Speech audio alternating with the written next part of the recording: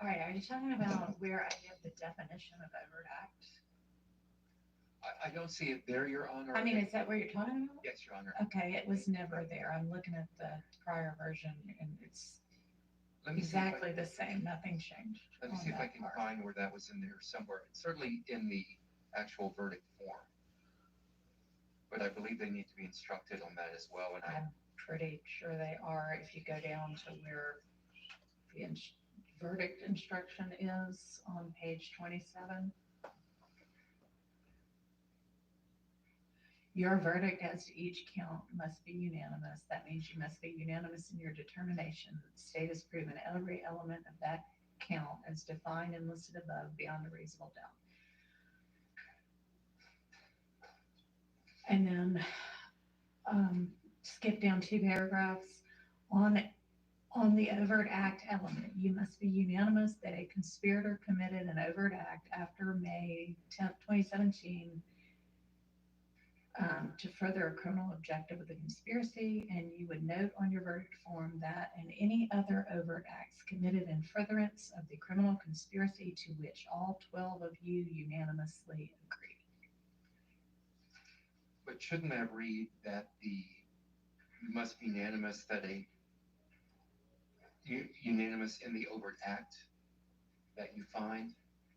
Something to that effect. It needs to be wordsmithed a little more, but the overt act itself has to be unanimous by the jury, It would correct? only show up on the verdict form if they all 12 unanimously agreed to it.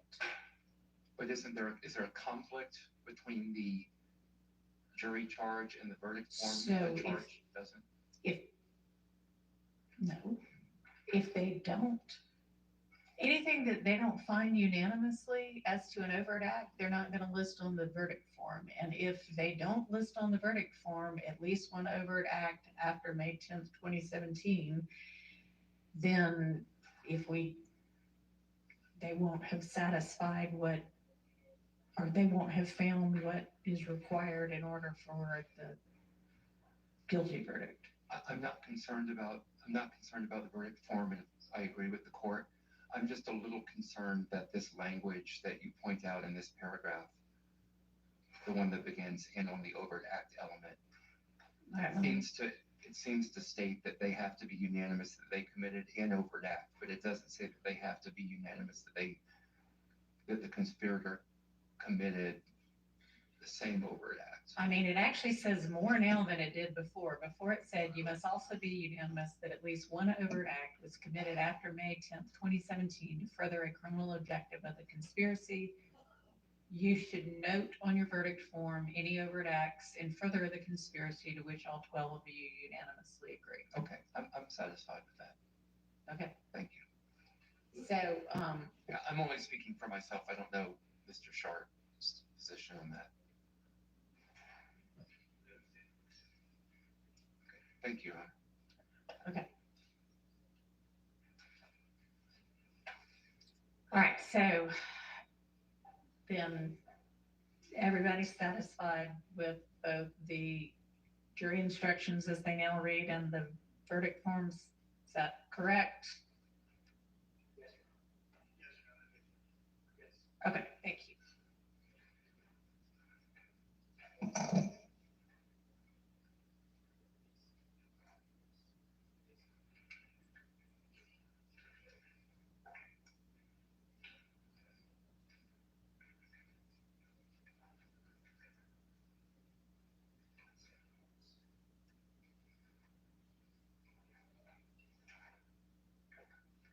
All right, so we have still not decided where within the jury instructions I'm going to define the overt acts that would be crimes that aren't also substantive counts. There are two options. Both of them are highlighted in that November 24th jury charge of places where I could do that. Does anybody have any preference?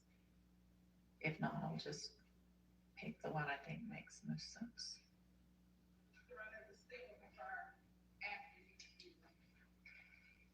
At the end, so one, C4, capital, and all the other counts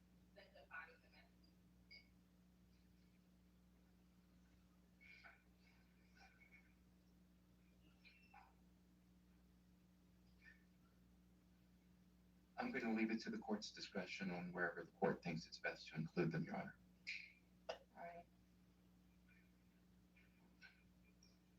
So the two choices right now are top of page 26 or bottom of page 28. Both of those would come after the substantive crimes have already been explained. If nobody has any preference, as long as they're after the substantive count crimes, then I'll just pick one of those. Your Honor, I think they probably did best on page 26, but it does not. I kind of think so too. All right, that's where I'll put them if nobody otherwise has any preference. Okay. And is everybody in agreement as to what those crimes or would-be crimes are? Have we? Well, Ms. Pursfield wasn't there, a list that everybody had generated. Didn't we review a list of the overt acts that would be crimes that aren't otherwise substantive counts that are still in the indictment? I think on Thursday, the side still needed to finalize whether a few of the overt acts had evidence presented on them or not. So do we have the final list? Yes, Your Honor, I sent over to the court the redacted indictment, which should cover all of the overacts that are in Okay. And Your Honor, we didn't receive that redacted indictment until 7 or 7:30 this morning, whatever time it was. Your Honor, And I have, He's talking. I'm sorry, I haven't had time to review that redacted indictment yet. Okay. and I just want to say, Mr. Atkins did send that to defense counsel over the weekend for review. And so when we did not hear anything back, that's when we submitted it to the court. All right, so it's the same version that, Okay. I didn't realize it was the same version that had been previously presented to all right, us. so that looks good to everybody? That looks accurate to everybody? It looks accurate to me, Your Honor. Okay. Ms. Short, yes? Okay. All right.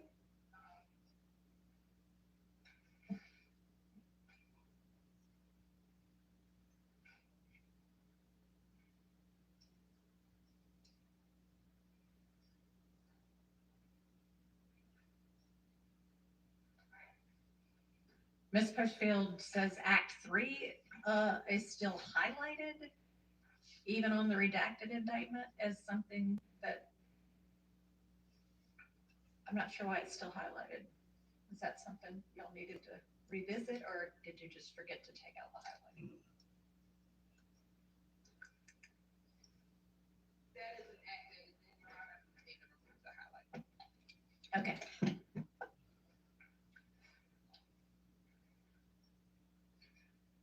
All right. Anything else? Nope. Okay. We'll just recess in place till we get all the jurors.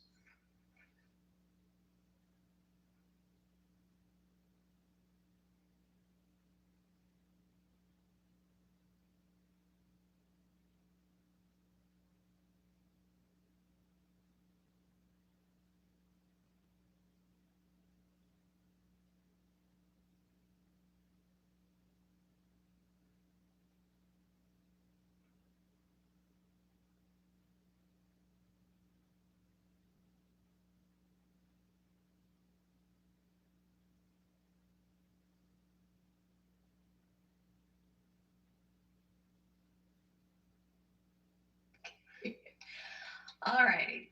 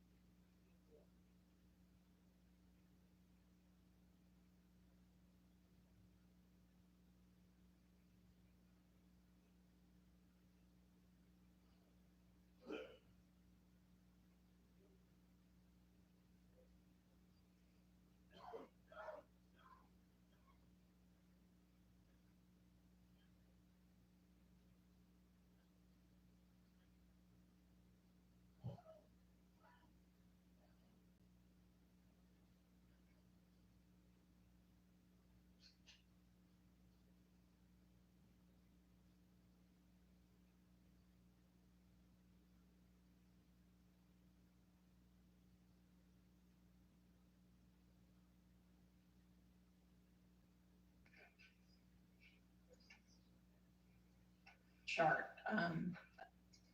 Anybody know where Mr. Chart is?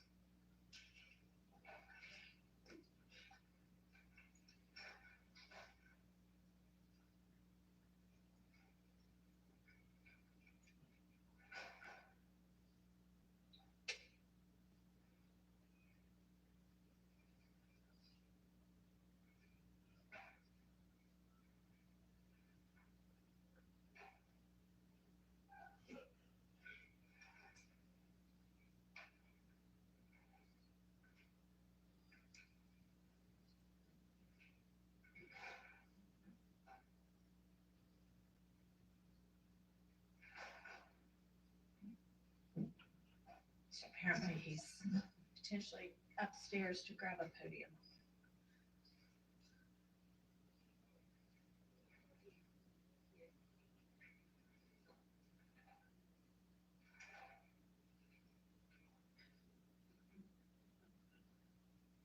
Any luck? I don't know the rank, but Deputy Gibson, he has one, Okay. so he's working on it. All right. So I spoke with our court administrator, who is also putting out an APB for any possible lectern that could be used. So, and also I think we have an issue with one of the screens, so that is getting worked on. I don't exactly know what the issue is. And then it seems that we might need an overflow courtroom today, and so that's getting set up in 5D, which is right next door. So if somebody can make sure, and I'm sure y'all have already done this, but that the people that are outside know to send anybody over to 5D once we're filled up in here. You're on 5D or 1D? I don't mean 5D. I'm sorry, y'all. 5D is not right next door, is it? 1D, 1D. 5D is my courtroom, but I haven't been there since July. If you need to go ahead in and fix whatever the issue is, go ahead. One of the logistical matters, Your Honor, with the meeting objection, the court, when I'm delivering my closing remarks, Mr. Cuomo can be displaying certain things on the screen. Would it be okay if he sits That's fine. with his chair? Sure, that's fine. And while we have all kind of outside of the presence of the jury gone through the me asking whether the defense is going to present evidence and y'all saying no, we haven't done that in front of the jury. So when the jury does come out, I'll just say, yeah, as you recall, the state rested on Thursday, and I'll ask each of you if you have evidence to present on behalf of your client. And I assume y'all will still say no. If not, then it'll be very different today than I expected it to be. But assuming you both say no, then I'll just say, all right, closings are up next. Okay.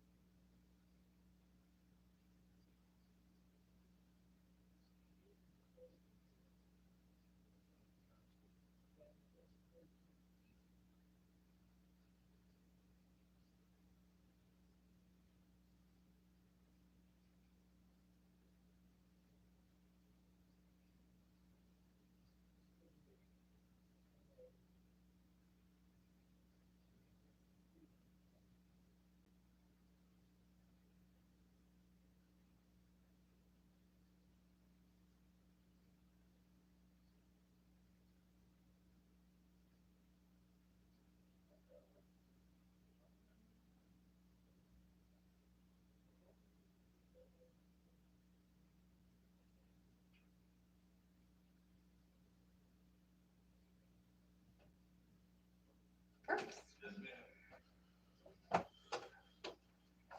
I like it.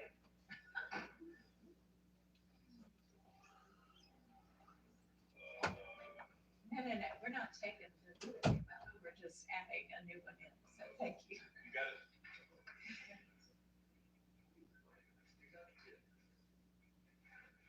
Okay, wait, stop.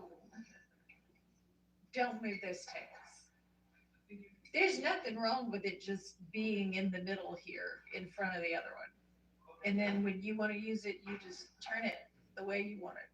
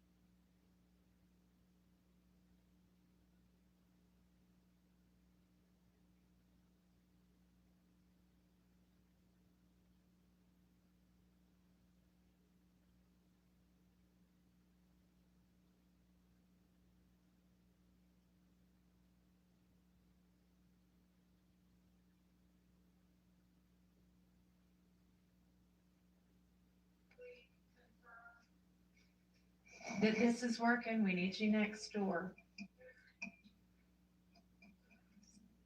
Yes, it's working. I can't see it, so, okay.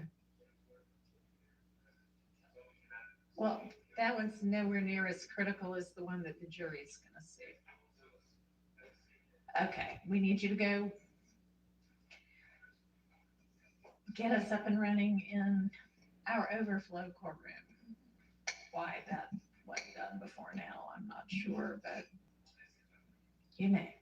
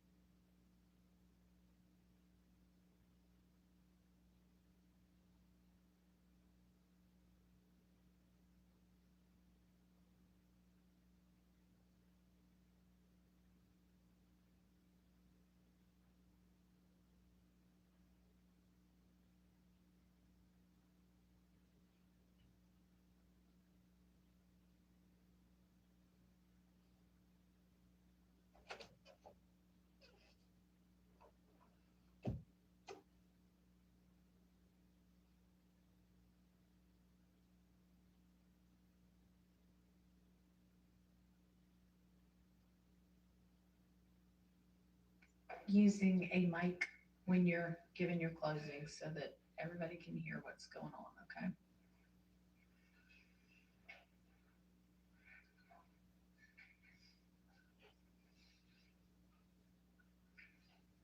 All right, I think there's at least one camera up and running in our overflow courtroom now. So I think we're ready to get the jury out. If you want to. Ms. Burfield said there was, so I believe her.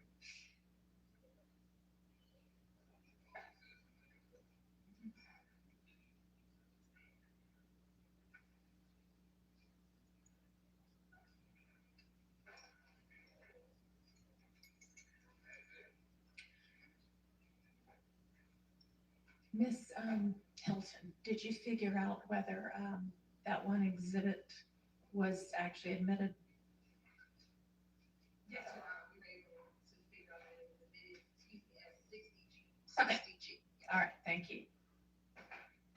ready for the jury.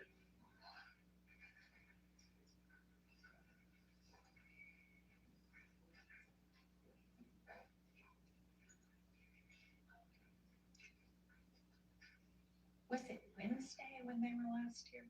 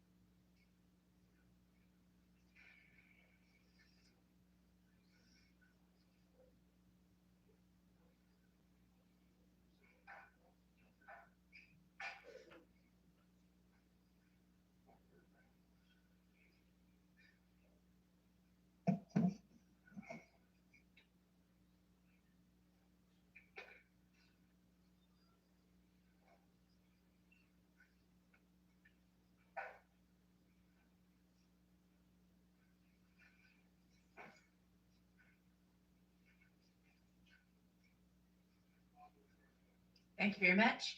Good morning, ladies and gentlemen. When you were last with us on Wednesday of last week, as you recall, the state had rested. I'm now going to ask the defense whether they wish to present evidence. Mr. Sharp, does the defense have evidence to present on behalf of Mr. Stillwell? Your Honor, do not wish to say Understood. All right. And Ms. Weinstein, does the defense wish to present evidence on behalf of Mr. Kendrick? No, Your Honor, we do not feel that's necessary. All right, thank you very much. All right, that means that the evidence is closed, and the next step in this case is the closing arguments. Because the state has the burden of proof in this case, the state will make an initial closing argument. The defense will then have an opportunity to present any closing argument that they wish to present, and the defense, if the defense does present closing, then the state will then have a final opportunity at summation. All right, so I'm not sure who's going to present the opening on behalf of the state, but whomever that is, you may proceed. thank you, Your Honor.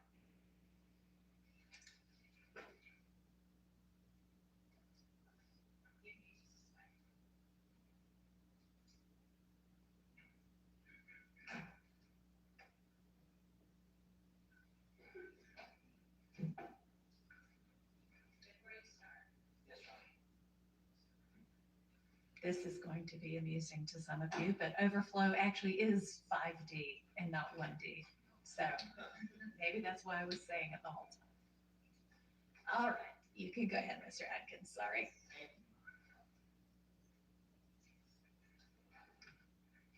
Turn this microphone. Good morning. I wanted to talk to you about what we are YSL is about. 4 words come to mind.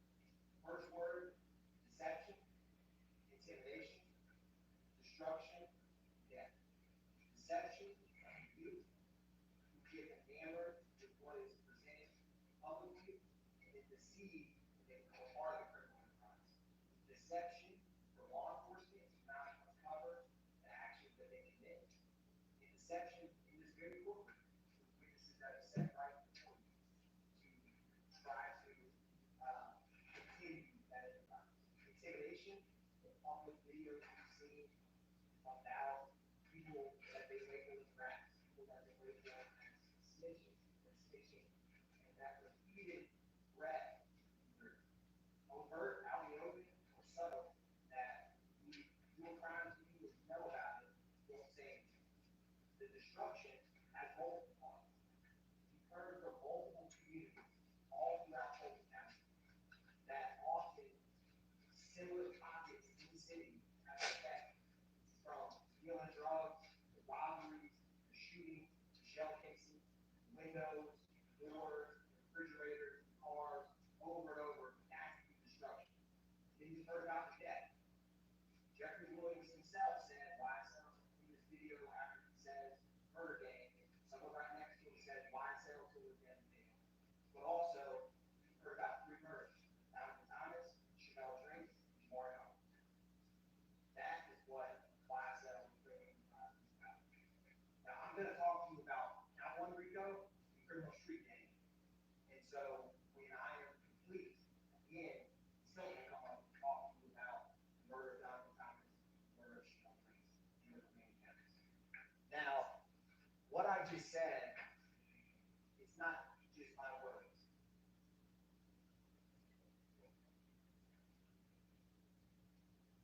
This is deception, intimidation, destruction, and death that I just spoke to you about.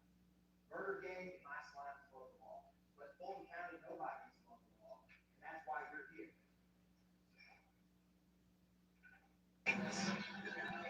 Y'all already know why I said we dead and pale, bitch. Murder gang, bitch. Yeah. Slick. No cap, no cap. And we actually free. Okay? Those are their own words, murder gang. What they are publicly stating that the enterprise and the street gangs, and I may use both of those terms interchangeably, they are back. I'm telling y'all, they got more than us dead now. This is your video? There's a we and a us, saying the only thing that they have is 4 people for deceased, which is saying that we don't. And the they, I argue, the evidence we presented amply throughout the trial, is their rival, their ops. Atlanta Blood Gang, the Big Gang, Nine Group, Black Within, that group. And lastly, after publicly bragging and boasting about murders, what is their viewpoint on being held accountable? And let me take their own words, don't just take mine. Just beat a murderer. Pay my lawyer 30 back. And I found a bottle. Now I ain't no clear. That's saying my slime, you're welcome. So now I'm gonna equip you with the duty as jurors, so that you can learn about the law that the judge will instruct you on, so that you can have the toolkits needed to deliberate and understand how to organize the evidence that we present. So that's what I'm gonna here to do with you today. So I'm gonna take a step back. In general, jurors' duties is to honestly seek the truth. You've heard evidence, testimony, physical items. It's not to seek out, it's to seek the truth. You determine, how you handle and weigh the evidence. And I'm going to highlight some things for you so that you can understand some connection between some of these evidence. Because there's connection between the shootings, connection between these crimes, location, victims, and accomplices. That's important for how we go. That's what I'm going to walk you about right now. The duty to deliberate. When all of this is done, all of y'all will go back there and speak with one another. Speak freely with one another. Go through the evidence and talk about what you've heard throughout this trial, and talk with fellow jurors about the evidence as you reach your verdict. And like I said, seek the truth. Now, I'm going to explain to you in a couple minutes about what you can and can't consider. So everything outside of this circle comes up in almost every trial, sometimes a little, sometimes a lot. Sympathy for victims or defendants. Viewpoints on the witness. You like the witness, you don't like the witness. You like the police, you don't like the police. You think about some issue that comes up in a case that's not about the evidence and the law.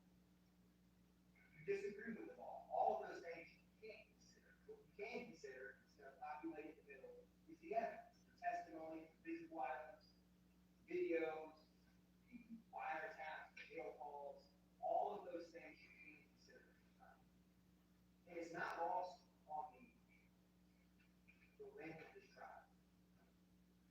stand up here for 4 hours and explain to you my genuine understanding and frustration with how long you all and sacrifices you made.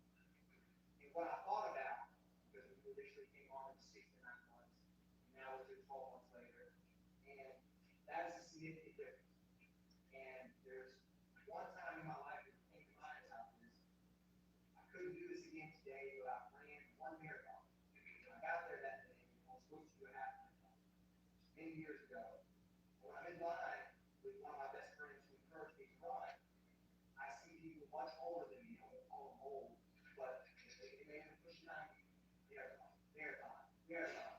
And so he gave me that book, and I said, all right, I'll do marathon. And during that, expecting to run a half, that day running a full, I had moments where I wanted to quit. I had moments I wanted to walk. I had moments where I wasn't ready, I wasn't prepared, I didn't sign up for this. And so technically I agreed to it. And as I got to the end, like we are here, I said, if I walk off on mile 21 or 20, all of this will be for nothing. And I will regret that.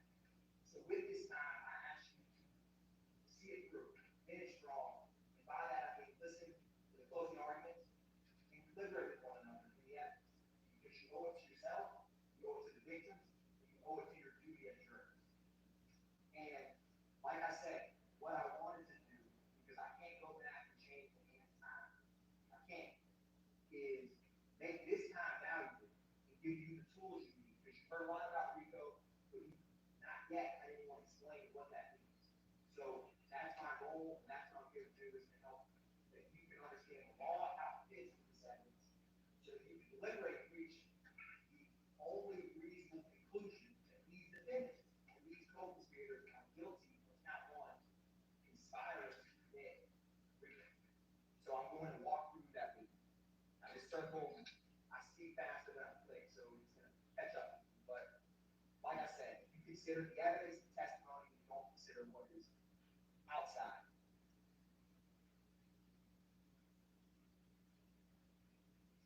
Now, burden of proof. The state has always had the burden of proof to prove beyond a reasonable doubt.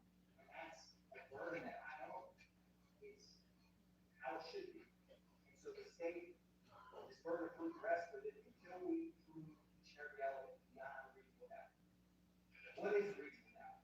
Everyone's heard that. So what does it actually mean? It's not a mathematical certainty. There's no algorithm or specific number. It is a doubt that's reasonable. It's not vague. And so this presumption, I use a quote, right? We're presuming this, everyone is, until the state has proven your guilt. Every time the state we go murder, street gang, beyond a reasonable doubt.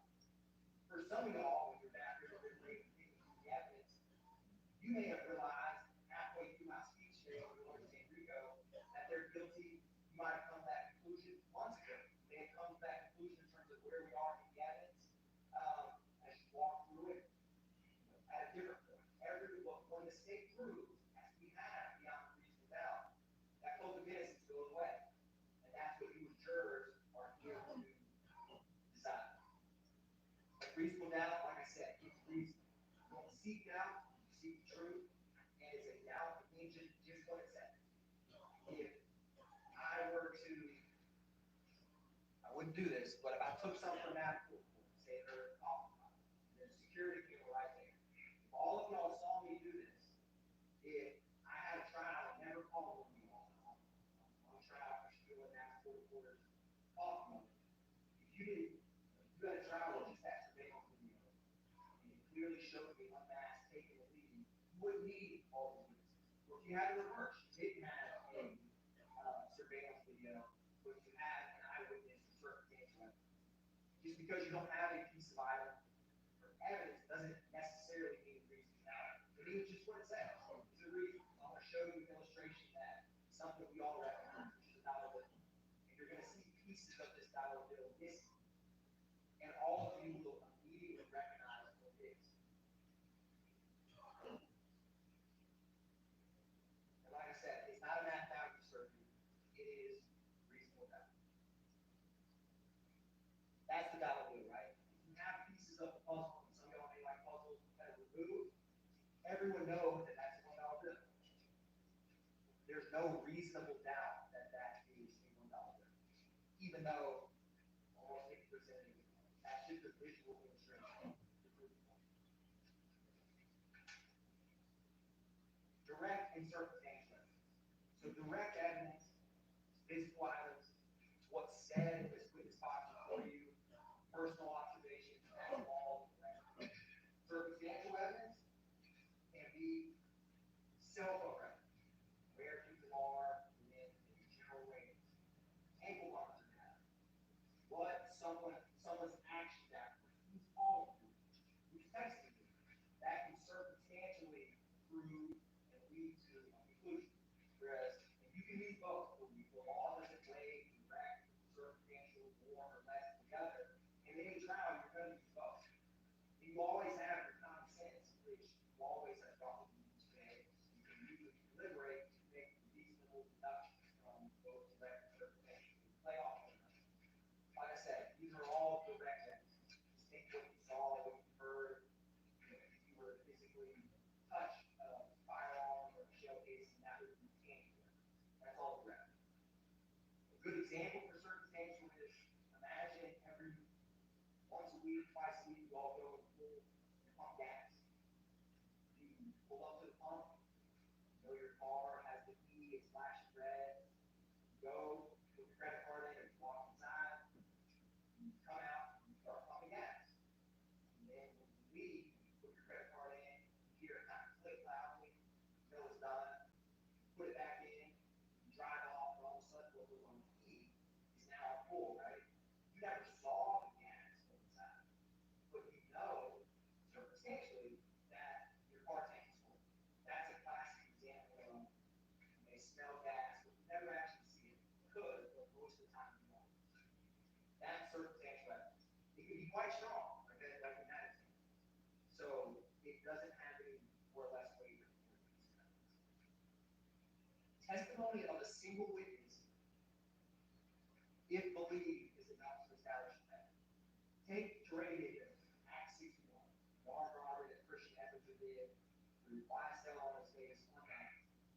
If you believe that I can't vouch and tell you the credibility of the witness, that's for y'all to determine. If you believe her testimony, that's who robbed me, this is what he took, and then he drove off, the testimony of a single witness is enough to establish that. In that case, her testimony would be every fact online. So that's one example of a single witness can establish. Sometimes there's only one fact. Where is someone? Where's someone not? But in that case, that testimony would be enough to establish the evidence. So keep that in mind. Because testimony is important. Like I said, you determine credibility. So you got to ask yourself, why did certain people testify how they did what they said? Now, I'll argue, think about what people said before they were indicted, before their friends were indicted, before sitting in a courtroom with you and people that they know well. What do people say when they're on a wiretap, on a jail call? That, to me, is quite illuminating of how they really feel. Think about why people would testify, why people would, if you're genuinely not remember, act like people. I'm sure all of y'all remember quite well my kind of long back and forth with the gentleman at the end of my life, right? Where he played a 911 call where he says this is D'Angelo White. He wouldn't even acknowledge that. It was a lot of back and forth. Why would he not come in here and testify about his friend, Jackson Montgomery, getting half his head shot off when he was a kid? He called 911. Why? You determine that. Now, I have reasons I'll explain to you why. But think about that. You can use common sense. Y'all been sitting right here, and there's a reason you're closer to the jury box. Because y'all are determined credibility. If y'all know, you can think of examples as I'm talking right now throughout this trial, you see it then. Who doesn't have an interest, right? You have some, I'll use someone from the Georgia Bureau of Investigation, right? They come in, they test an item, they don't usually know the defendant, they don't know the case, they're just doing their job. They don't have, in my opinion, any stake in one outcome or the other. They don't know. Or a random citizen, or Doug Bailey talked about the ankle on that, just reading that. Those kind of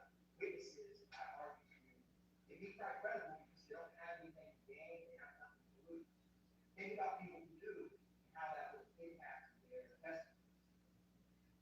Their opportunity for knowing facts. If someone hangs out with one another, like Gary Zach, we saw these photographs, he's in photo after photo, Shannon Stillwell, Deamonte, Kendrick, Arlington. If someone interacts daily with someone, probably reasonable that you would know what they're up to. They would confide in you.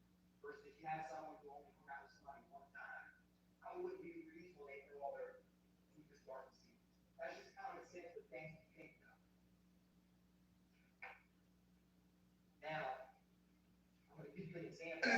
So, nigga, a lot of they kids, a lot of they brothers and sisters, they didn't get ready in the courtroom to tell the God honest truth. Don't get it. Y'all niggas need to get fucking killed, bro. You snitching bitches. From being YSL. That's what's selling outside of the court. These are all witnesses who testified that were either co-conspirators or indicted on this case. And ask yourself, you could know it just as well as I right before the statement asked why still a game. The words music group, you know it's not come on. I've never heard that. I said game, G-A-M-E. I didn't say G-A-M-G, even though you just heard them say game.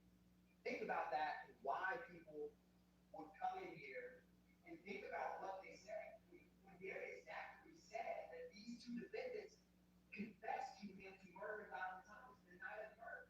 You don't think he's going to come in here and back them off that? Think about when we leave. The bragging or boasting about the murder. We put that on our tombstone. The things he knows when he's sitting up here don't sound good in a trial with his friends, fellow gang members, and coaches here. So he's going to back them off. Think about Walter Murphy. Antonio's friend. When he did his plea agreement, said that he had knowledge that someone was involved with the murder of Donald Thomas, and backed them off, right? It was why. Think about why. Think about they know the feelings that these defendants have about people who come in and tell them. And sometimes they slip off. You remember Antonio Summer. He testified pretty recently. He didn't know who he leaves name. So he said, what's his line? Change it. Stop. He took a little pause and he went with his big name. He said, what's his slide name? Those kind of clues or slip ups, remember those because they're important. Here's another example. This is Deamonte Kendrick on the left with a hat, has big rat, big ass. On the right is defendant Stillwell's tattoo. Oh, here. You heard that, coat side. And on his chest, the price of loyalty is well. The price of disloyalty is death. So these witnesses who say incriminating things about him in a police station or outside of court, when they come in here and are sitting in a witness box, 10 feet from, how do you think they know this? That's these defendants' own word about people who come in and testify against themselves right. That's their feelings, things that these witnesses know very well. Kenneth Copeland. This is Kenneth Copeland outside of the criminal court. Last words, shout outs before we get you out of here. You know, shout out to the game. YSL for life. You know what I mean? YSL for life. These are photographs he's had. He has known Shannon Stillwell for almost the vast majority of his life. Most of these photos show the length of time. Look at these photos with Kendrick. These are all photos of Kendrick Copeland and both of these defendants in trial. They are friends. They know each other very well. Kendrick Copeland would not want to say something about you because of his bias and motive. That would want to hurt. That's just common sense. Think about that when you hear what people say to a police station, let's just take the paper of this, or what they say in this court. But there's that outside of court. Yeah, big Bruce Knight trying to take over. Oh, fuck you mean? I got all my niggas with me with Bruce Knight. Where we at, y'all? Bruce, yeah, YSL, nigga, fuck wrong, child. Put the ammo for you monthly. Yeah. Big guns beating right now. Slack. Now, that's a video from May, roughly February, March, April, 4 months after the murder of Donald Thomas. That's what the mirror is actually saying. You don't think he knows who did what? I argue to you. And then when he comes into court, right, he doesn't recognize a snake emotion, or he makes jokes about the color green, things that he thinks will hurt. You all pick up on this. I saw you work with my kids. You can see their reaction. You can see if someone's uncomfortable, comfortable. All of those things you all are equipped with and can use when you weigh testimony. Parties to a crime. This is a principle that's going to come up in this case. Parties to a crime. Think about this. 4 people go to rob a bank. One of them is a getaway driver. One of them, I'm going to go run and get the money. The third one is going to go in and do a distraction. The fourth one has a gun in case it's needed. The driver never gets out of the car. They get to the bank. Guy goes in to get the money. The security guard realizes it's a robbery, pulls out his gun. The guy with the gun behind him shoots and strikes the security guard. And then they all 4 get away. As parties to a crime, they all play a role or a piece in that crime. So they would all be legally guilty of that murder if those facts came out as you trial. So party to a crime is not necessarily the person who pulled the trigger. He could be the trial. Now, this is going to show you an illustration of what I'm talking about, because this isn't at first stick out. You have 4 people playing in a bank robbery, all with different roles, and it was either intentional murder or saying the security guard shot and killed one of the robbers. It would be a felony murder that comes up. So all of them would be guilty in this fact pattern of that. So in this case, what Copeland and Zach were saying about defendant Kendrick is he was driving the offended convicted. If he's driving that offended convicted while Shannon Stillwell denies the gun or shooting 7.62 millimeter shell casings, the body found in Thomas with Justin Cobb Duop, that's party to a crime. That's an example of this case. It will come up in some of the overlaps that we'll talk about. Yes, Your Honor.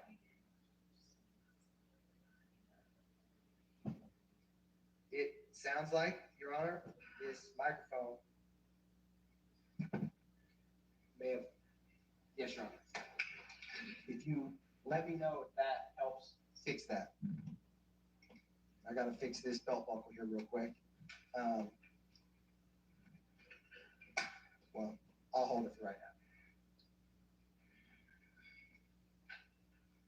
now. Now, sorry,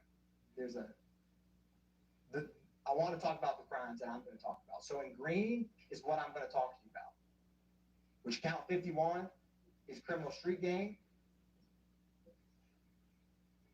Count 50 is criminal street gang of defendant Stillwell. He's on the right, and Kendrick is on the left.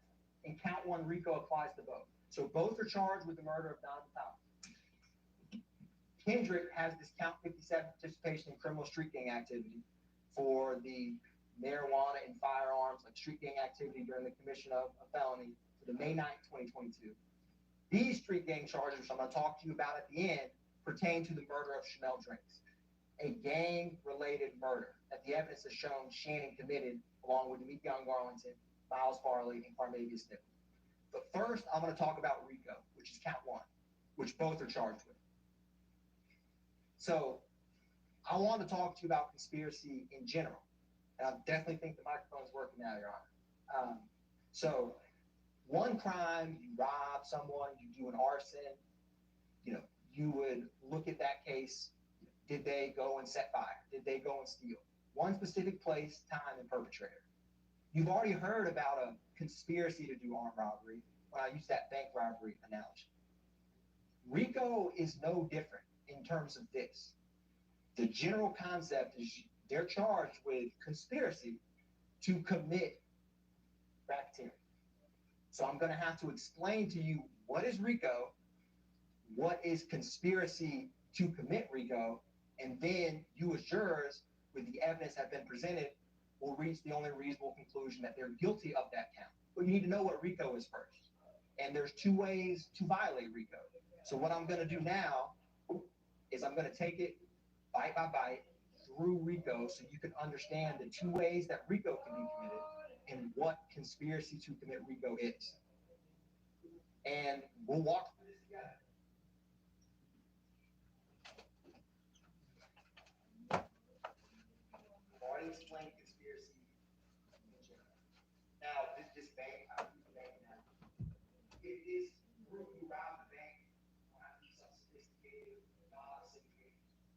those four just sit around and say, let's be a bank robber.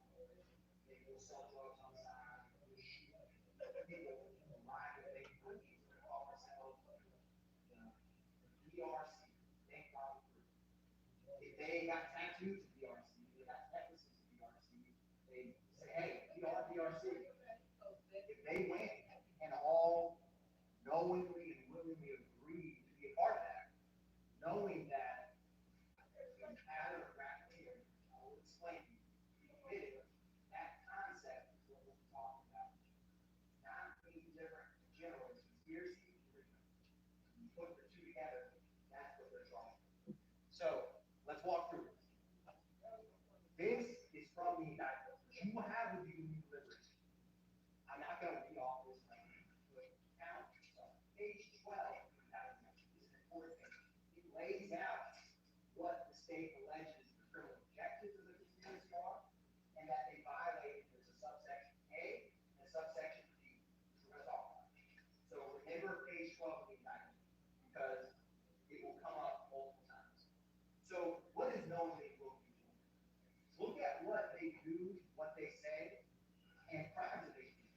If you want to figure out if the bank robbery group or if YSL, if someone knowingly and willingly joined them, that's Kendrick on the bottom, with slat on his left forearm and a snake that goes from his stomach to his neck.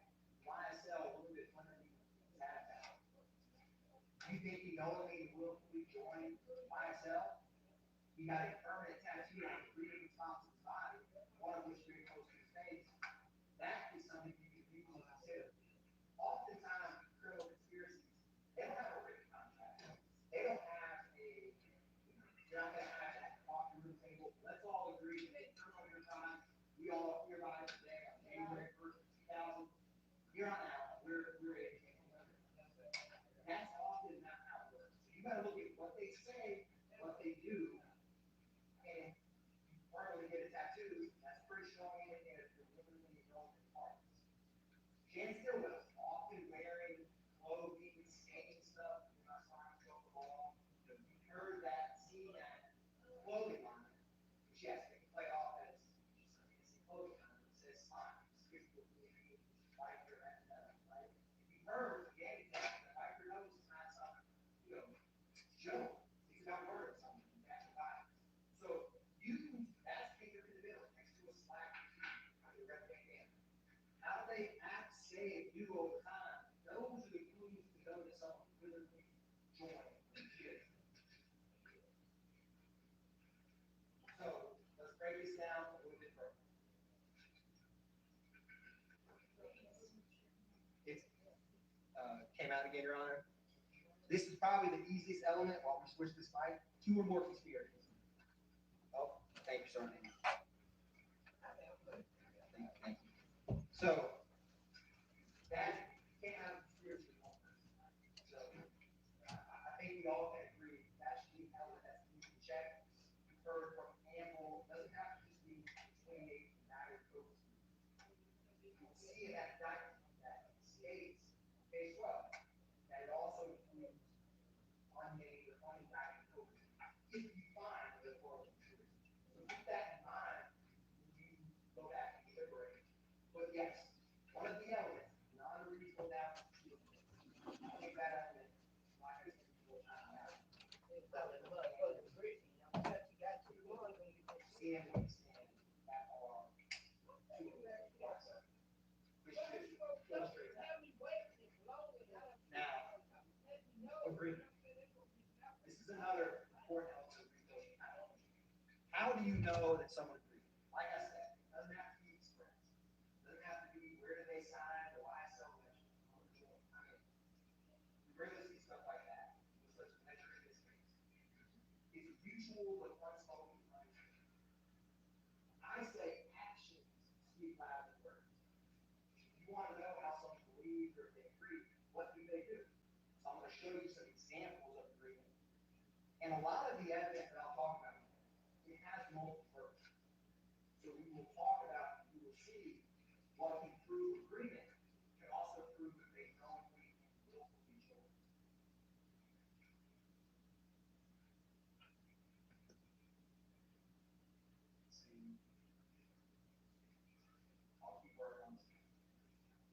So,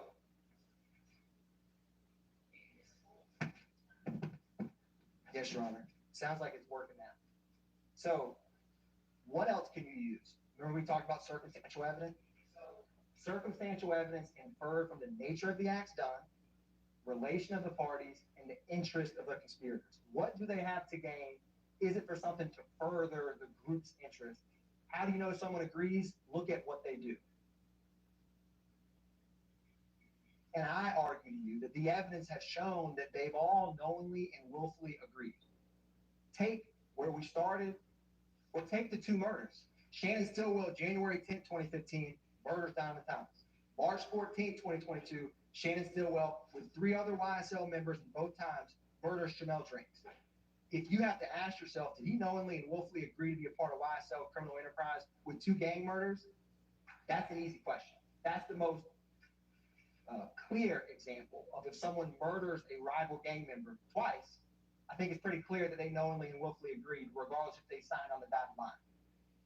Same with other crimes and acts. Oh, that same shit that got Big and Tupac killed, little fuck, nigga. What's that in your bitch ass? Hey, gang, you bring pussy out here, you gonna see me. I'm at your fucking neck. So again, what do they say? This is Kendrick and Wooney Lee. You have all the Make America Slime again.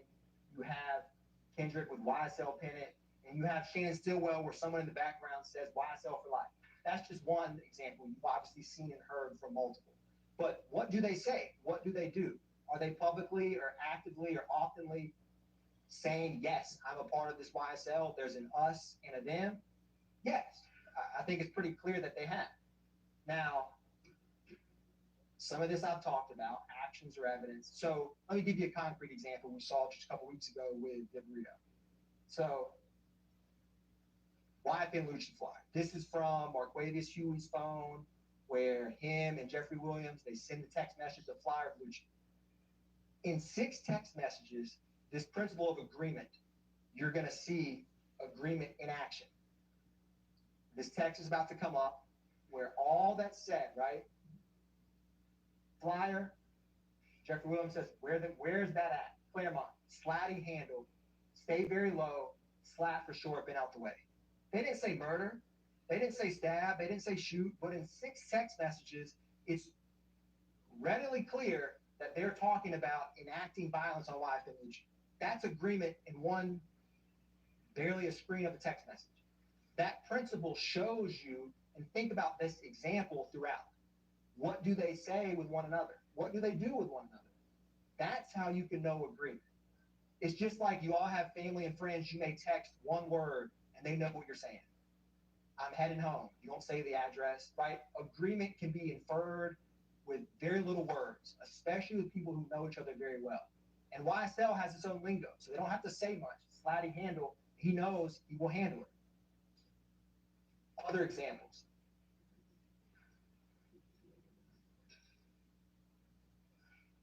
What it does not require. I've covered most of this. It doesn't require, like I said, physical meetings, even though we have that in this case. Knowledge of the details of the conspiracy. I argue we have that in this case, considering that Kenneth Copeland, Quindarius Zachary, Walter Murphy, all of these individuals have given statements with evidence that's been corroborated that real crimes happen in real places and they knew about it. So a lot of these, you don't have to have them, but you actually do in this case. The last one, the identity of all the co-conspirators. You wouldn't have to know if you had 200 members of YSL. I don't know the exact number, but you wouldn't have to know every single one. Obviously, I argue to you that they know quite a few because you see the same individuals speaking, talking, and acting in concert together throughout the case. But none of these things are necessary to reach agreement. So, and there's a slight lag on this Zoom, this clicker. So I'm going to move through this. So at its core, the crime is the agreement. The overt acts let you know that it's real. So this is important. They're charged with conspiracy to violate Rico. So the agreement to violate Rico, that's the crime they're charged with. These overt acts that you've heard from, we're about to walk through, those let you know that this isn't just fanciful, this isn't just in their minds, it's a real conspiracy. And in this case, and we're going to explain what Rico A and B is, they've actually committed the crimes. So it's like you're asking you, did this group of individuals agree to conspire to commit all of these crimes, racketeering activity? The best evidence of that they did is they actually went and shot multiple people, murdered people, robbed for the street game. That lets you know that there's not much to say when you actually do the crimes that you're alleged to have just conspired to commit. It'd be like if you're asked about the bank robbery conspiracy and all they do is just talk about the bank robbery, get the items, they go and buy a gun, but they never do a robbery. Fast forward, they've done 20 robberies, 50 robberies over a decade, and you're asked, did that group of bank robbers intend to be part of the bank robbing crew? You'd obviously say yes. It's common sense because of what they actually did. That concept is important. Like I said, the overt act lets us know that the conspiracy is alive and well. And I'll argue to you, going back to credibility, the conspiracy is alive and well in this courtroom with deceiving in this witness stand. So this is just a visual explanation that you have Shannon, Stillwell, Deamonte, Kendrick, and some, I didn't list all the photos of people you've seen, but this, the criminal enterprise, visually depicted. So let's walk through what an overt act is. So joint objectives equal joint responsibility. This is like a partnership in crime. Now, to find that someone's act is all the co-conspirators are on the hook for it, so to speak, any act done by any co-conspirator to further the criminal objectives is what counts. So if they're going to shoot a rival and you find that, yeah, they did shoot that rival and they did it to help YSL the enterprise, if that act, and you find that whoever you find is part of that conspiracy, it's like they're all one and one for all. So each co-conspirator is responsible for the acts of others that are naturally and necessarily done to further the enterprise.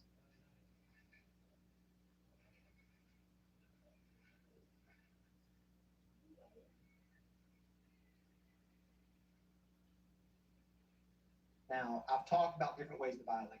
A, in a nutshell, is to acquire money and property. I'm not going to bury the lead. That's the first way to violate Rico. Conspire to acquire or keep money or other personal property. B, they both have conspire, and they actually have 7 elements each, and I believe 5 of the 7 are the same. So I'm going to explain a lot of these elements we've covered, 2 or more conspirators as well. So conspire to participate in the enterprise through a pattern of racketeering activity. If you find the defendant, and on your verdict form it will say the defendant violated subsection A or subsection B, conspired to violate. So I'm going to walk through what is A, what is B. They don't have to actually have committed A and B, although in this case I believe that they have, as I'm going to show you. You just have to say, did they ever conspire? And remember these principles I talked about. The unspoken words, what people do and say is the agreement, or the, you're not going to have that magic conference room meeting, so to speak, that's all captured where the conspiracy gets hatched. So let's walk through this. We're going to start with A. Keep it easy, keep it basic. And you're going to notice that when I talk about A, some of the acts can actually meet multiple ways. So you're going to see that certain evidence can actually impact multiple ways to violate Rico. So let's talk about subsection A of the Rico Act. Knowingly and willfully conspired with 2 or more co-conspirators to acquire or keep money or other personal property. Pattern of racketeering activity. I'm going to explain pattern of racketeering activity. It's 2 or more crimes that are explained and listed, and you will be instructed by the court on what they are, that within 4 years. If any of the co-conspirators committed an overt act with at least 1 in furtherance of the criminal objective, and at least 1 has to be after May 10, 2017. So that's A. I'm going to walk through some examples of A, and we're going to take this bit by bit. Armed robbery or shilling bin. Walter Murphy, Jeffrey Williams, May 13, 2013. She You heard from the officer where she walked with her child from 988 Confederate Court to that zone precinct to report a crime. That takes a lot of effort and time. So I'm going to use this top one while that bottom screen comes back. But, you know, obviously she came in here and, you know, did not want to acknowledge about the robbery, but I argue there's about to be a real bullet in her window that was taken by a crime scene tech who just responds to a scene. That is 988 Confederate Court, which comes up that address and area multiple times. And she said that she told the officer at the time, you know, her Kel-Tec, the money, her purse was stolen. Acquire and keep money. Now, Walter Murphy, Jeffrey Williams, and you know, she said someone that she didn't know, Jeffrey Williams' brother, that's multiple people doing it. That's one crime, one act. But when they work together, it's much easier to get property and items. And no one expects Miss Bennett to come in here and testify. Certainly not back then, and certainly not now. But that is an example of acquiring and obtaining money. It's robbery. Derek Dotson, also in 2013. This is 5 through 7. Adrian Bean, coin laundry, where Miss Marissa Cisneros' car flew over the ledge. I mean, Adrian Bean sat here for what felt like an eternity and didn't remember entire years, but he flew over while driving a car over a 6-foot bank. Why did he not remember any of that? Just think about that. I think the only thing he said is that memorable moment where he's like, keep it a buck. And he took his mask off.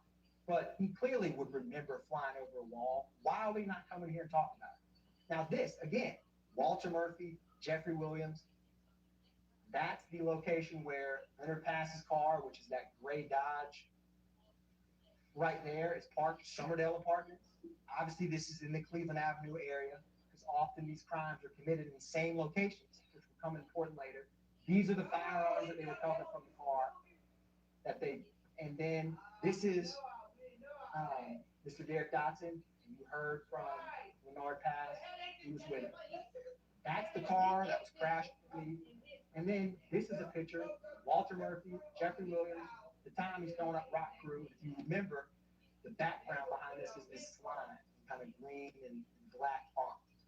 So again, it's 2 YSL members acquiring, obtaining, trying to rob Derek Dotson. And again, they're working in concert, working together. Miss Taravia Hill, Act 61. She's just at her apartment complex, and this car, and if you remember, she only could recognize or ever identify Eppinger, Christian Eppinger, but there was 2 cars and multiple males with him. We don't know who these people are, but I think from what you've heard in this case, it's reasonable to suspect he's working with other people to do the because again, it's hard to rob someone by yourself. So working in concert. That's Miss Hill. That's her apartment complex in present day. That's Christian Eppinger from his public posting a firearm on social media. That's her wrecked car after it's found later. And where does the car go? Where Miss Hill lives, to Cleveland Avenue.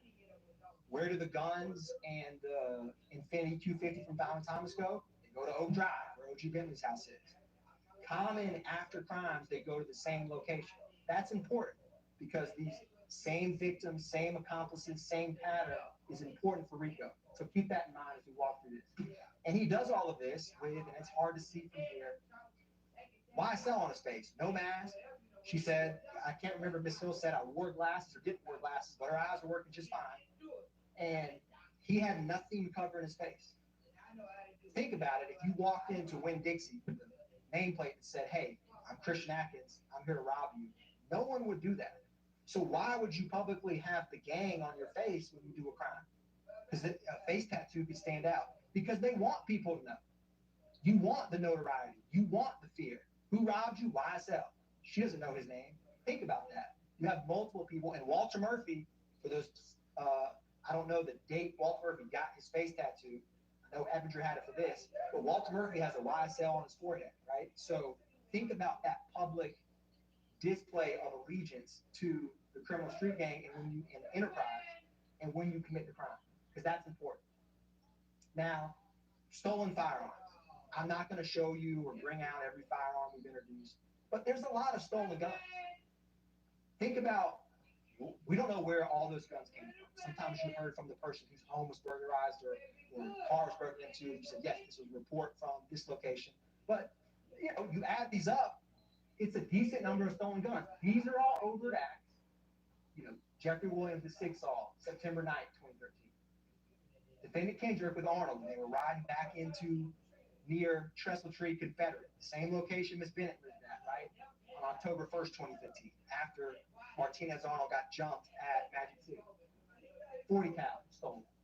FN57, that is the stop that Officer Fikes did of Jeffrey Williams and Sergio Kitchens. Why are all these stolen weapons from 2013, 2015, 2017, 2018, 2020, 2015, and 2022? You heard from Detective Liam Packer that it was some train theft from the ATF, that cargo ship. That's acquiring or maintaining property, stolen guns.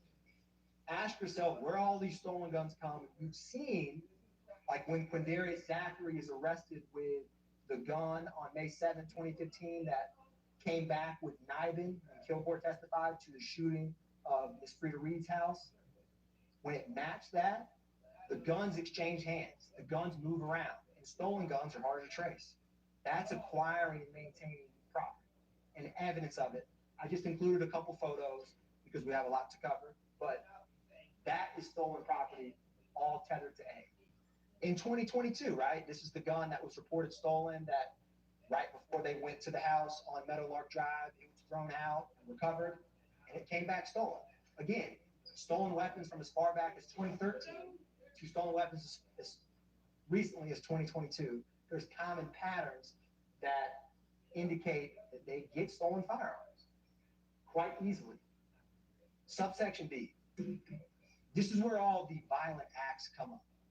So the first objective, and your indictment's not going to have numbers, is going to be conspiracy to violate subsection B with the state's objective of murder, aggravated assault, and threats of violence. So we're going to walk through some of these so I can explain to you why they further the criminal objectives of YSL. So, simple definition, while associated with an enterprise, YSL, they knowingly and willfully conspire with one or more co-conspirators to participate in the enterprise through a pattern of racketeering activity, and any of the co-conspirators committed an overt act after May 10th, 2017. If you notice, other than what's in green, everything's the same as A. So these same factors and principles will come up for both. So I got to explain to you what is participating in the enterprise and what are these criminal objectives. So we're going to start with the murder, aggravated assault, and threats of violence and go from there. So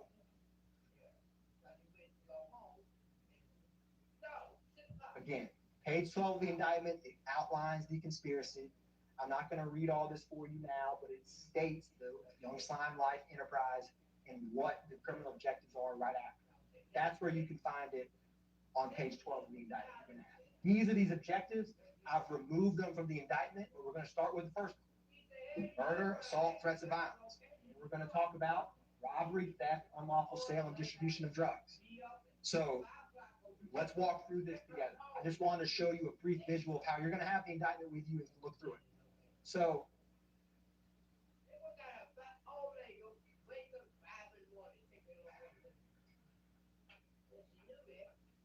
again, we're going to go objective by objective because it helps to organize the evidence. And objective one, murder, assault, and threats of violence. So you've heard about pattern of racketeering activity. What is racketeering activity? The good news for y'all is the indictment. Anytime you see, it will state, which is an act of racketeering activity, and it'll cite a statute. This is what explains what racketeering activity is. This is the murder of Donna Thomas.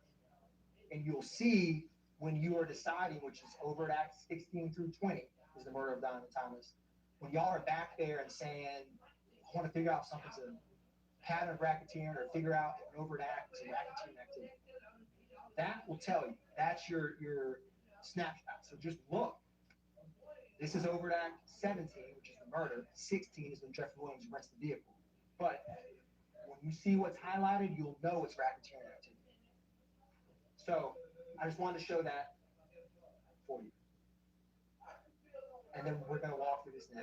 We're going to talk about Diamond Thomas first, overt acts 16 through 20. Yeah, Sheriff Police over here on the north side of McDaniel. North side of McDaniel, why did you? Yeah. And Harold Liberty Barbershop. Somebody done got shot. Mr. Parker, you testified. He was on a barbershop there for 20 years. Barbershop right here.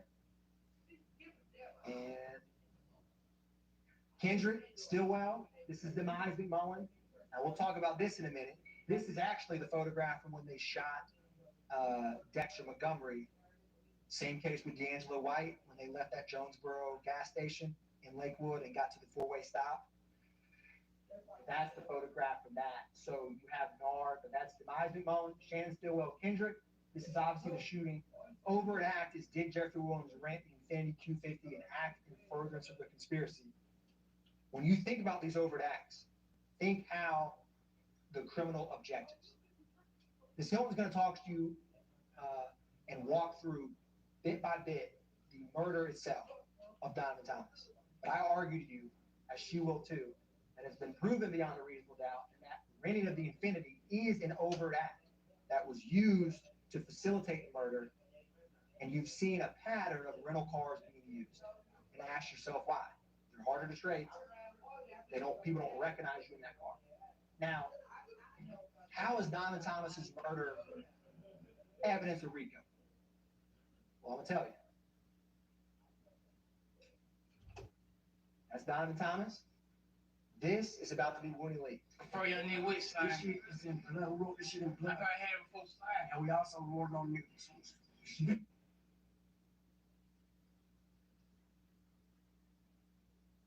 We wrote it on a tombstone. And that's Diamond Thomas's gravestone. And when Miss Edmonds, who testified to you about recognizing that, she didn't wipe graffiti, she didn't wipe paint off that tombstone. She wiped a confession. And that confession says slapped. Because that's who it's for, that's who it's from, that's who publicly has acknowledged that murder since it happened. YSL, the criminal enterprise. And that same slap in green handwriting, Defendant Stillwell is posting in 7 years later in a slime t-shirt, right? Peanut Stone Gray. That's the translation version. He put it in Spanish. Woody Lee's comment, his comment, they're all talking about and kind of joking sheepishly about a murder of Diamond Thomas. It's we, it's us, it's criminal enterprise. Now, we talked about Kendrick's tattoo, which is about to come off on his left forearm. I don't know when he got this tattoo, when the Zoom works with me and it comes up. I don't know if he had that tattoo of slap on his arm while he's driving the Infiniti Q50 past 330 McDaniel Street and Nard and Shannon shot and killed Diamond Thomas, but that same green slap ends up on the gravestone. It's not a coincidence. And they're telling you that they did it, and they just don't care. Because as you said when we started, slimes are above the law. But they didn't think about you. Now,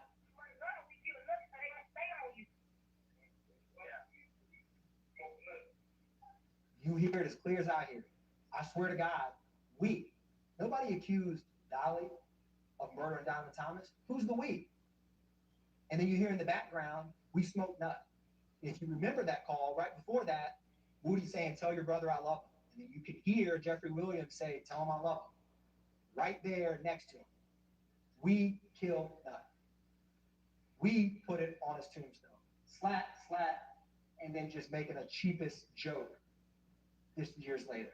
They're telling you we did it. They just don't care. And that's Shannon Stillwell in that same video. There's a live snake and a YSL chain. It's out in the open. Beat a murder rap.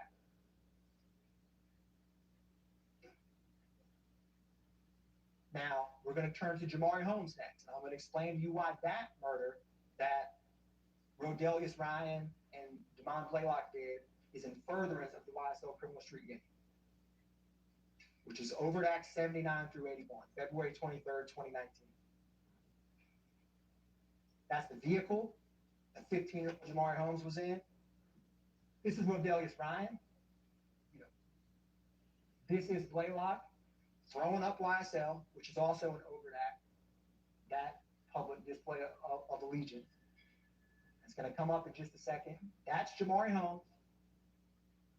You're going to see the message where, where Mariah leaves and she says, or not Mariah, but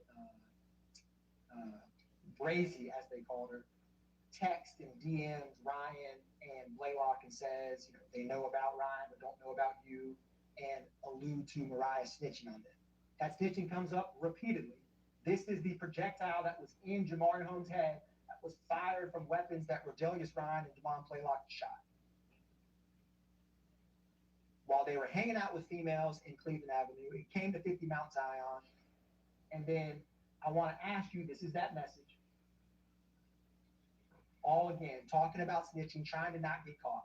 Now, how do you know why Ryan did it? What does Ryan think about this murder? What is he remorseful? Is he sad? Well, here's him that same day at 5 o'clock, so not 4 in the afternoon, February 23rd, 2019. That YSL makes the news FaceTime. You've heard repeatedly about the FaceTime. I argue to you, he said that YSL makes the news, Fox 5. So he's telling people without having some plausible deniability of no one's going to know what I'm talking about, YSL makes the news. Now, what does he do 5 hours after this? Let's find out. Block like no nigga get. 250 no nigga get. Bitch, I push niggas that come up here in that block. Kill a ride, gonna shoot at your fitted. That's no cap. He's gonna shoot at your fitted, and that's the fitted cap that Jamari Holmes wore on his head when he was murdered. That is bragging about the murder. YSL makes the news, and then he's on the quote-unquote block, right? He's throwing up YSL. Is it a coincidence that this guy he's with says Little Rod will shoot at your, don't come on this block, and you have Bernard Mitchell and all them who weren't from that neighborhood come over to 50 Mount Zion, he will shoot at your fitted cap. And there's a literal fitted cap from Jamari Holmes' head with a bullet hole in it. That's his skull with a bullet hole in it. This ain't murder gang, isn't some facade. This isn't for clout. This is real life. And this is the bragging and the boasting above the law and proving that they're doing it for the street gang. They're telling you, nothing I've said so far with these 2 murders is anything but their own words. March 14th, 2022, Chamel Drinks. I think it's amply clear that this murder is gang related. It's to further YSL. You've heard about the Niven matches, the double homicide of Christian McMillan and Darius Ford. You heard op hunting, all of the way that Garlington and Shannon talked about getting revenge. And what happens? They see an op at a gas station and 4 YSL members in a rented vehicle murder. And Shannon Stillwell is involved in both. And it's eerily similar to Donovan Thomas's murder. This is the corridor right there, and that is Chamel Drink's vehicle with bullet holes on the same side of his car that Shannon Stillwell's Audi drove up in. It's not rocket science that he did it. The evidence has shown you he did. And it's 100% gang related.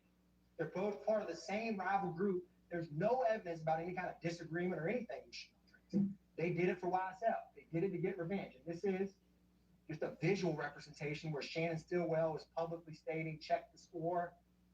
Because again, shooting and murder is like a scoreboard, but this ain't a sports game. This is the Superior Court of Fulton County. And you can't go shoot people for sport or murder your rivals to up the score. That ain't how it works. That's the Mekion Garlington. There's the Ford Fusion with Miles Farley and with Parmegas Nichols. Now, aggravated assault. We've heard a lot about aggravated assaults. And in a case like this, you can kind of get numb to the shell casings collected, the damage, but these are acts of racketeering, real guns shooting real bullets towards property or people. What do YSL members say about shooting? Y'all know we gonna tour you, keep on this. Don't come no club. Don't come outside. Don't do shit. Stay your ass in your mama house. Make your pizza shit. Right your ass out the house. Hey, look, don't come outside.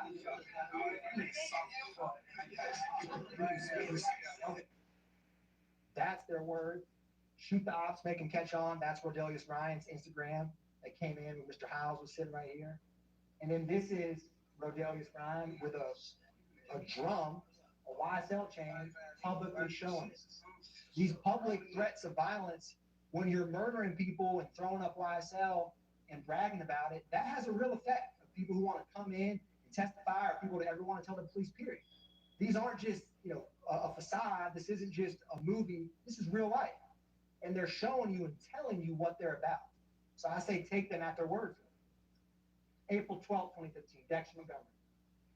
This is important because when you boil it down from what D'Angelo White told 911 and the police that you heard, they were just driving. And it seemed like OG Bentley thought that they were following them. They get to the gas station. There's no real reason for this to escalate to where it did. And when they leave the gas station, from Walter Murphy's evidence, Nard and Walter Murphy come. It's one YSL member, OG Bentley. Maybe he was paranoid. Maybe someone was out to get him. But it wasn't D'Angelo White. It was not Dexter Montgomery. This is their car when it stopped after the shooting at that stoplight. Cornelius Davis and Christian James. And that's the bullet that comes in through that car, and that's Dexter Montgomery with half of his head shot off because they followed a YSL member to a gas station. That's it. One call, Walter Murphy and Deamonte Mullen, they didn't say, where do I sign the criminal enterprise contract? This agreement I talked about, handle that, they just go. They grab the sticks and win. My name's D'Angelo. Hey, D'Angelo, tell me exactly what happened. We was at the we was at the gas station. And my father was trying to talk to a girl, but I guess they thought we was following them, and then they pulled up on and just started, and we pulled out. And then we pulled up from the gas station, and then we got away. And then we ended up driving a back way, and then we ended up seeing them again, and they ended up shooting. And somebody ended up getting hit. Okay. Are you with them? Like I said, they're just driving. I mean, this is Walter Murphy with a stick. This is Demise McMullen, who they say hard Nard, the same person that Condari Zachary and Copeland said was shooting at Donovan Thomas. This is 3 months later. It's a lot more likely that he's a shooter when you see him on camera with a long gun at a gas station for no reason because OG Bentley called him.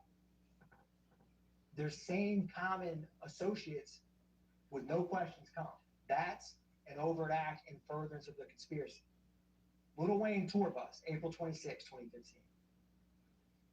You heard a lot of evidence about Lil Wayne. What you didn't hear was any remote personal reason that Jimmy Winfrey would have any, even knew or had any kind of squabble with Dwayne Carter or Lil Wayne. So why did he shoot the bus? You heard about the public back and forth, and look at the actions before, during, and after of that shooting. Now, this is only a couple weeks after Dexter Montgomery. And it's 2 days before the shooting spree of Adele Drive and Drew Drive that Garlington, Zachary, and Sledge did. So all these shootings, when Gaither and Dennis come in and talk about shooting after shooting, they're not just making this stuff up. It's real. So this isn't Mr. Alvin Lewis's tour bus shot up. This is Jimmy Winfrey. You heard from Detective Dennis about visually seeing them, and Zachary kind of got spooked because he knew his social security number, which would probably spook out Zachary of like, how does this gang detective know me like that? And then you have this post, which is Overt Act 121, I'm free, death before dishonor. Quite similar to the tattoo that Shannon Stillwell has, YSL. And what does he say about it? And by he, I mean Jimmy Winfrey.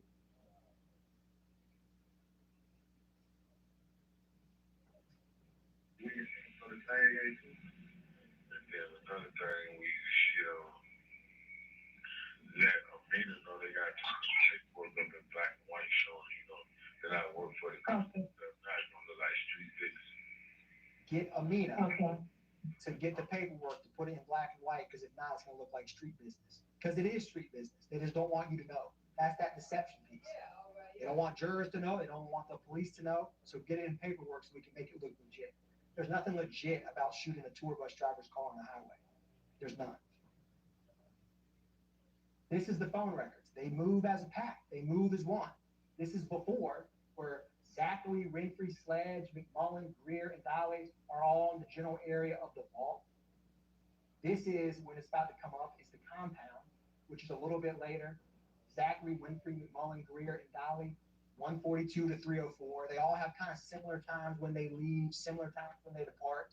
And then the last slide is going to be Dolly and Jimmy Winfrey's phone records for when the shooting happened.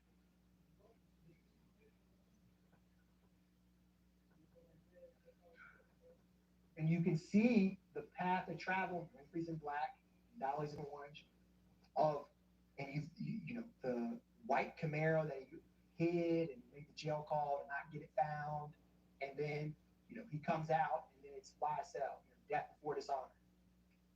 Jimmy Winfrey quite likely did not act alone. How do you drive a white Camaro going 80 down the highway and shoot that many times in a bus? Just think about it. It's common sense. They act as one, as you've seen. This is 2 days later. 3 other completely different YSL members, but all part of the same criminal street gang. Garlington, Zachary, and Sledge. Garlington gets jumped at Club Crucial. What do? They go on a shooting spree. First, they go shoot up 1428. Then they go shoot up 1903 Drew Drive. You know, back to back to back. This is Miss Bell. And when you talk about, you know, credibility of witnesses, you don't believe Miss Bell's testimony because you like her. Everybody wants to drink a glass of vodka with Miss Bell. She was a sweet lady. You believe it because what motive does she have to come in here and sit and say that her house was shot up other than that it did? What motive does she have? What bias does she have? She's a good example. She's just in her bed trying to drink a nightcap and just hang out. And what happens? They shoot at her because they think that, you know, her nephew or someone in YFN is there. That's not how it works in Fulton County. You don't just go shoot people's houses up because your op's there. But again, they're above the law. This is the timeline, 220 to 406 to 551. This is Zachary with what looks like an AK-47 and Deamonte Garlington and their Sledge wiping his nose.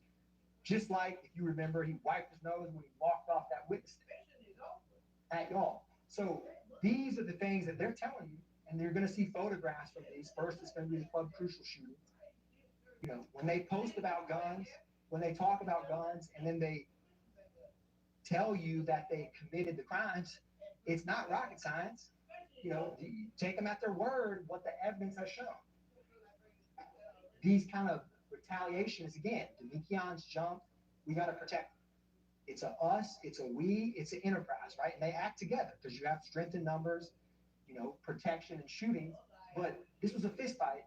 It was a shooting in the parking lot. And then they go to other homes, travel intentionally down there and shoot. Again, they're moving together in concert. As you saw from the Donovan Thomas phone records, Chanel Drink's phone records, the Lil Wayne phone records. We didn't put in phone records of this, but I think it's quite clear who did it and why they did it from the testimony of Zachary and Sledge and what we impeached them on. 35 shell cases. Sorry, 34 shell cases. Drew Drive, roughly 2 hours later, right? This is where Miss Battle's apartment was. It was just an apartment right by the street. All these shell casings in the middle of the street, refrigerators and ovens shot.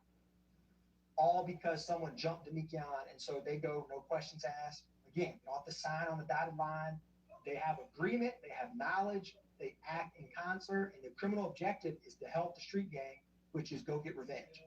That's the Rico in action.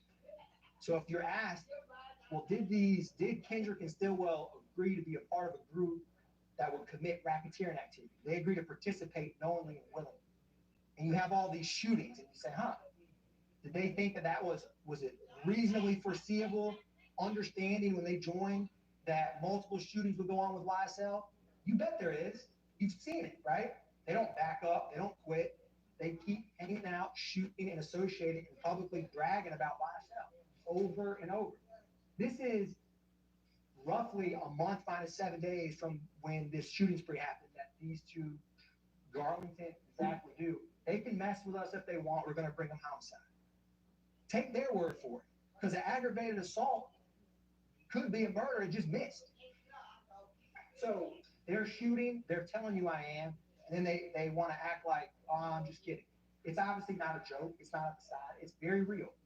Conspiracy to commit murder, which is Deamonte, Kendrick, and Martinez Arnold. Same neighborhood, Summerhill area, Confederate area. They have a stolen handgun and a long gun, and they're riding yet again after a fight. This time it's not a nightclub, it's a strip club, Magic City. And You heard that brief snippet of a jail call where Kendrick's talking about it and talking about how Duke just called it, right? So again, little questions, little actions, just driving and get stopped in the same area of town where Kelvin Watts and Miss Bennett and YFN Lucci and YFN, all of that area of town. It's not a coincidence. It's the same victim, same area. This red circle is going to be the stolen firearms. That's the long gun. This is overt act 111. 5 years later, you have the same two individuals in a slime t-shirt with Martinez Arnold. Again, they're still hanging, associating. And then on the May 9th, 2022 stop, Martinez Arnold and Kendricks are at that house that has all of those firearms and the marijuana out in the open. Nothing's changed except time. Public displays of allegiance. This is the photograph that I believe investigator Griffin, who was the lead detective on T.R. Jones' murder, introduced. Does that apartment complex look quite familiar to the steps of Miss Bennett's? Because it's 988 Confederate Court, that Confederate Court area. ABG territory, which is, that's Kelvin Watts, right? And this is where they were headed. And obviously in 2022, they're still trying to shoot and kill, shell Kelvin Watts. You see how over time it's the same acts. That's conspiracy. It's just right before you. Now, objective 4. Remember how I said at the beginning, sometimes those stolen firearms or the robberies can play up multiple ways? This is a good example of it. Money, weapons, and other property through acts of racketeering activity. So those robberies and thefts, you could find them as they conspired to violate B, to participate in the enterprise, or A, they conspired knowing that they could acquire and get property a lot easier. Either one. The evidence can sometimes fit multiple. And you have the unlawful sale and distribution of drugs. Now, I'm not going to walk through all of the drugs we introduced or firearms or items. I'm just giving you a snapshot. That criminal objective has multiple. I think I would focus on the areas of where they are if there's other people with them.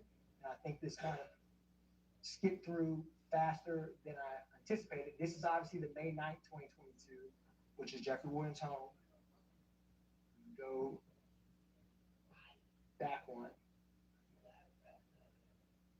And while that's coming up, I may get some help to put up one of these easels that we'll talk about. If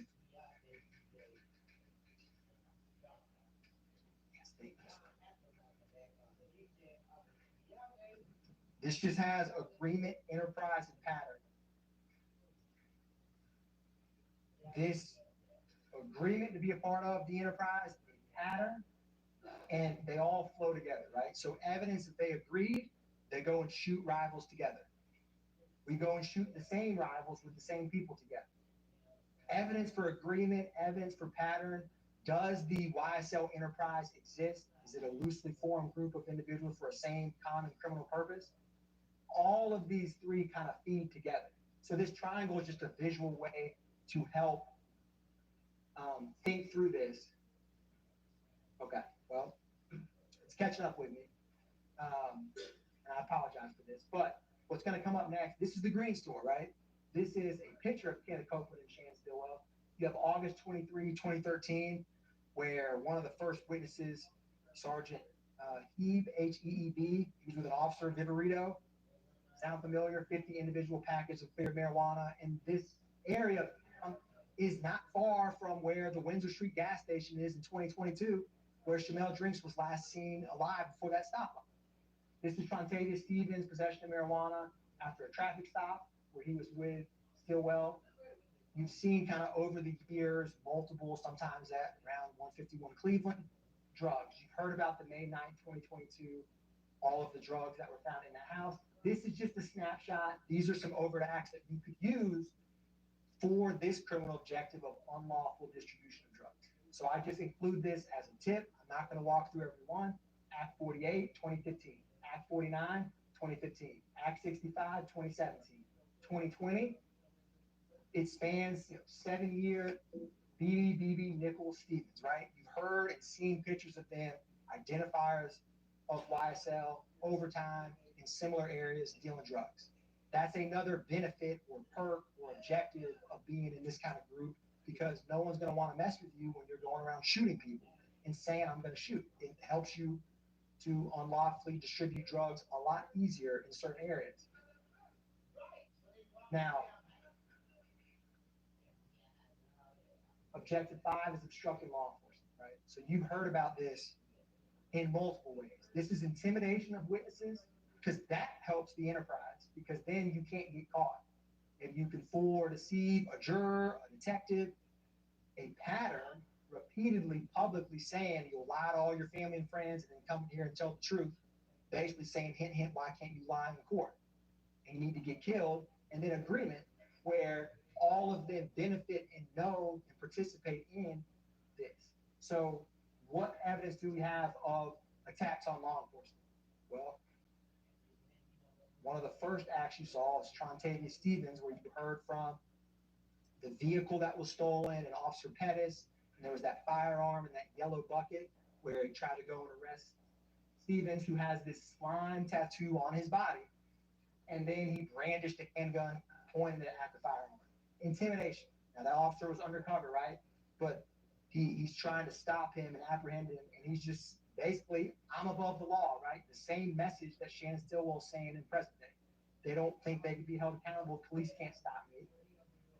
Now, we've talked about armed robbery of Derek Dotson, but this also proved this objective, and I'll show you why. That's former and present. That's the. Yeah, he said for no reason. What? For no reason. He shooting for no reason. He's shooting at 12, the police for no reason.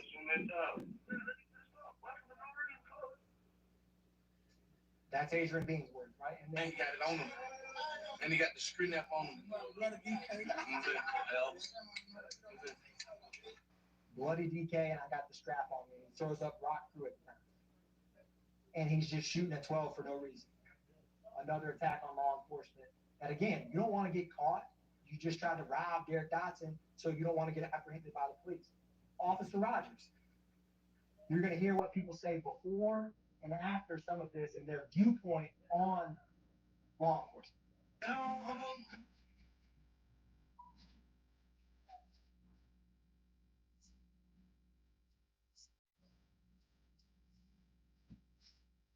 This is that killing 12 shit, and that's Christian Evans in the Cleveland Avenue area shooting Officer Rogers. That's not just words, that's a mentality of, again, lines are above the law, and it's a public message of that. I can't think of a more clear, raw example of that than this. Don't just believe what they say, believe what they do. And he's just trying to arrest him for a warrant. And what does Rodelius Ryan say after this happens? If you look at his TV screen, you're going to see Officer Rogers' photo pop up. And this is the message he has for his fellow YSL gang member after he just tried to attempted to murder Officer Rogers for doing his job. Yeah, man. Free my nigga Big Rich, man. There's Officer Rogers. Yeah, man. Live from Terry Gang. Go out there, boy. Straight that baby. Yeah, man. Free my nigga Big Rich, man. Go to the DA.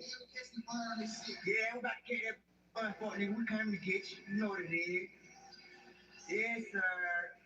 It's in the hood. Free the gang. That's in the hood. Yeah, YSL shit. YSL shit. Yeah. Just like the song said, YSL shit, 12 shit. This is Ryan bragging and boasting about his fellow gang members trying to shoot Officer Rogers. And then he says slap, right? This shows you how they view the NFL. Yeah, man. My nigga Big Rich, man. By the way, the gang way. Big Rich with the big head, man. They gave my nigga a bun today, man. You hear me? Over that 180. Took a lot to your kids. You know, so Ryan's words there are kind of telling, right? Because he views what Eppinger did on the one hand by himself as a collective, we, us, he's with me, and he's saying YSL and slap because it boosts your street cred. Quite frankly, it boosts your street cred to shoot at the police. And that furthers your gang because you get more of a reputation. And that's what you've heard from the gang detectives and seeing why Ryan would have this positive reaction and collective us to Eppinger doing that. It wasn't just Eppinger alone. It's a we, it's a us. And any overt act done to further the conspiracy is held against everyone, to include these defendants. Because when you knowingly and willfully join a criminal enterprise, you got to buy the good, bad, and the ugly. Now, we've talked about intimidating witnesses. I started with that video of Jeffrey Williams. What's Antonio Sledge's position on You lie to your kids, you lie to your mama, but you get in the courtroom and in the investigation room and tell them punk ass people the God honest motherfucking truth. Pussy ass. And that's Antonio Sledge as a witness, right? So you realize what people say outside of court. Think about that Antonio Sledge and that. And it, how people are in the witness stand, right, is quite different. But you don't want to get caught. You don't want people to come in here and tell them.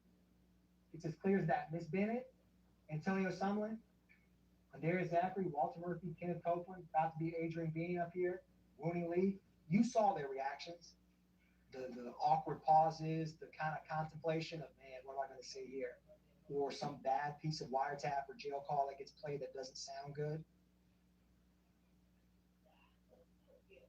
Trontavia Stevens and Adrian B.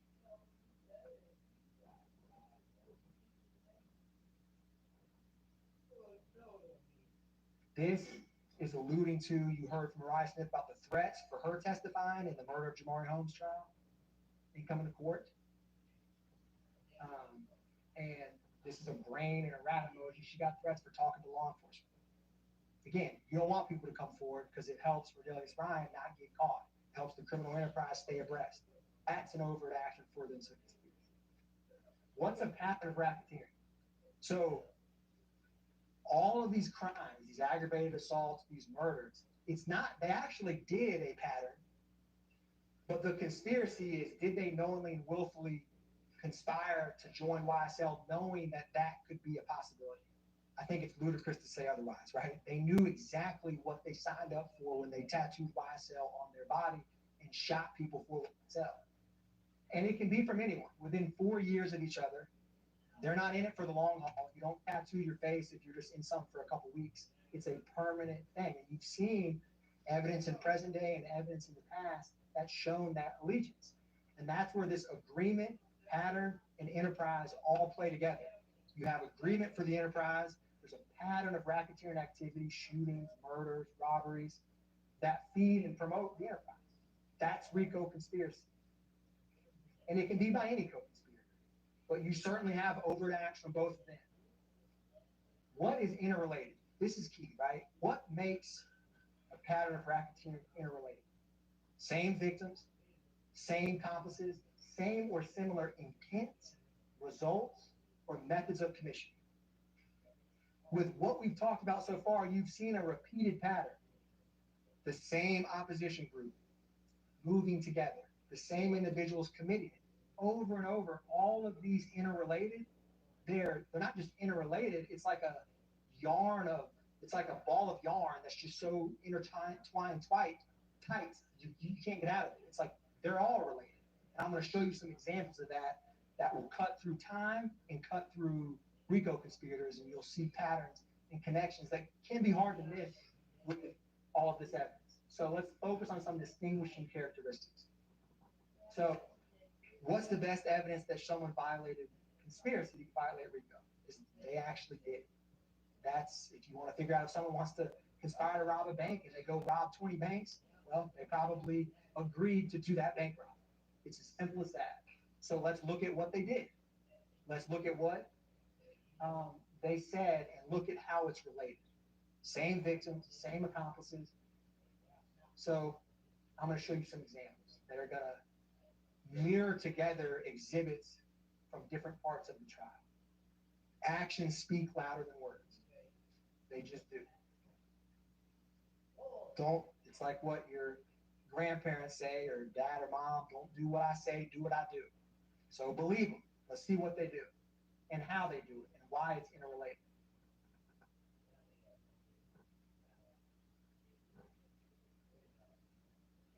So we're going to see some patterns.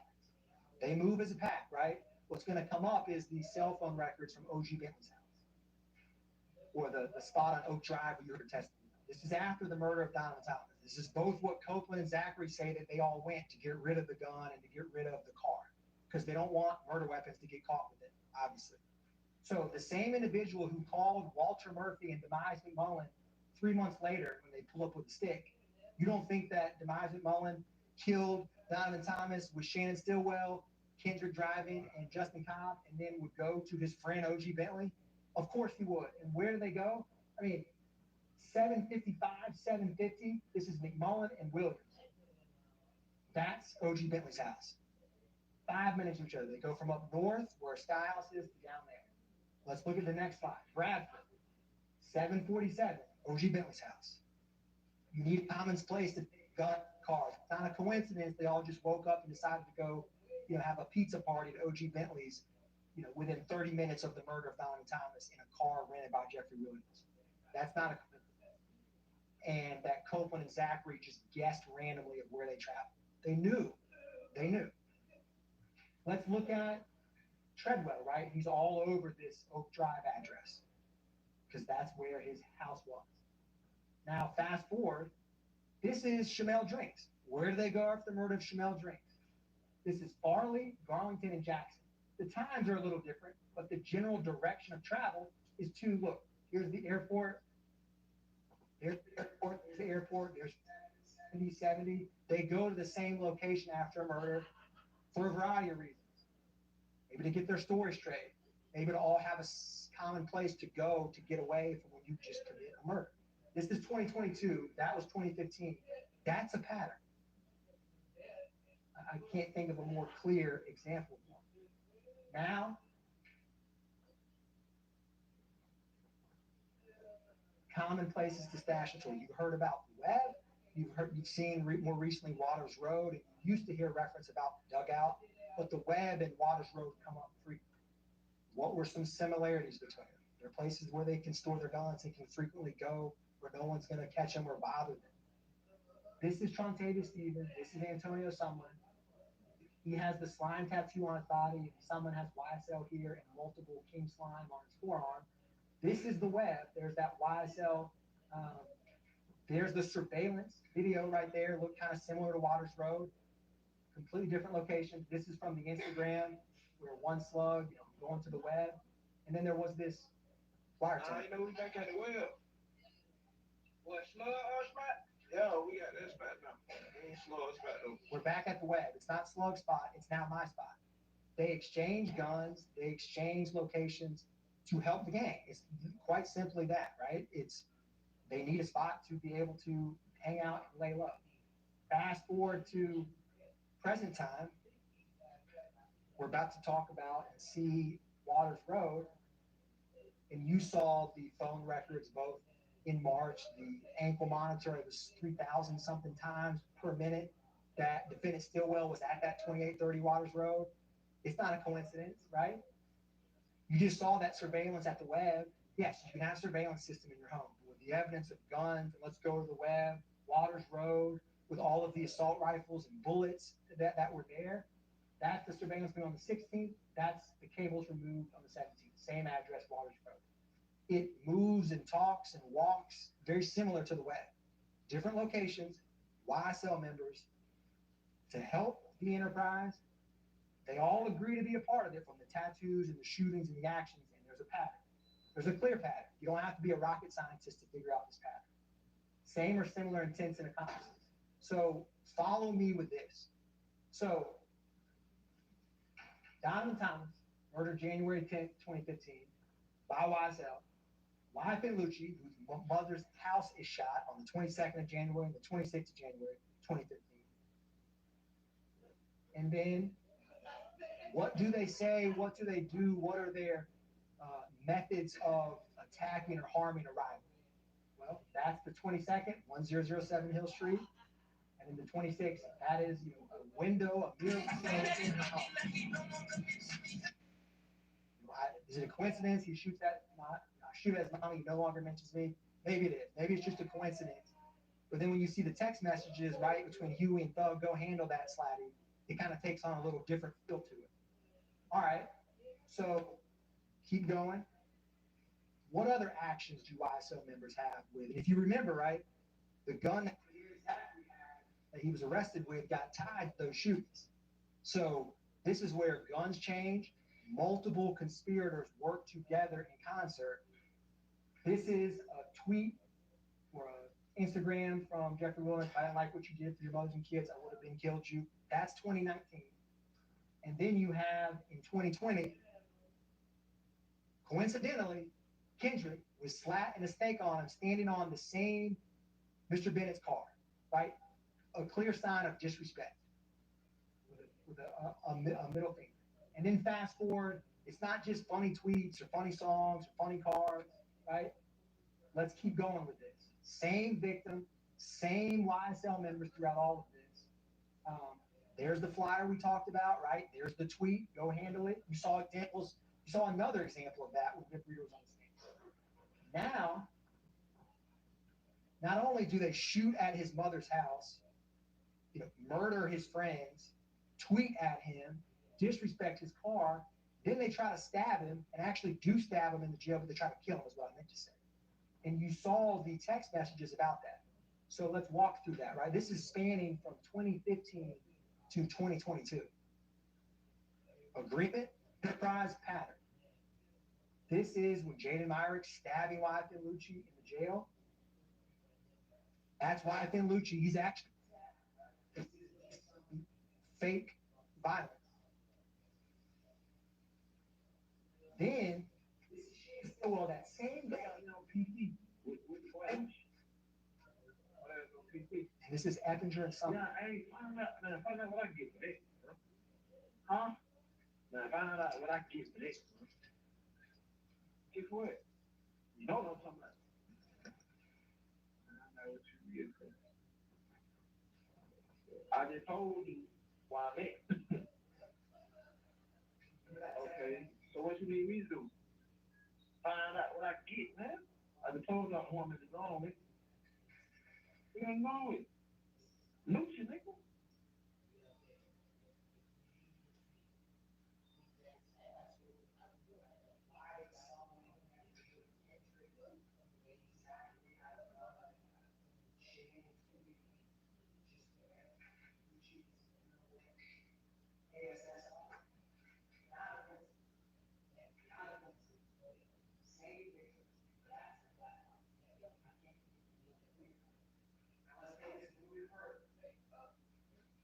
Shannon, right? The same one who lied through there with YSL on stage on something.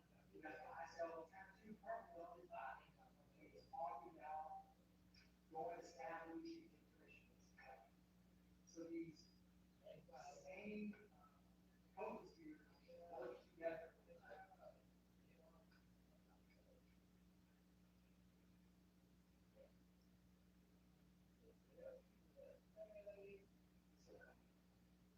We're going to show, see that there's something, right? Can't smell slime without new things. Publicly, fully, they normally will be really hard. What do they say? Right? It's as simple as that. That is how they know that you should think that. All right. Now, what's the common denominator? No what? It's exactly the same. There's no one show me up. You saw a picture of Brian Thomas in the day. You saw the actions that the YSL industry did talk about here. So here's yet another thing. With all the pictures of Brian Thomas and what are their points? This is Zachary Sledge publicly threatened. You little strip ass nigga. We ain't really going back to open up there. You little bitch ass, I know what we hit. I'm never what. Yeah, fuck you nigga, Cal. Whoever else, nigga. Well, nigga. Whoa. They say they ain't really going back.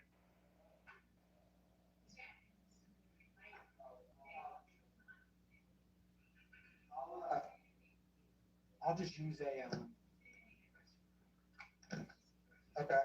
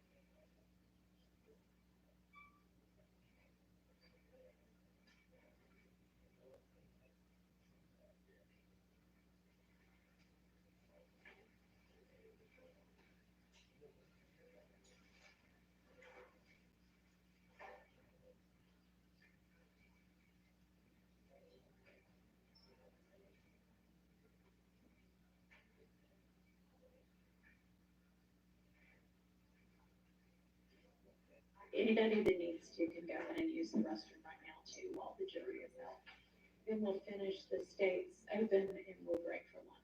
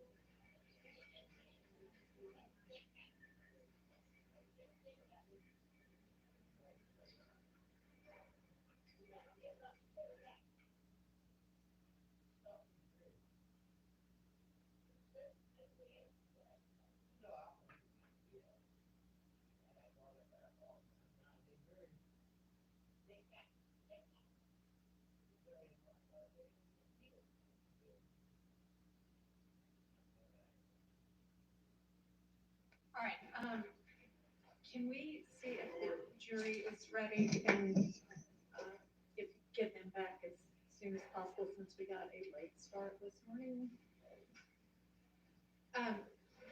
You'll need that a little bit because that's kind of blocking the defense's view of the jury.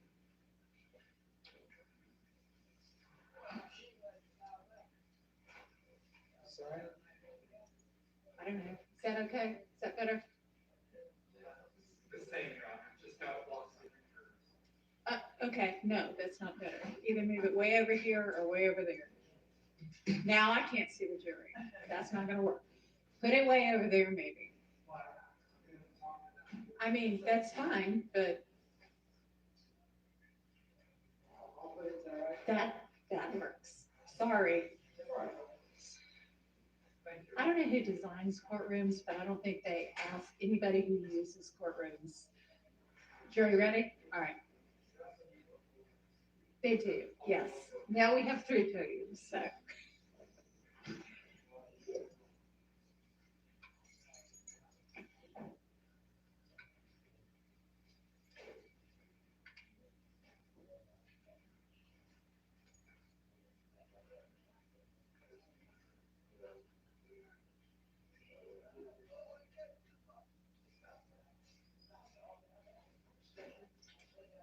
You can roll the screen over this way some maybe, if you want them to be able to see them both.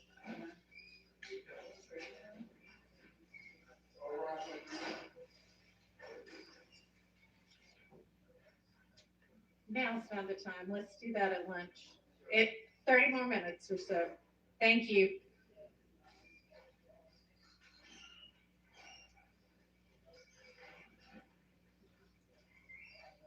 I think that screen maybe stopped working halfway through.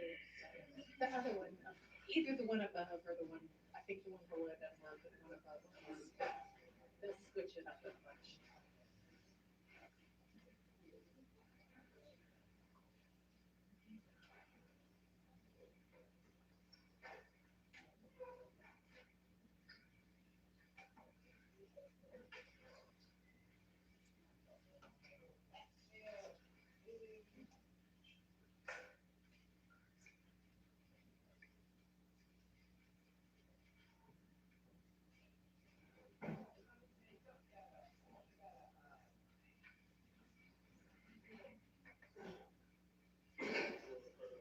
Thank you.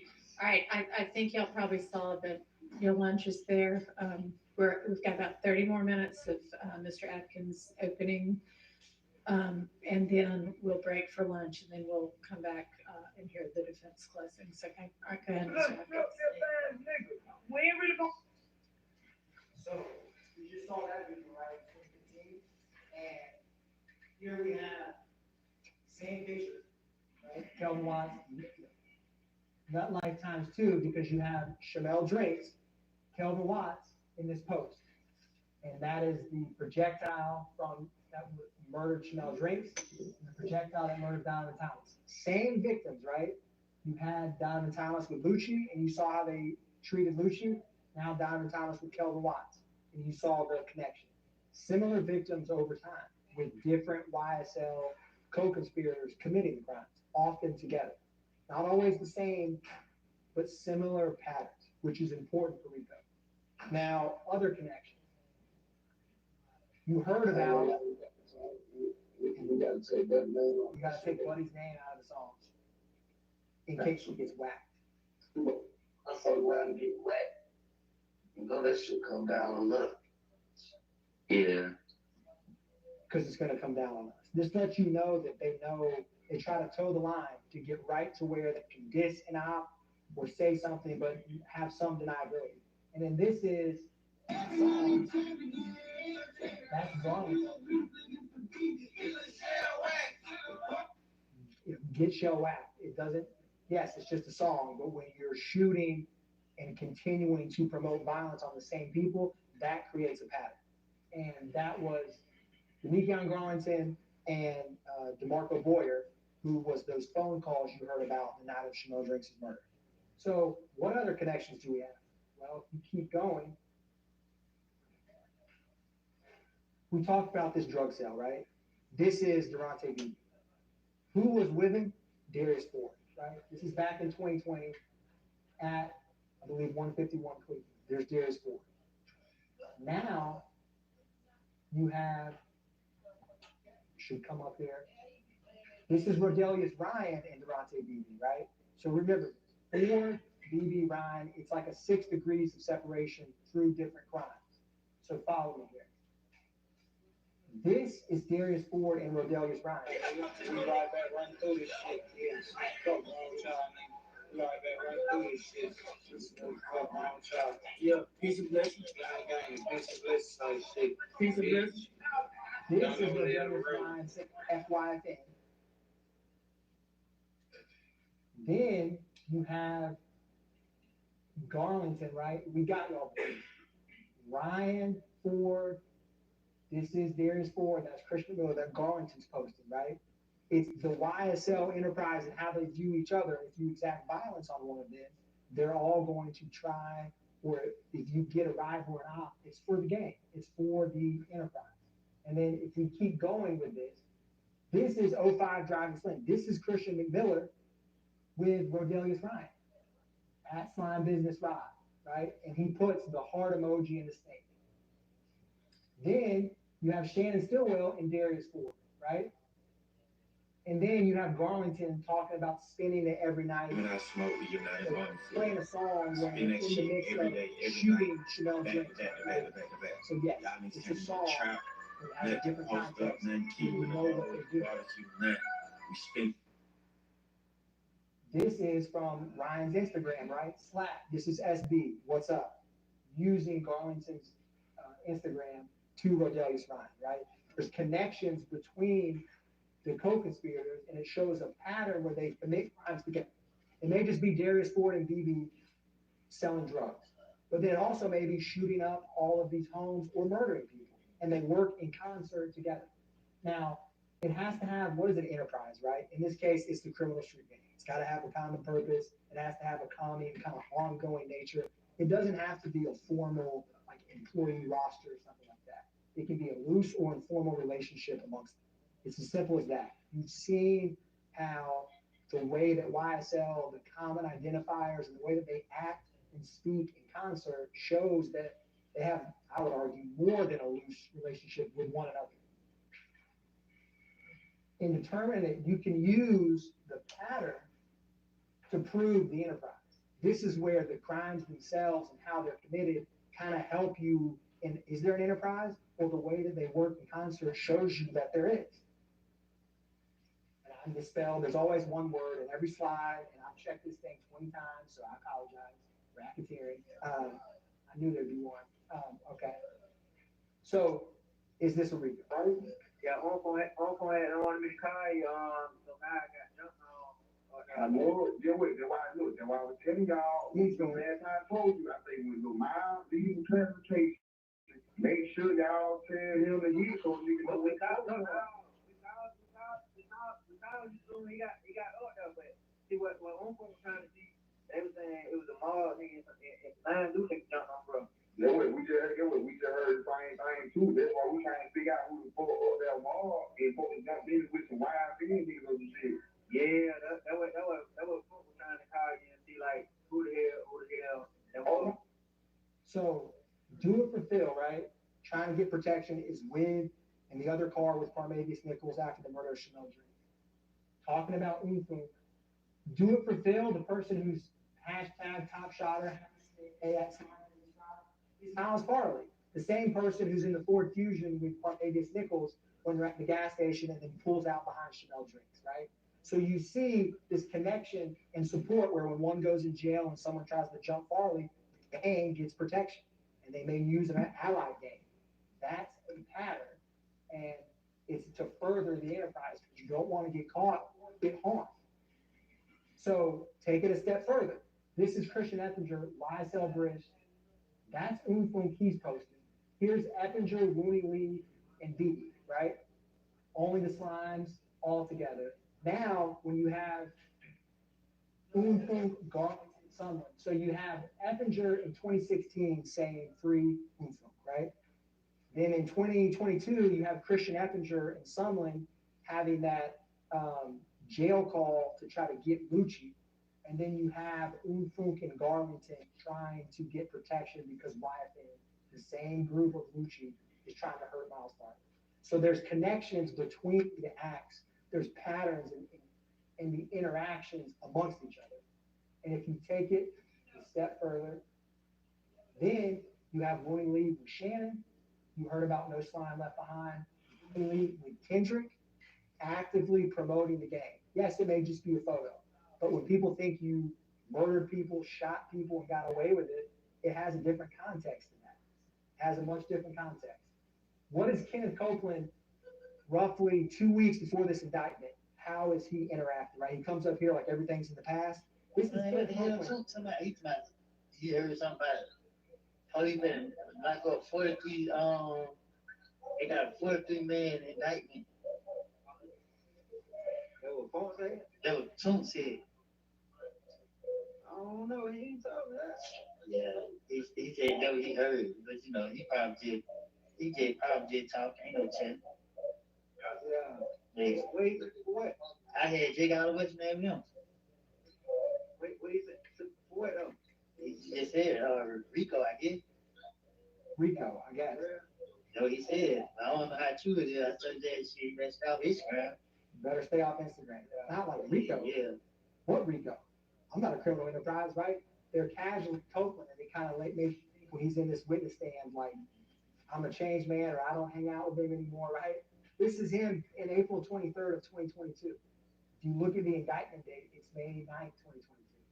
That's 2 weeks before that indictment. He's calling Garlington, who he said told him about what happened, that all of these two defendants when they murdered Deamonte. Think about that when you determine credibility in Rico. Taking it a step further, you have some. No, listen, no, man. I think I. Well, it's the call where he says he just got off the phone with Rudy, and that YSL stuff is hot. You need to take that down, right?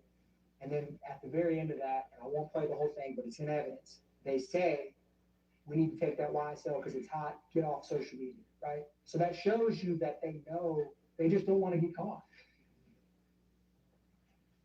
This Rico conspiracy, this is your verdict form. When we talked about A and B, it's going to look like this. As to conspiracy to violate subsection A, we the defendant. A, acquire and maintain property, knowingly and willfully conspire. B is those objectives I talked about. Did you participate in the enterprise, knowing and understanding that a pattern of racketeering, which remember, check the indictment for the crimes. Do you think that they knew, these two defendants from January 10th, 2015 onward, that there would be robbery, aggravated assault, intimidating witnesses? Of course they did. But think about that when you look through this, because you have to decide, is it A or is it B? I believe it's both, but you can find either as a jury when you deliberate. Remember, some evidence can factor into both. The robberies can be A. The stolen guns can be A. They also can be a part of B when you create a pattern. And then on the bottom, it's going to ask you about guilty. Please identify on the next page the overt action find. So when y'all agree unanimously on an overt act, and you got to find one after May 10th, 2017, the good news is there's plenty of the state has proven happened after that date, so they shouldn't be hard to find. You write them down. And if you need to write 50, write 50. If you need a pen, ask the court reporter. She'll come bring you an extra pen if y'all need to run out of ink. But fill it out on the form after this, once you all deliberate and talk through the evidence. And you will find them guilty of the Rico enterprise when you look at the evidence and the common sense reasonable inferences from all of it. And some of these connections, I just gave you a few. I could do this 6 degrees of separation with multiple crimes throughout the case, but I tried to pick a couple to show you. And participation activity, this is much simpler. You know, the Rico enterprise and the criminal street gang is one and part the same. Criminal street gang activity is there is a gang, YSL. Clearly the evidence has shown at this point that YSL is a criminal street gang, right? Are they a part of that street gang? Do they commit criminal street gang activity? For purposes of this indictment, the judge will instruct you that the street gang charges, the firearm possessed during the drugs for Kendrick and the murder of Chanel Drinks for Shannon Stillwell, both murder and possession of firearm during commission of a felony, which is the drugs, are criminal street gang activity. So all you really have to decide, in my mind, is there a nexus to the street gang? And I'm going to, this goes on to explain criminal street gang activity. The judge will tell you that for these crimes, they are street gang activity. You have to find Kendrick and Stillwell and the YSL street gang, which for all intents and purposes is the same as the criminal enterprise we've just been describing. And I'm going to, B is in order to maintain or increase status. So you'll see Shannon Stillwell has B. When he murdered Chanel Drinks, do you think that was in order to boost his YSL street cred and increase his status? Of course it was. He had no personal disagreement with Chanel Drinks. The only reason to murder him is because he saw all of this public posting about get back, revenge, and he had that tweet I had earlier of up the score. That, when Shannon Stillwell committed that murder, it was to further the street gang. There's no other reason that makes any sense. And it would certainly boost his common signs, symbols, and tattoos. I only have a snippet. This is very similar to the first witness belt map, right? Y'all have heard ample evidence of all these identifiers. You've heard about slime, the lizard, the snake, the green, the Copeland with the hand sign. Y'all are basically gang experts at this point, probably yourselves, because you've heard a lot about it, but it's important to show you the evidence over time. Tattoos, I've talked a lot about these. I think it's important to, you know, these permanent YSL lifestyle. This is Trontavia Stevens, that's Antonio Sumlin, that's the Deamonte Kendrick, Slime Life, YSL. Then you have face tattoos, Javon Fleetwood. Then you have Walter Murphy's gonna come up, and Christian Eppinger, public YSL tattoos on their face, essentially a walking billboard for the enterprise. And if you commit a crime with that on your face, it's to help let people know this is from YSL. Going a little bit further, 3 or more members, clearly there's 3 or more. Rico was 2 or more, gang, you need at least 3, so you can't have a gang of 2 under the law. It's the same principle, that block is easily checked as it. This is just pictures of multiple, this is Rodelius Ryan adding all of the slimes. This is Kendrick, Copeland, Zachary, ball up them slimes back in 2014. And that's Trontavia Stevens, again, showing you how they publicly accept and acknowledge the gang, and at least when they're outside of the courtroom. Going further, this is Quindarius Zachary, November 6th, 2014. Well, I'll keep going, but it's the video y'all watch where he says YSLD, big bullets, and he's pointing a gun at a camera. That's just him publicly. And then firearms, right? This criminal street gang is armed constantly. These are some examples of acts where this is Shannon Stillwell with that firearm, Trontavia Stevens with this firearm. Going further, that's Christian Eppinger with a stock of guns. YSL Brish, who said they want smoke, that's Zachary, still don't know any better. YSL Little D, they have these firearms because they use them. They're not sport hunting, they're not collecting them, they're shooting people with them, as you've seen repeatedly. This is Waters Road, the drum magazine, double magazine were taped together. That was the stolen one from the cargo. I'm just showing you examples, and if you think about it, it's quite a lot of guns, either in photographs or physically introduced. Why do they need them?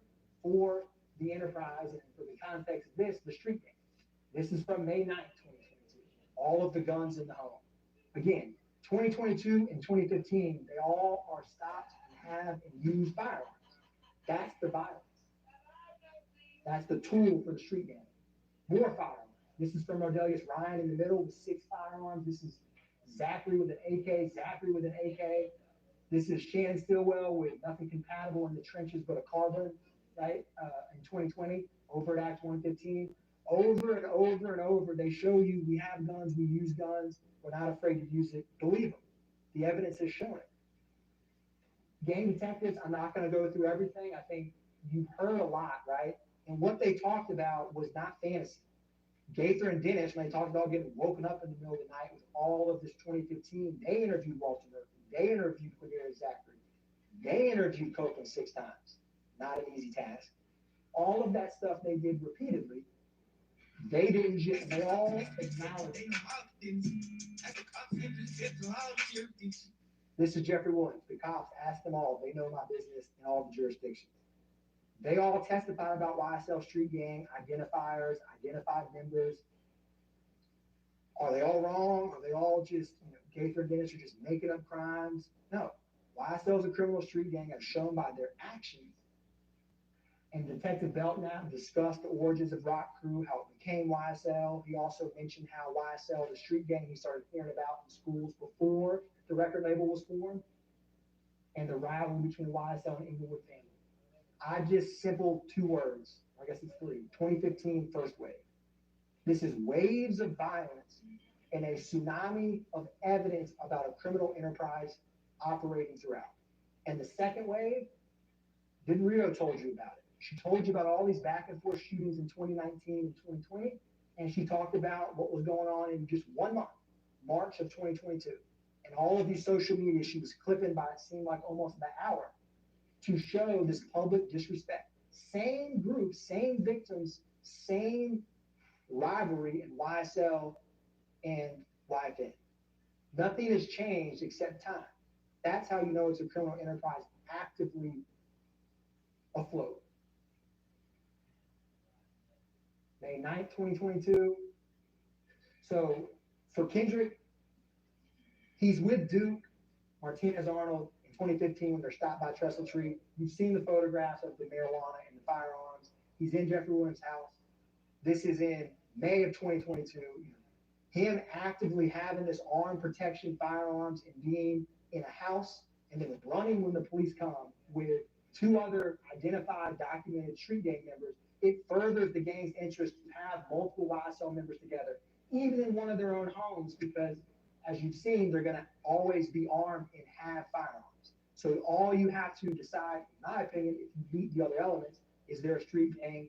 Is there 2 or more members? Is his death of the marijuana and firearm collective construction, which Ms. Hilton will talk to you about, in furtherance of the gang, and I'll argue that it is. Shannon Stillwell's, when you talk about participation in criminal, I made it green to say that. Like I said, I don't need to belabor this much. I think it's quite obvious that Chanel Drinks is a textbook example of a gang murder, where they literally just shoot him because they happen to see him at a gas station. He's alive, that they're following Kelvin Watts and other postings that are dissing or alluding to the murder of McMillan and Ford, and that's why he kills them. But you don't have a license to just kill who you want because they happen to be in an Instagram post or you think or they are associated with a rival gang. That's to boost his street cred within the game. And then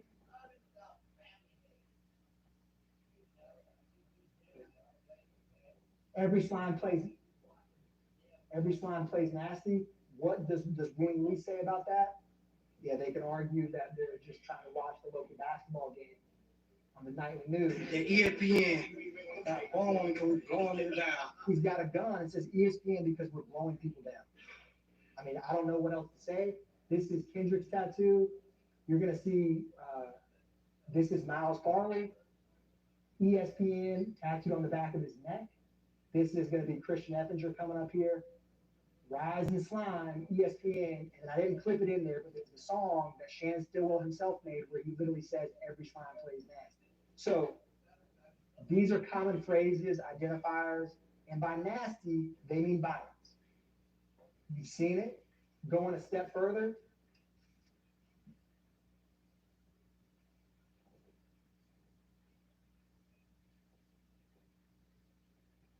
Is this a street gang? This is gonna be Wooney Lee and Rogelio Fuck Stein. fake, man, yeah, man, gang shit, man, we know what the fuck going, man, yeah, man, slime any shit, man. Man, happy birthday to you, man, you mean everything to me, man, shit on me for real. Man, get an tattoo on me, man. But again, for real, no cap, it been a minute since I seen it up. It been a minute since I seen it up. It been a minute since I seen it up. It been a minute that it was $100 license off the property. He 10 o'clock, really winning and he bothered me. Under the streets took a party. I won't try to roll to a gangster. Terminology gas that on me, but it's their own words, right? Rogelio Ryan, it's slime business, slack, and Wooney. I'm the DEO.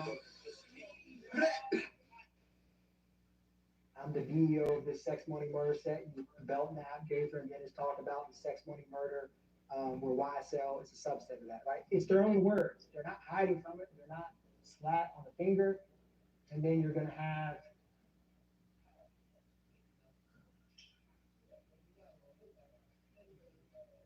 again, Miles Farley, when the OGs don't feed, it boosts up the crime rate, right? They're actively telling you what they're doing, which was in Rogelio Ryan's Instagram. You all saw this video. Again, take them at their word. Don't just take mine.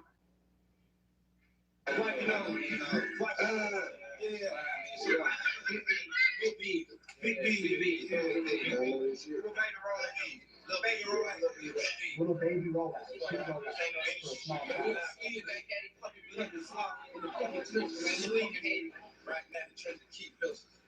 And they do keep pistols, and they do light people up, which means shoot now. What is YSL about? I said the deception. You have the flash and the fame and the lifestyle. It's all a joke. And then you have the reality of YSL street gang members exacting violence on members of their own community repeatedly over the years with impunity. The intimidation. I think y'all all know well what we've shown and walked through, the violence publicly about witnesses who come in and testify, the way that people gets YSL amnesia, as I call it, when they sit in the witness stand and they can't remember entire years of their life. It's not believable, except there's real fear and there's real trepidation to coming into a court and testifying. Destruction, I don't have to go on this long. It clearly has their actions and crimes have destroyed pockets of the communities in multiple communities in Fulton County. And death, you've heard about the murders that they've committed repeatedly. It's not just words.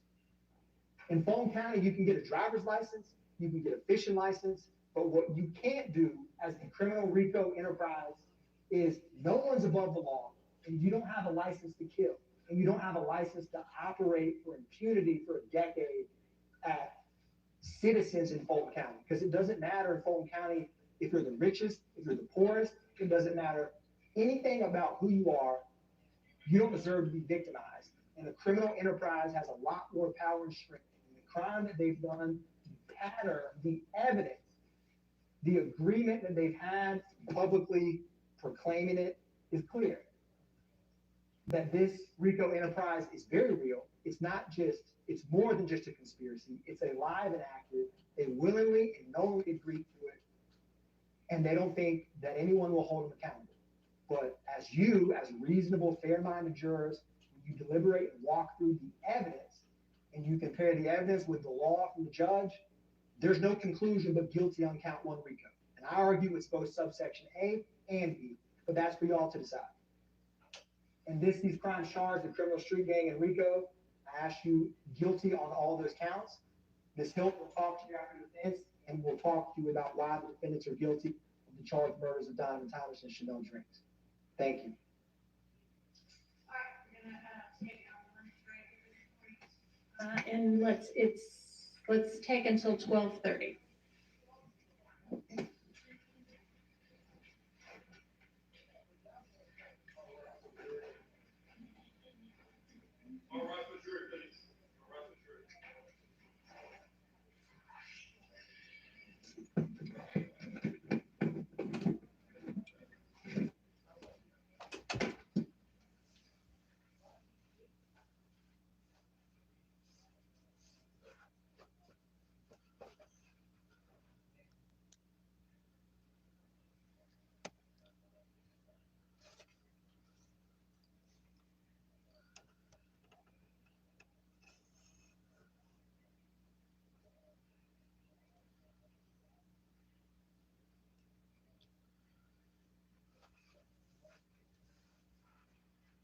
30.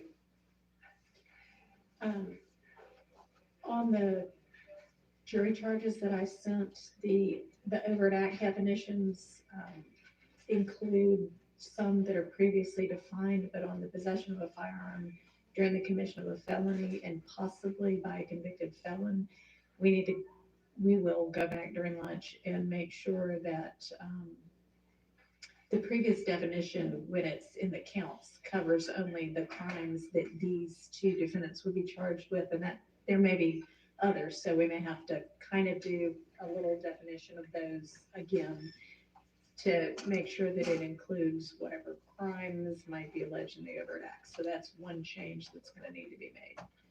All right, see y'all back.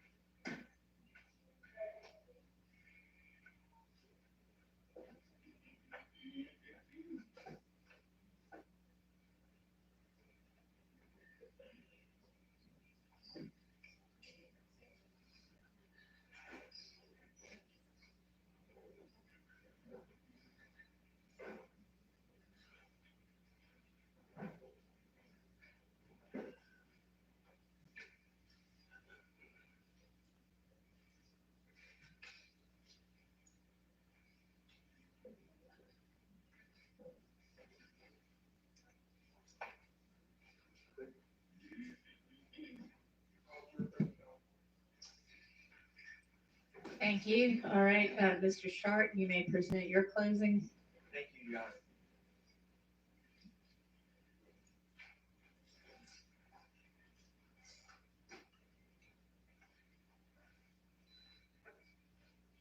Accusations are easy to make.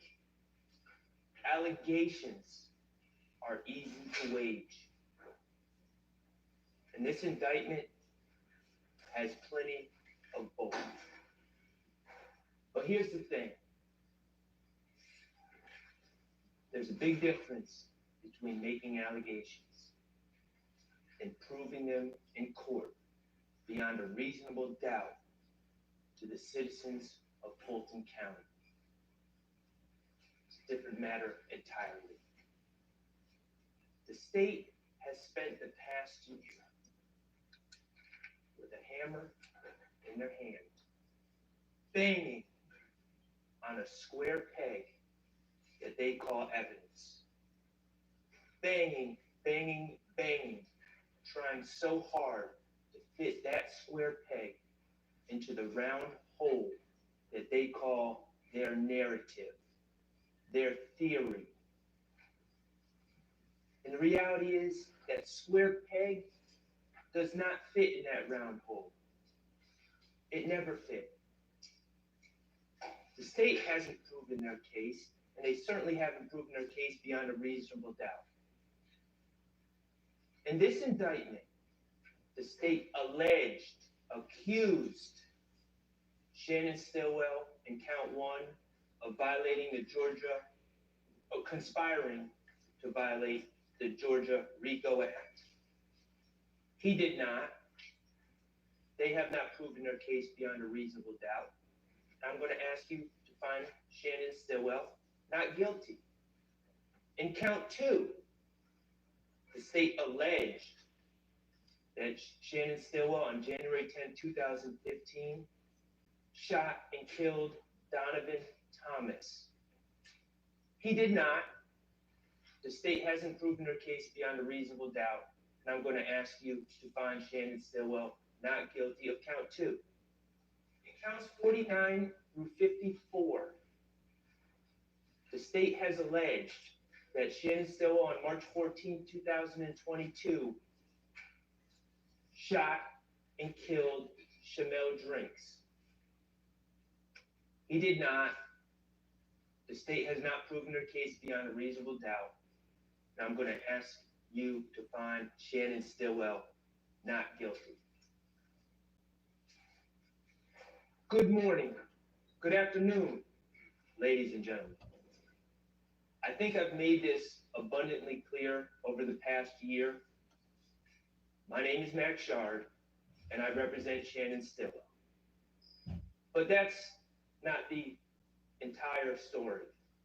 In fact, I have been joined by my co-counsel, Mr. David Botts, my wonderful legal assistant, Shaquille Kokomo, and it's been our honor to represent Mr. Shannon Stillwell throughout this process.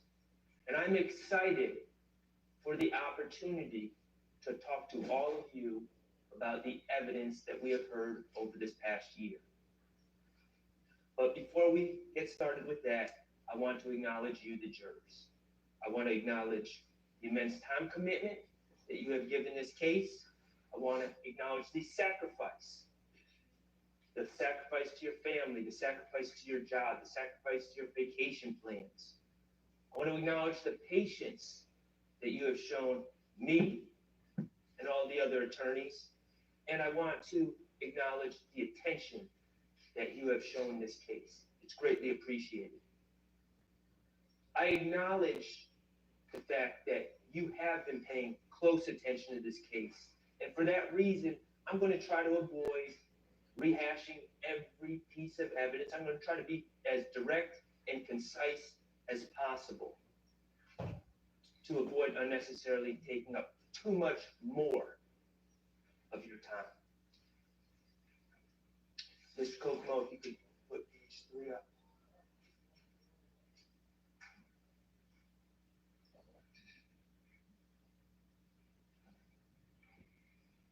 So, ladies and gentlemen, let's just get into it, okay? Count 1, as the state discussed in their opening, Mr. Stillwell is charged with conspiracy to violate the Racketeer Influence and Corrupt Organization Act. And essentially, they're saying he conspired to acquire, maintain directly or indirectly an interest in and control of United States currency and other personal property through a pattern of racketeering activity. And while associated with an enterprise, did unlawfully conspire to conduct and participate in, directly or indirectly, such enterprise through a pattern of racketeering activity. It's a lot of words, that's a mouthful. And we're going to get to talking about what that means, what it doesn't mean, how it applies to the evidence that's been presented in this case. But before we even get there, I want to talk to you about a big part of the state's case in count 1, but also the other counts that they allege against my client. And that is the state's use of quote unquote expert witnesses, more specifically the gang investigators that they have called. Mr. Kokomo, if you could put on page 4. They've called, as you probably recall,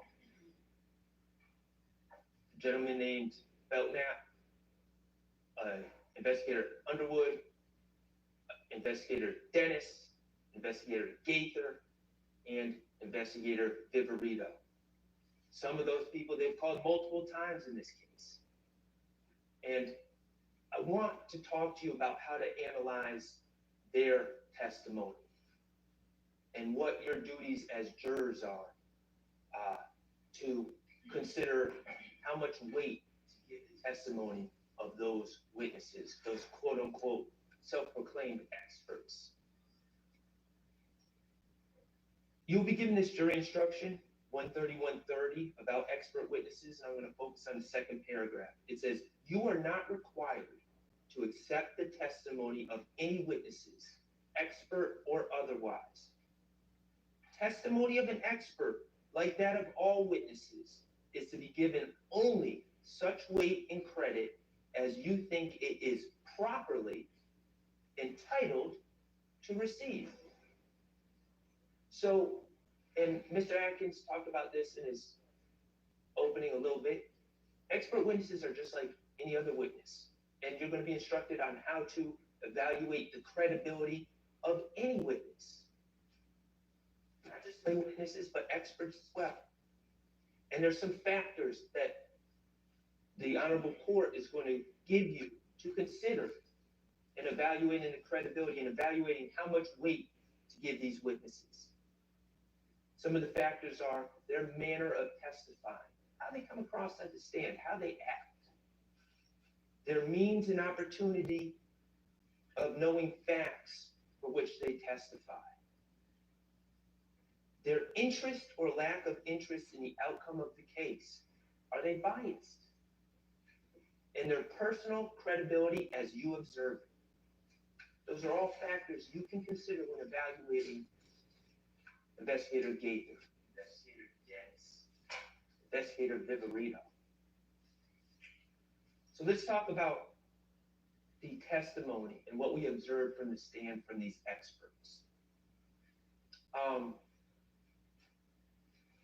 I'd like to talk to you about their training. What did we learn about their training, all these experts? Well, we heard GGIA, Georgia Gang Investigators Association. We heard that a lot, about how there's 20 members. Remember, and we asked about what your training is, and they say, well, I go to the 2-day seminar every year. GGIA, there's 20 members. And then we learn who teaches at these seminars. Remember Detective Underwood? Remember Detective Underwood? And Detective Underwood was a nice lady, but she was sent up here on a fool's errand. They wanted her to testify about the intersection of gangs and music. And she clearly wasn't qualified. She knew almost nothing about music. But she said, yeah, I'm qualified because I think I did a 2-hour block a couple years ago on that. Okay. I think Viverito taught that class. Okay. So now Viverito is the teacher. So I asked her, I said, oh, very interesting. You took a 2-hour class a couple years ago in this subject, and that makes you an expert. Okay. Did you guys hear from any experts in Black history, Black art, any literature professors, anyone that has studied hip hop, anyone from the hip hop community, anyone from the community at large, when you guys all meet, the 20 of you, to talk about gang stuff at this seminar? No, it was just Investigator Viverito. Okay, what about scholarly reports? No, just Investigator Viverito. The more we ask these witnesses, these experts, about what their training is, what their background is, what their basis for testifying as experts and telling us how to analyze things, telling us what certain words mean, telling us what's gang related or not, telling us what's relevant and what's not. It all stems from these meetings, this echo chamber that they have, where they have hear from no one else, no outside voices at all. And they all call each other experts. And they even created an association to look official. Talk about their manner of testimony, or testifying, excuse me. Think about Lieutenant Gaither when she was on the stand. Remember when I was allowed to ask questions? I tried to ask her some questions when they weren't vague. Did she really want to answer my questions? You know, you see on direct with the state, back and forth, it's like a tango. Yeah, it's like a script. And then I get up, where another defense attorney gets up to ask questions. Can't get a simple answer for anything. What color is the sky? Oh, let me tell you about the FedEx video. Just commentary. Same thing with Investigator Viverito. Just unnecessary commentary. avoiding answering questions that I ask. Clearly, Investigator Dennis was doing the same thing. He's out of here. He was sent home.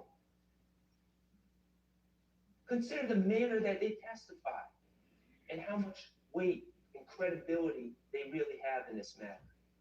Think about their interest and lack of interest in the case, also known as their bias. Mr. Kokomo, would you put up Mr. Williams 70A?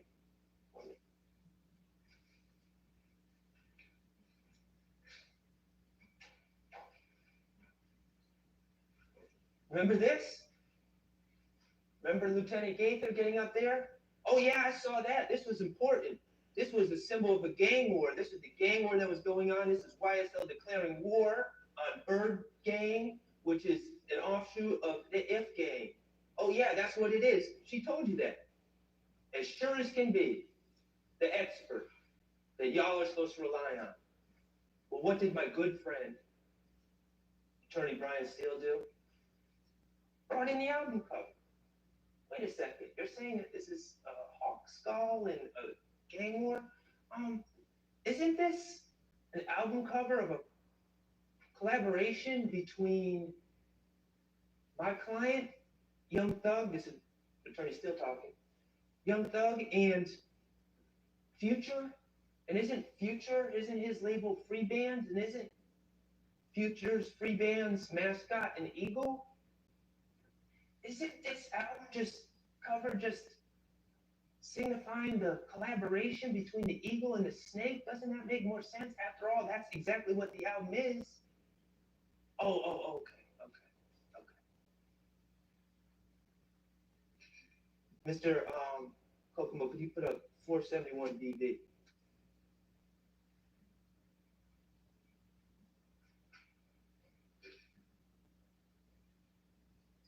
Remember this?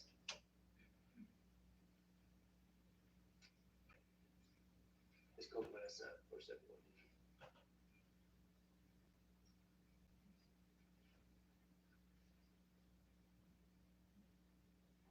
And actually, could you put up 471 DBA first?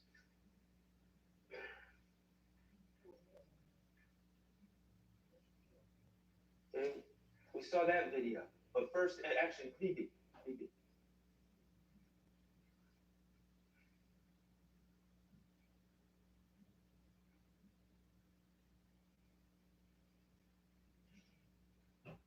Investigator Viverito brought this into evidence, said this was one of the social media posts that she pulled. Remember that?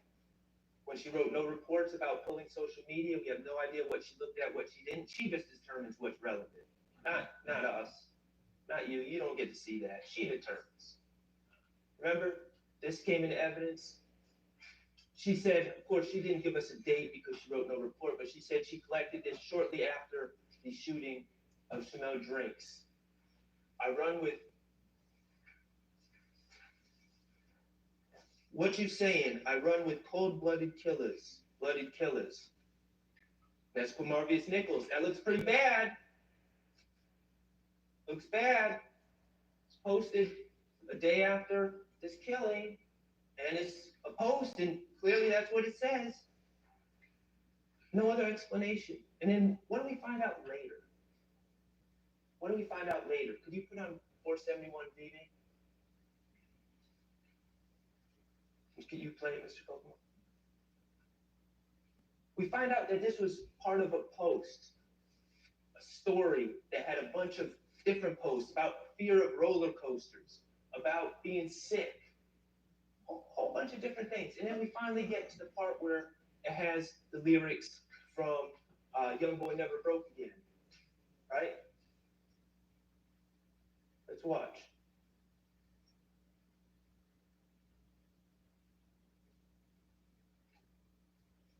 We don't even see these lyrics. Why don't we see them on this post? Because they're on for a millisecond in the very beginning of the switch. And we hear about Instagram and how those aren't really words that Mr. Nichols would have typed. Those are words from a song that he picked. And sometimes you pick the lyrics if you want, and sometimes Instagram picks them for you. But what else do we see from watching the entire post? Those weren't even the featured lyrics. The lyrics were being transitioned to the lyrics that either Instagram or Mr. Nichols picked, but in a split millisecond, for whatever reason, these lyrics that Investigator Viverito so desperately wanted you guys to see were on the screen. And so what did Investigator Viverito do? She gets the post, she goes frame by frame until it gets to that exact point where it has what she feels looks like incriminating words by Mr. Nichols. Words that weren't even picked by him. And she freezes it, and she screenshots it, and then she puts it in front of you. Again, no report about what she did. She manipulated the evidence. And she's caught. Well, what does that tell you about her? When we're talking about assessing credibility, your lack of interest in the case, your bias. Does she have an agenda when she does things like that? Of course she does. She's not a neutral witness. She might as well be sitting here. But I don't even think they would do that.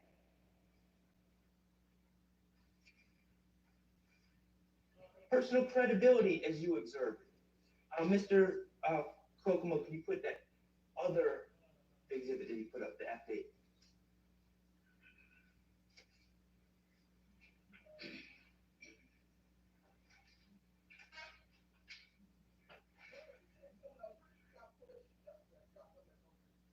.530 VV, this is the affidavit. Remember we learned about affidavits, and Investigator Viverito was looking into the assassination attempts that she was of Mr. Rashawn Bennett in the jail.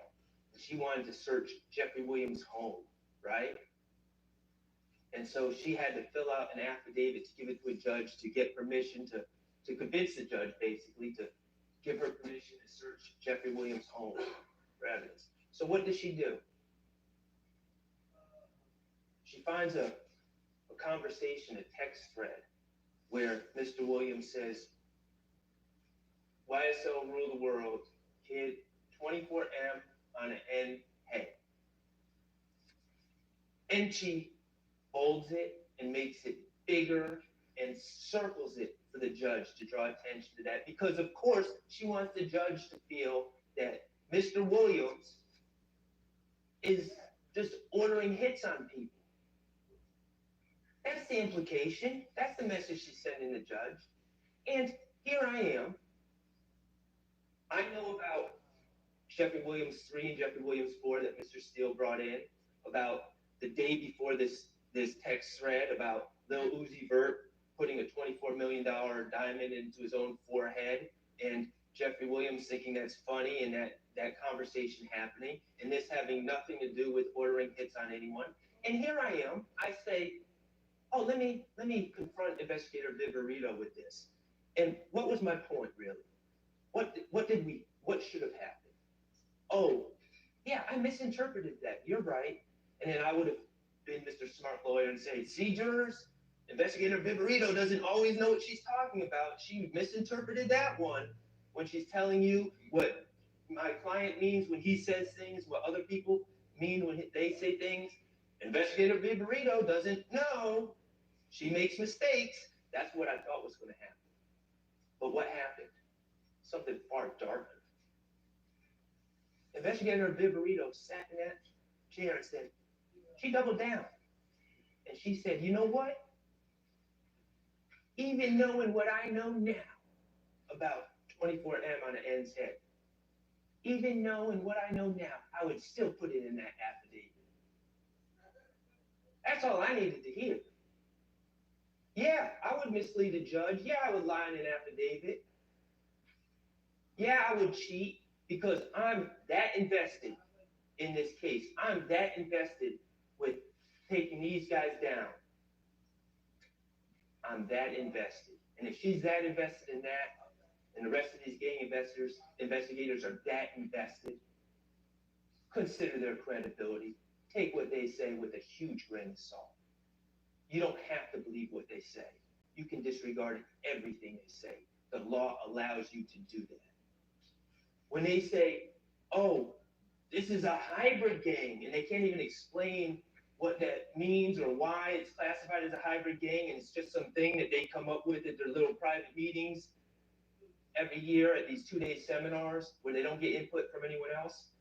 You don't have to buy that. It's not a hybrid gang.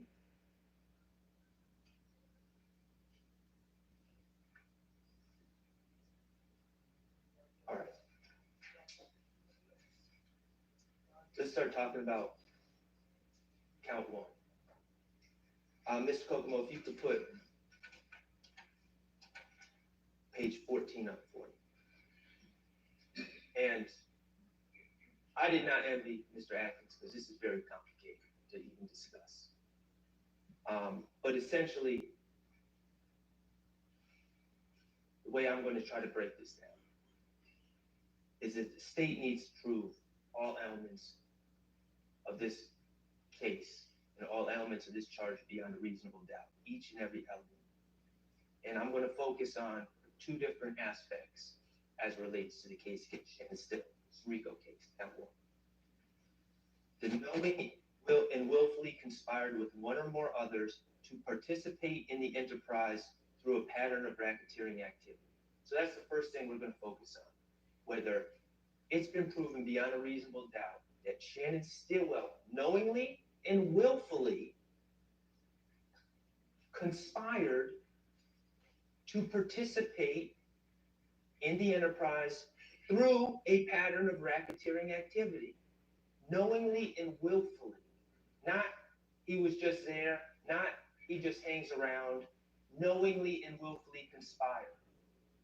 And then the second part that we're going to focus on a little bit later is number 6 and 7, that someone committed, or that the state has proven beyond a reasonable doubt that someone committed an overt act to further the criminal objective of this conspiracy.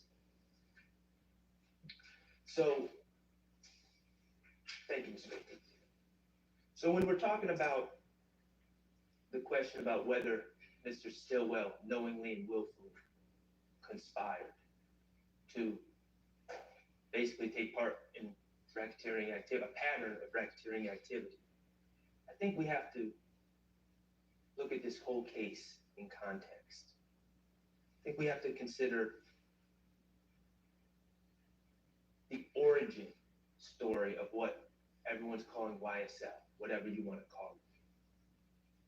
The state seems to suggest that a bunch of people all came together to commit crimes.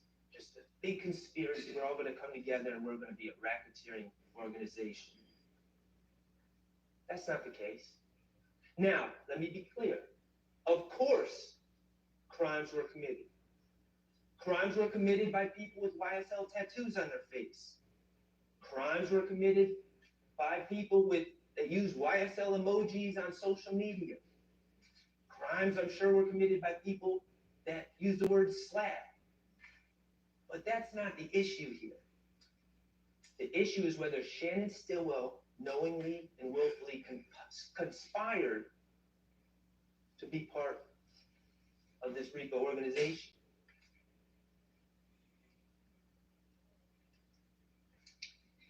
We've heard from different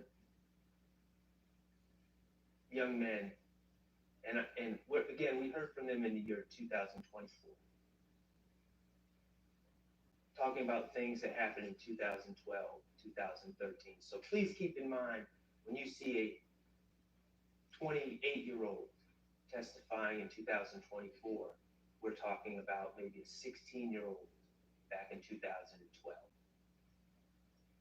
And we've heard testimony from people from Cleveland Avenue. We heard from Walter Murphy. We heard from Trontavia Stevens.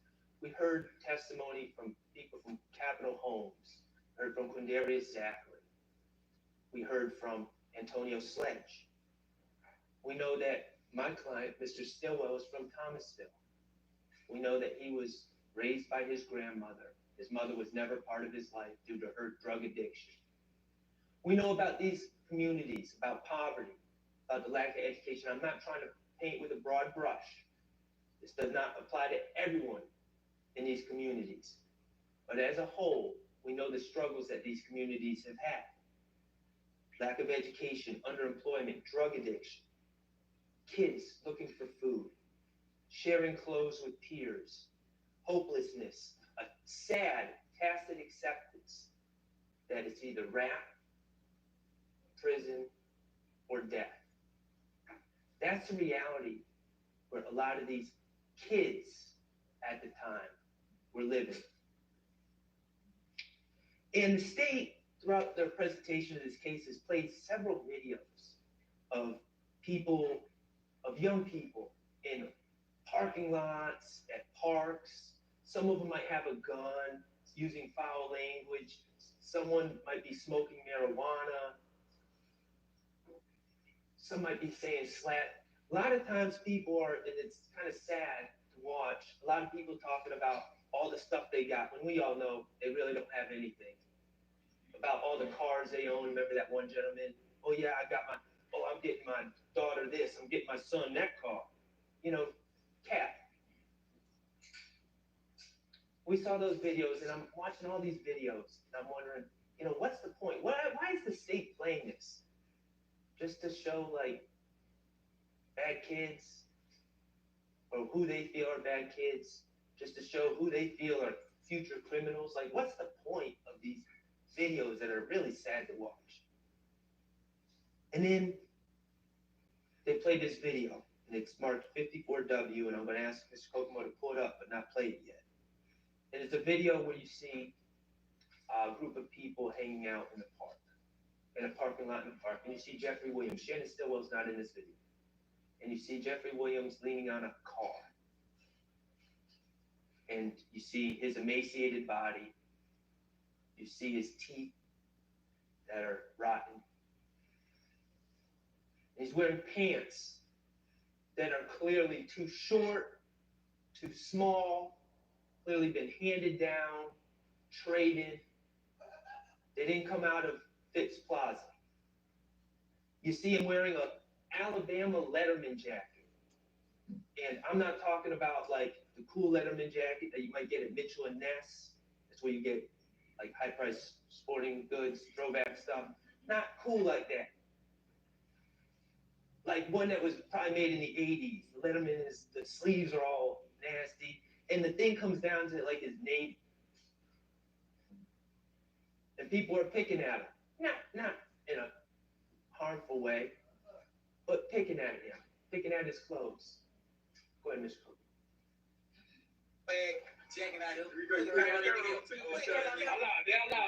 about to say the man that stole his swag. Hey, Jay, how you say he good? Hold on. Let me wind it out.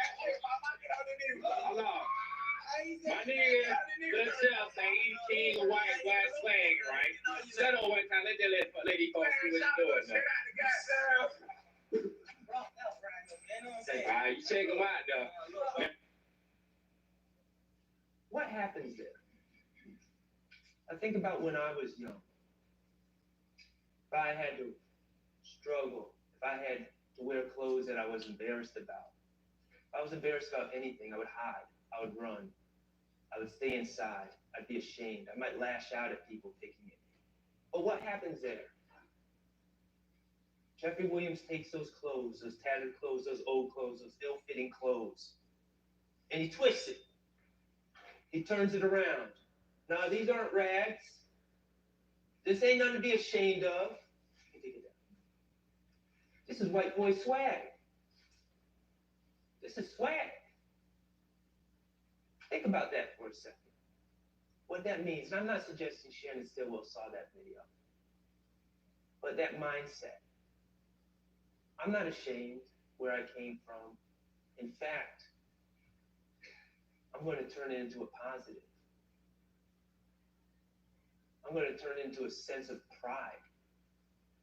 And lo and behold, what happens? Everyone starts wearing skinny jeans. Now think about if you're Walter Murphy. Think about if you're Trontavious Stevens. in that Cleveland Avenue neighborhood. You're struggling, you're dealing with the same things that Jeffrey Williams is. And you're ashamed and you don't feel good about yourself. But then all of a sudden you see someone with confidence. Someone that's not ashamed. And all of a sudden, you know what else? They can rap. And people are starting to pay attention. And the shows start being booked. And 1 second it's around the corner. Next second it's up the street. And then all of a sudden it's downtown Atlanta. Think about the pride. If you have nothing and you see someone that you know making it, and making it on his terms with that level of confidence. Now think about if you're Shannon Stillwell, raised by your grandmother, facing many of the same issues that Jeffrey's talking about, that he's rapping about, that these young men in Cleveland Avenue are facing, many of the same challenges. And then you also want to be a rapper. And all of a sudden, this person that you can identify with, this person that has the confidence you wish you had, this person that's taking everything negative and turning it into a positive. And then he raps too. And it's all blowing up in your backyard. And you want to be a musician. And you want to go into the studio. And you want studio time. And you know Jeffrey Williams and his friends have studio time. Because now they have backing. And studio time ain't cheap. And you want connections. And you know he has connections. And you know those connections have paid off. B-Slime. We know he's been on songs with B-Slime. Vito, a songwriter for 300 Entertainment. Dolly, Wooney Lee, a signed artist. Shannon's been on songs with him. If you're Shannon Stillwell, isn't that exactly where you'd want to be? Isn't that exactly who you'd want to associate with? Not to conspire to violate any Rico laws.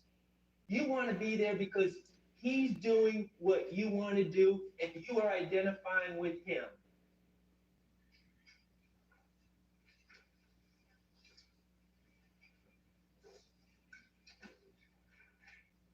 What have we learned about this quote-unquote gang that they're saying exists?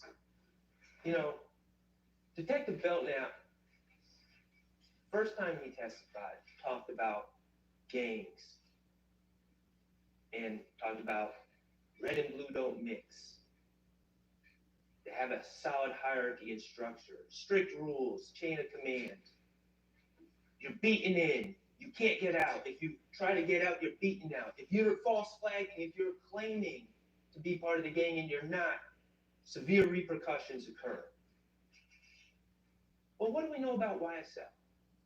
This group of young men, many of whom are musicians, many of whom have known Jeffrey Williams since they were little, who are thrilled for his success, who are living through him.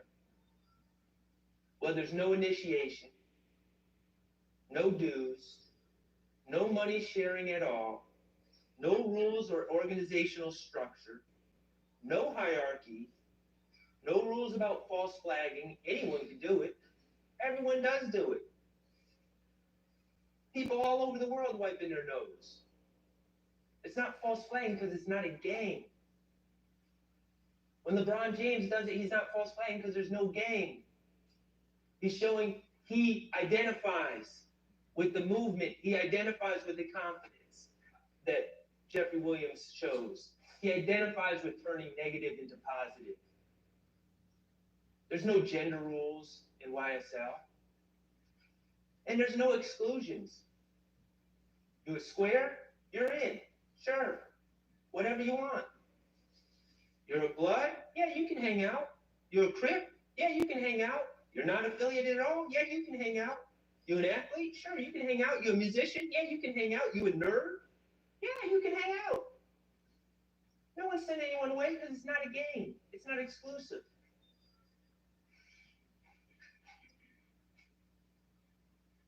The only people that say this is a game are those people that all talk to each other at GGIA, at the Georgia Gang Investigators Association, that don't want to hear from anyone else and just want to have their conclusions.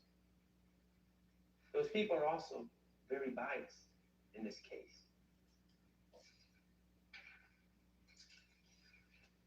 So,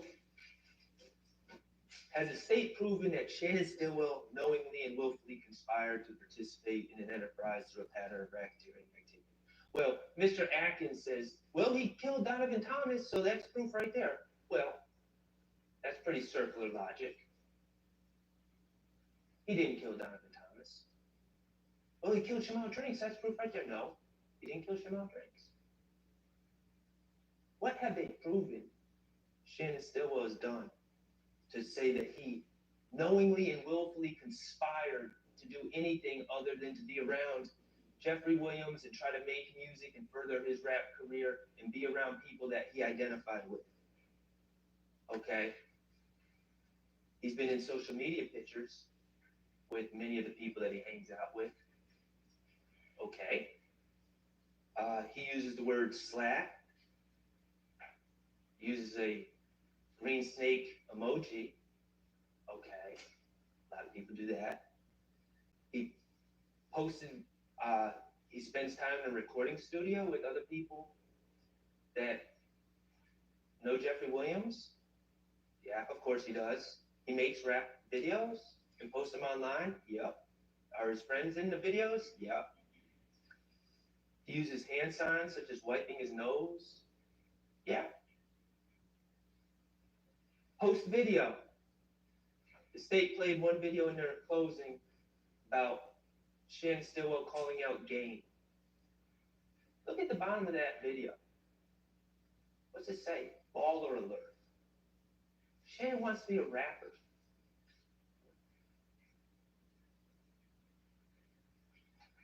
It's picked up on Baller Alert. It's aggregated throughout the internet. This is not coming off of Shannon's Instagram feed. This is national.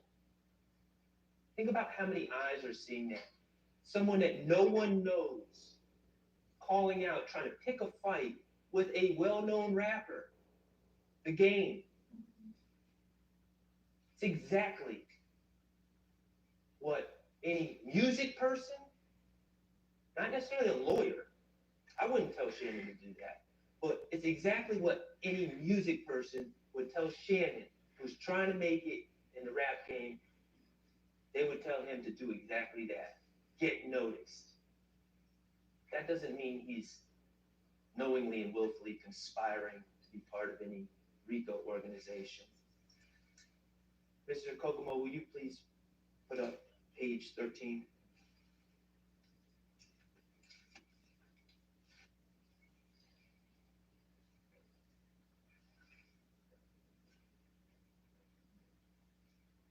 This photo was put in by Attorney Steele. Who's going to tell LeBron that he's acting like a Rico conspirator? Who's going to tell LeBron that he's now a hybrid gang member? In fact, we just heard what the state said about wiping the nose meant, according to the gang experts. Who's going to tell LeBron that he's like ordering a hit in the middle of NBA warm-ups? Does that make any sense? Is what the gang investigators say, should we really take it? Hook, line, and sinker? I suggest we should not.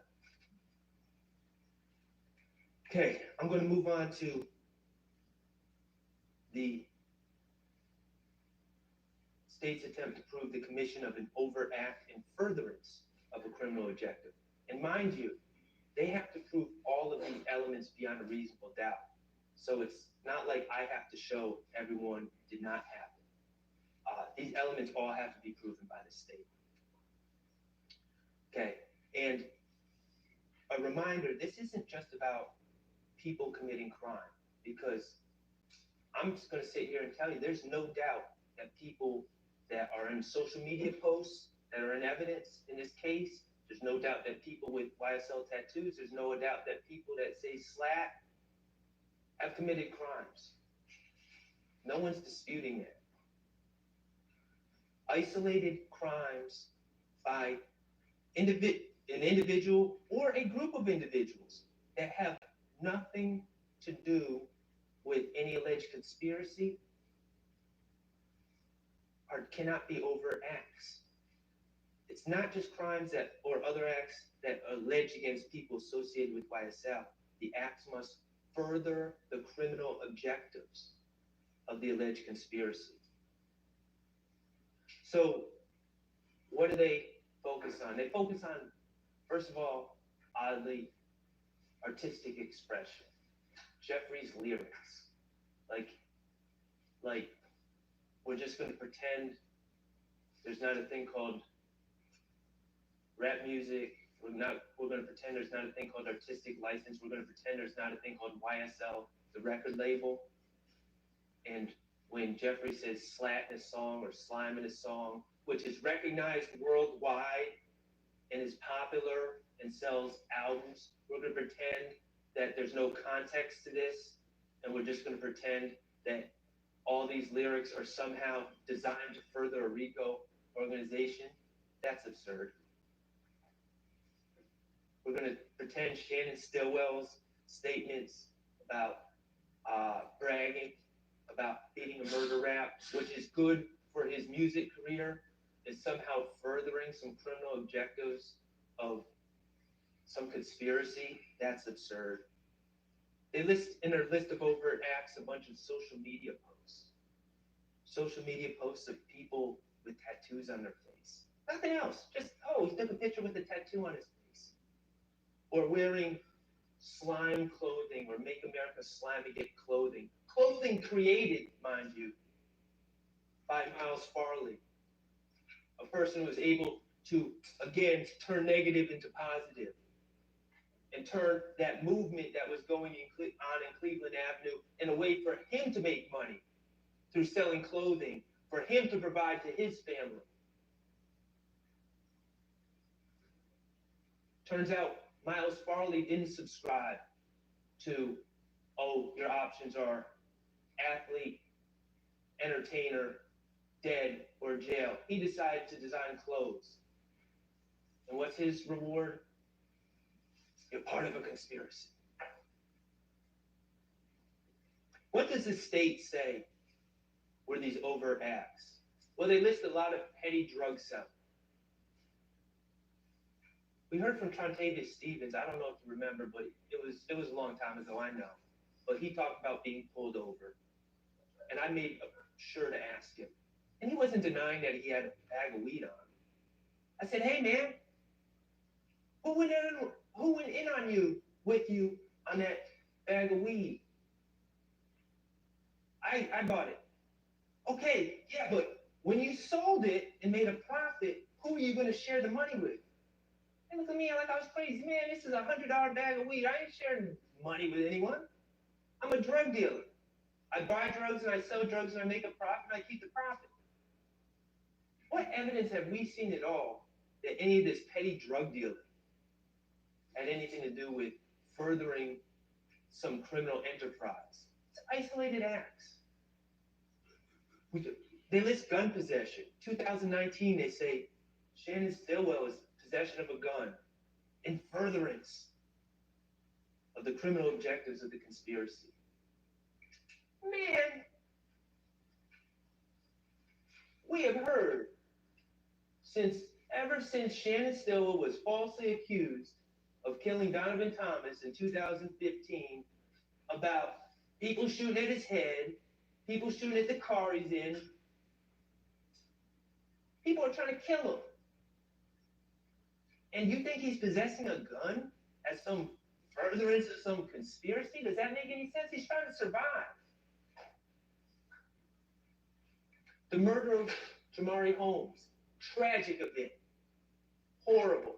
Complete waste of 3 lives. Jamari Holmes, Rodelius Ryan, and Mr. Blaylock. 3 teenagers, senselessly, all lose their lives to varying degrees. Jamari Holmes obviously loses his life in the most real sense. Absolute tragedy. No one's going to say otherwise. This list is an overt act in furtherance of furtherance of the criminal objectives of the alleged conspiracy. It was like a 15-year-old doing something incredibly stupid. What objectives was that furthering? It wasn't.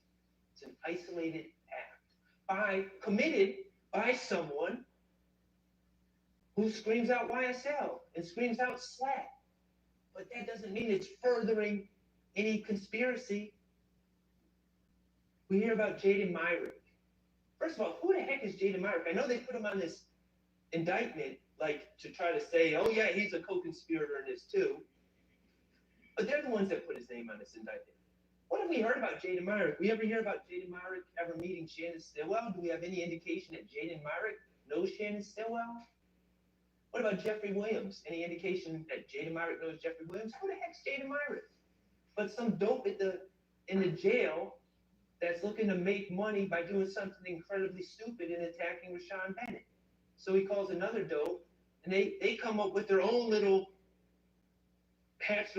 plan, but it has nothing to do with some broad conspiracy that Shannon Stillwell willfully and knowingly joined.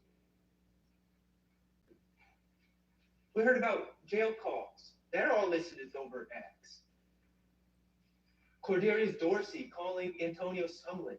Hey, I want you to attack some guy named Victor Meadows. I think his name was. I can't even remember the guy's name. Had nothing to do with this case. And Antonio Sumlin's like, what? And he's like, okay, man. And he hangs up the phone and doesn't do anything about it ever again. Is that furthering a conspiracy? And this was the coup de grace. Christian Eppinger has an armed robbery arrest warrant out for him. And the police jump out on him, unmarked police, and say, get out, boy! And he has a gun. And he gets into an officer and shoots.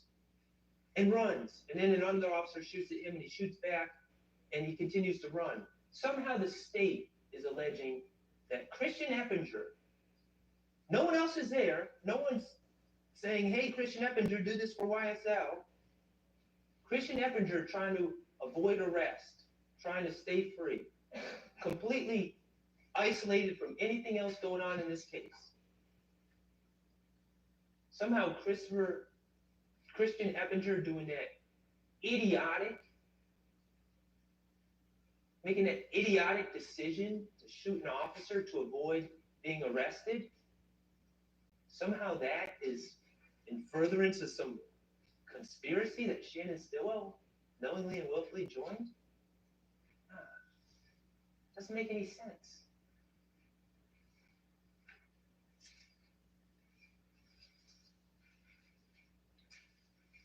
In review of count 1, ladies and gentlemen, YSL is many things. It's not a gang, full-fledged or hybrid, and it's certainly not a Rico enterprise. Shannon Stillwell, in associating himself with Jeffrey Williams and Trontavious Stevens and Quamarvius Nichols, his good friend, and Miles Farley and others, and Wooney Lee, he wasn't knowingly and willfully conspiring with anyone to participate in any enterprise aimed at a pattern of racketeering activity. He was in the mix. He was trying to make music. He was also, coincidentally, if we're being honest, he was selling drugs. He wasn't sharing with anyone. He wasn't sharing the profits. He was selling drugs and trying to make music. And he was around the right people to be trying to do that with, because those connections were going to, in his mind, further his music career, which is what he wanted. And no overt acts were ever committed in furtherance of any conspiracy that Shannon Stillwell knowingly and willfully joined. The state has to prove every element of that charge beyond a reasonable doubt. They have failed. There is reasonable doubt. It's not true. And your verdict on count one must be not guilty. Let's talk about count two. It's just Kokomo, if you would, pull up page 21.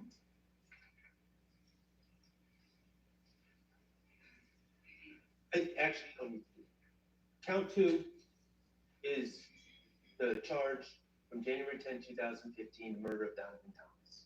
Okay? But before we start talking about the evidence in the case, and we will, let's talk about music. Okay? We know that Shannon was working on music. I think we've made that clear.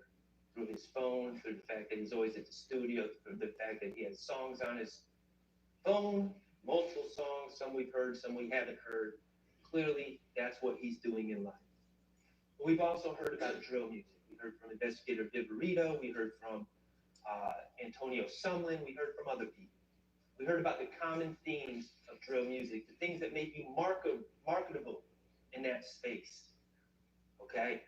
Violence, confrontation, having bodies, homicide, guns, more guns, bigger guns, being the toughest, being the baddest, not being scared, being a danger. Okay? And I'm not asking any of you to like that. I'm not suggesting I like that. Detective Underwood, she clearly didn't like it, and I'm not saying she's wrong. But it is what it is. That type of music exists. That type of music is popular. And that's the type of music that Shannon Stillwell was doing. We heard about the common terms in this drill music. Ox, glizzy, blicky, red lights. And we heard 5 of Shannon's songs. We heard Slap Talk, Lizard Walk, Red Light, featuring B-Slime and Vito. Bull, S-H-I-T, with Dolly, Jeffrey's sister. And Ran This Money with Slime Life Shorty, a signed artist who had already made it, at least to a certain degree. And in those songs, I agree. We hear about all sorts of violence. We hear about red lights. We hear about glizzies, walk them down, homicides, FNs. We hear it all. And out of context, it doesn't paint Shannon Stillwell in the best light. And I don't think I've ever claimed that Shannon Stillwell is an angel either. But it is art. And when he references beating a homicide, when he references beating a murder rap, when he keeps bringing up Donovan Thomas, it's not a confession. That's how he's known. That's what he's known for. That's his selling point in this type of music that celebrates it, much to some of our chagrin. It just is what it is. We saw a post that Shannon Stillwell made on January 27, 2022. Page 24, Mr. Kokomo.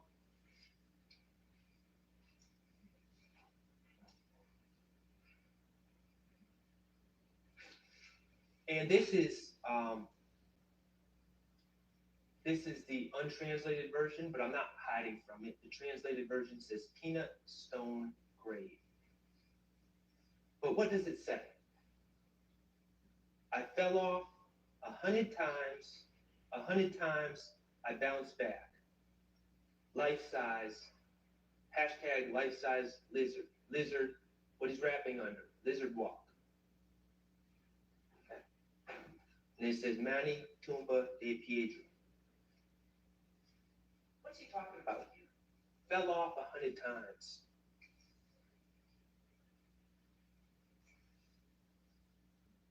Why does he keep referencing Donovan Thomas? Years later, he's already been arrested for this charge. wouldn't he be quiet about it? He would if he did it. But why does he keep bringing up Donovan Thomas? Well, I have two things for you to consider.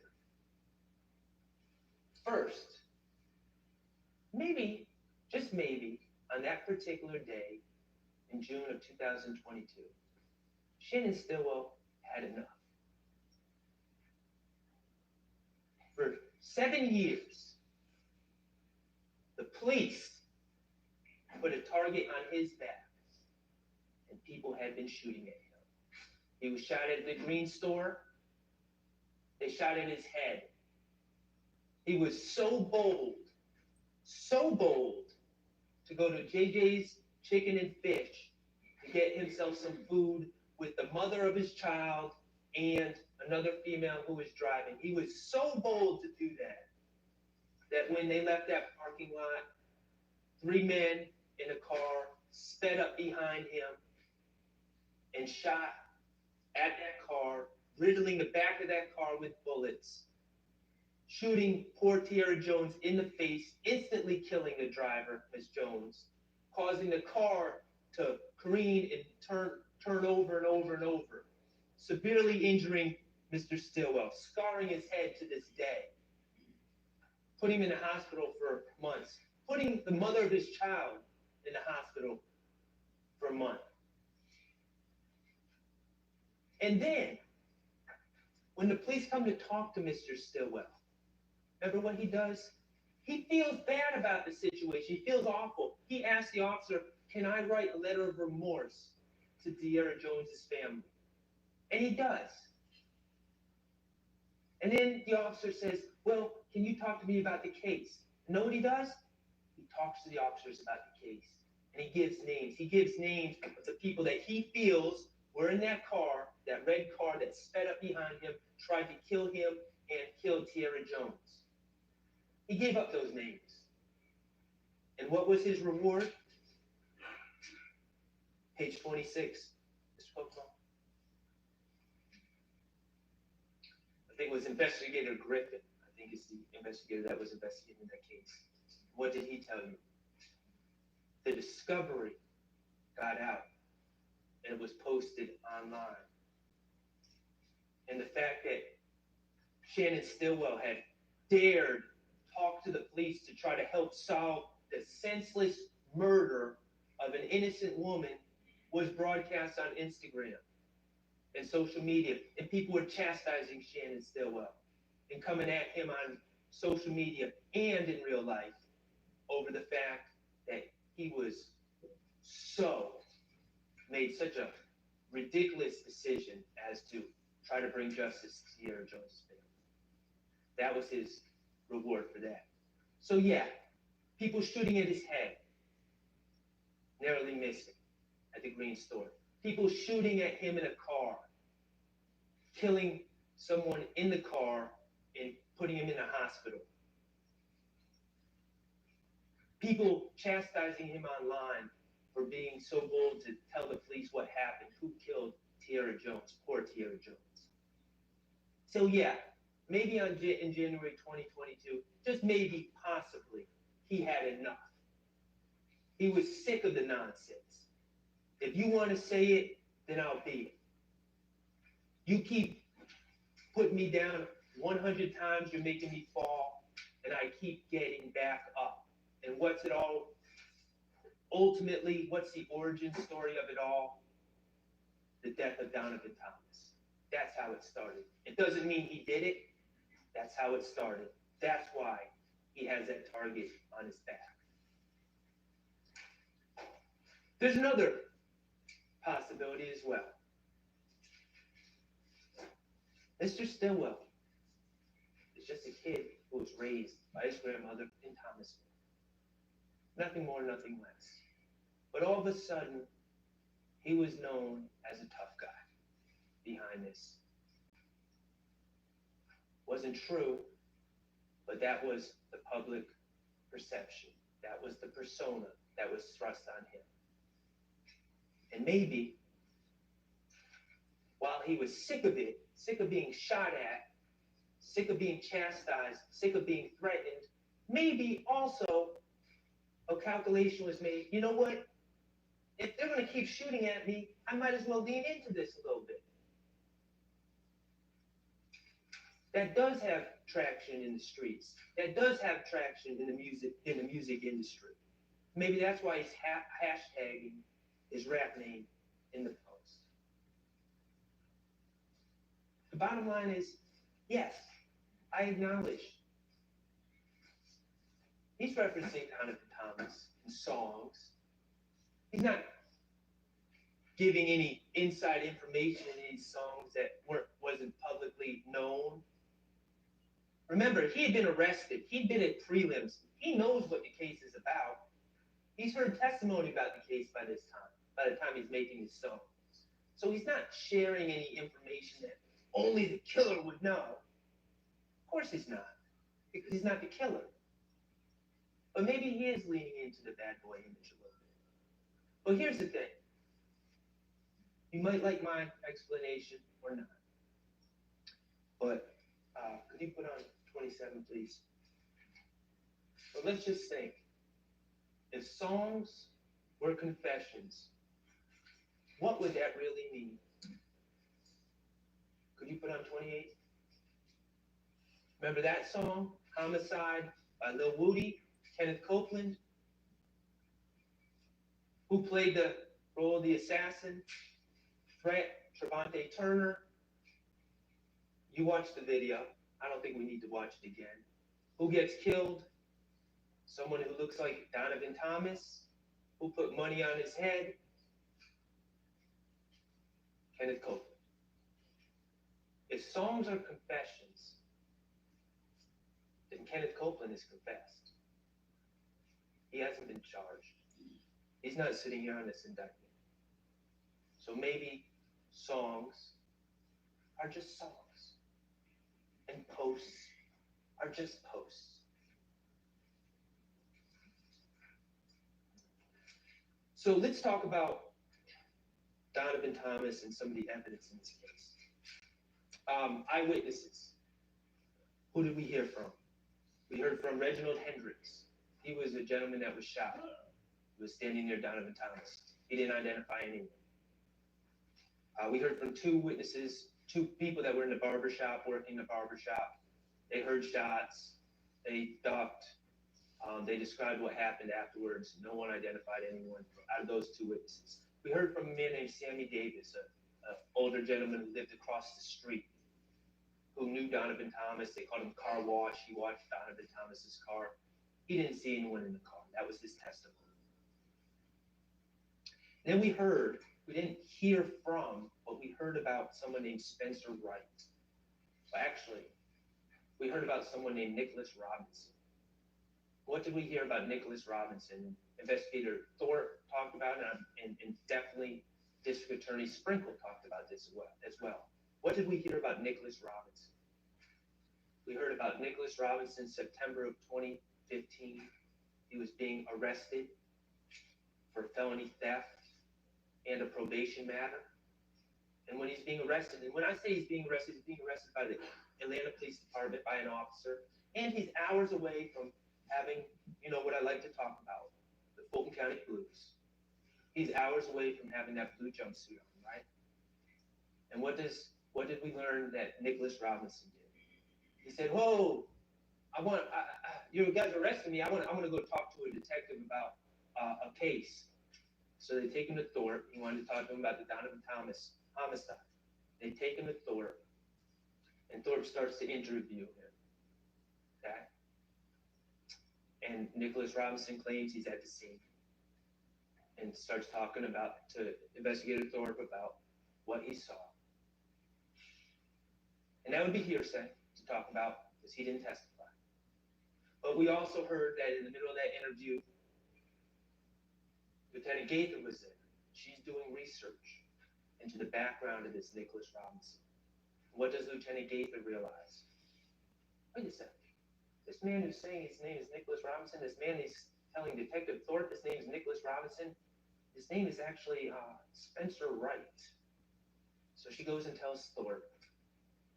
And what does Thorpe do? He's interviewing someone about what they allegedly saw in this high-profile case, and this person has just lied to him about his name. What does Thorpe do? He continues to interview him. And then the very next day, he goes out and takes warrants on 4 people, including my client. Then we hear about DA Sprinkle taking over this case and the investigation in early 2016. And him seeing this mention of this Nicholas Robinson, who was really Spencer Wright, and where he said he was when he witnessed events. And we hear about DA Sprinkle getting the surveillance and checking into it and talking to Spencer Wright. Where did you say you were? On what bench? Where? Circle it on his picture. And about how he went to look at the surveillance himself. And what did he see? An empty bench. Spencer Wright not only lied about his name, but he lied about a lot more. But know who he duped? Detective Thorpe. We're going to get back to Spencer Wright in a minute. We have no ballistics from the Donovan Thomas case, no DNA or fingerprints. We have an infinity car, which we will talk about in a minute as well. But essentially, this case, this Donovan Thomas case, comes down to 2 witnesses. And in my opening, I warned you all about people wearing the Fulton County blues. That was the theme of my opening. Because as it's played out, it turns out Rice Street is a disgusting, horrible place. Being locked up anywhere is awful. And there are people who will lie on other people to stay out of Rice Street. You don't believe me? Spencer Wright, Nicholas Robinson. He's the proof of concept right there. Getting locked up, wants to talk to the detective, and then completely makes things up. And the next day, warrants are being signed. This is not some theory that I have that people lie to get themselves out of trouble. It's proven. Spencer Wright did it. He's not the only one who did it. So the state has these 2 witnesses, Quindarius Zachary and Kenneth Copeland. Those are the 2 witnesses. And I've been doing this long enough. They're horrible witnesses. They're liars. They have every reason to lie. They have every motivation to lie. They are inconsistent. They tell different stories every time they talk about the things they talk about. The state knows they're horrible witnesses. But here's what happens. In closing, the state says, they're not our witnesses. We didn't choose those witnesses. They're Shannon Stillwell's friends. He chose those witnesses. That's their line. They might not use it now because I already said it. But that's their line. But let's think about that for a second. That's not their witnesses. First of all, they're the ones that called them to the stand. But that's not their witnesses. Look at this indictment. 28 names. Quindarius Zachary? Is he on this indictment? Nope. Kenneth Copeland? Is he on this indictment? Nope. Are any of us going to really sit here and pretend that if the state was really being honest about who to charge about the events in 2015, 2014, 2015, that Kenneth Copeland wouldn't be on that indictment? Kenneth Copeland was a one-man crime wave in 2014, 2015. Yet, he's not on this indictment. Quindarius Zachary was a straw purchaser for guns. Quindarius Zachary was right in the middle, the impetus for one of the overt acts, the April 28th, 2015 shooting of houses. He's right in the middle of this. And they're not on the indictment? And we're supposed to pretend that the state aren't the ones that chose Kenneth Copeland and Quindarius Zachary as their witnesses? Of course they did. Of course they did. And why did they choose them? What are the qualifications that Kenneth Copeland and Quindarius Zachary both have when it really comes down to it? They're two people that are willing to lie on others to get themselves out of trouble. That was one qualification that they had. And two, they are two people that happened to put themselves in situations, serious situations, that would require them to lie on others to get themselves out of trouble. Those were their two qualifications. And the state said, sounds good. We'll sign you up. You're our witnesses. You're no longer on this indictment.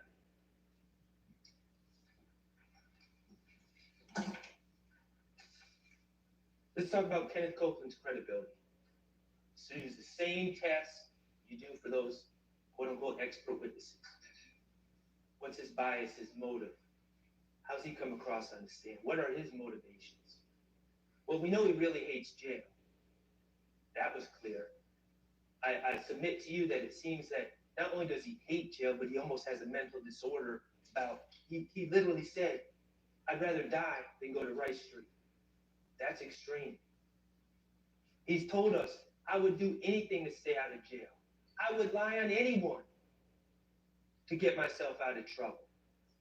He has his own term for what he does, the finesse. He really hates jail. What else do we know about Kenneth Copeland? Well, we know about, I'm going to ask y'all to think back and remember this when he was on the stand. A case, 21 CP 197618, State of Georgia versus Kenneth Copeland. Remember that? When he was actually in jail, and he picked up another charge because he claimed that a jail worker attacked him and sprayed him with OC spray for no good cause. And he brought charges, or tried to bring charges, against this poor jail worker. What do we know? The surveillance from the jail was pulled. The investigators looked at it, as they should. Even Kenneth Copeland, a known liar, when he makes allegations against the police, yes, it should be looked into. And it was. And what did they find? No OC spray was emitted. In fact, the officer that was accused didn't even have OC spray on them at the time. So what happened to Kenneth Copeland in that case? Well, he was charged with false statement and false report of a crime. 2 felonies, excuse me.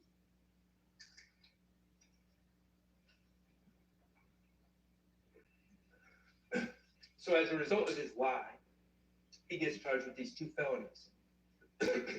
False statement and false report of a crime. And it's pending, and it's pending, and it's pending. Then all of a sudden, as this case is ramping up, and Mr. Copeland's going to have to take the stand and be asked about his pending charges and his prior lies, all of a sudden, on January 18th, 2024, Bonnie Willis and her employee, Kenneth Hutcherson, quietly dismissed the case against Kenneth Copeland, the case of false statement, a case of false report of a crime. Why did they do it, according to that sheet? Was it, oh, we actually looked at the video again and it actually supported Kenneth Copeland? No. Was it the victim didn't want to prosecute? No. Prosecutorial discretion. They decided it was in their best interest to dismiss that case against Kenneth Copeland before he testified. Remember I told Kenneth Copeland about it? I thought he was going to get up and hug me. He said, My case is dismissed? Yeah, sure was. State took care of you. You're not on this indictment either. Kenneth Copeland's a liar. He's a proven liar. And let's talk about his prior statements he made, because we know on June 10, 2015 is when he said Deamonte Garlington gave him certain information and that Shannon Stillwell was one of the people responsible for killing Donovan Thomas. Deamonte told him at the McDonald's. That's what Kenneth Copeland said on June 10, 2015. Well, we learned that Kenneth Copeland actually met with the police in 2015 4 times prior to that June 10, 2015 interview. We learned that he met with investigator Thorpe on January 11th. Now, mind you, all these meetings, presumably, if it were true, Kenneth Copeland would have that knowledge of what Deamonte Garlington said to him for all these meetings. January 11, 2015, he goes in to talk to Thorpe. Doesn't say anything about Deamonte Garlington telling him that Shannon Stillwell is involved in Donovan Thomas's murder. Places himself at the Green Store, which is less than a minute away from the scene of the Donovan Thomas murder. And he's asked about, specifically by Detective Thorpe, if he's ever rented or driven an Infiniti. And what does Kenneth Copeland say? No, never. Denies it completely. That's on January 11th. That's the night going to the morning after of the Donovan Thomas homicide. And of course, we know that's a lie because Kenneth Copeland was in the Infiniti on the night of January 9th with Quindarius Zachary. So he lies right off the bat to Detective Thorpe. January 28th, he meets with Thorpe, Dennis, and Gaither. Again, never mentions this supposed statement by Deamonte Garlington about Shannon Stillwell being involved. In fact, he's asked specifically who he thought killed Donovan Thomas. He mentions his friend Doc and goes back and forth about whether Doc could have done it or not. He shares a theory about Donovan Thomas running off with someone's drugs. He shares a theory about Kelvin Watts robbing people and Donovan Thomas being caught in that situation. And he's also asked on January 28th about a rumor that he stole Donovan Thomas's chain. And what's he say? Oh no, I didn't do that. Someone else apparently stole Donovan Thomas's chain, and they brought it to me, and I realized it was Donovan Thomas's stuff, and I returned it. I don't have any problems with Donovan Thomas. Me and Donovan Thomas are cool. So then we go to February 20th, the third statement he gave. Again, never mentions anything about what Deamonte Garlington supposedly told him. And investigator Curry, asked him about the Donovan Thomas case. Doesn't know anything. And then on February 21st, with Gaither and Thorpe, he's again asked about the Donovan Thomas case. Never mentions, oh, Deamonte Garlington at the McDonald's told me that Shannon Stillwell did it. Again, he's asked about Donovan Thomas's chain, and it's another lie. Oh, well, someone brought it to me. He sticks with that lie. Lie after lie after lie. Denying beef with Donovan Thomas, denying stealing Donovan Thomas's chain, denying ever being in Infiniti. Guts. Those are the statements that Kenneth Copeland gave leading up to June 10, 2015. Could you put on page 33, Mr. Kokomo?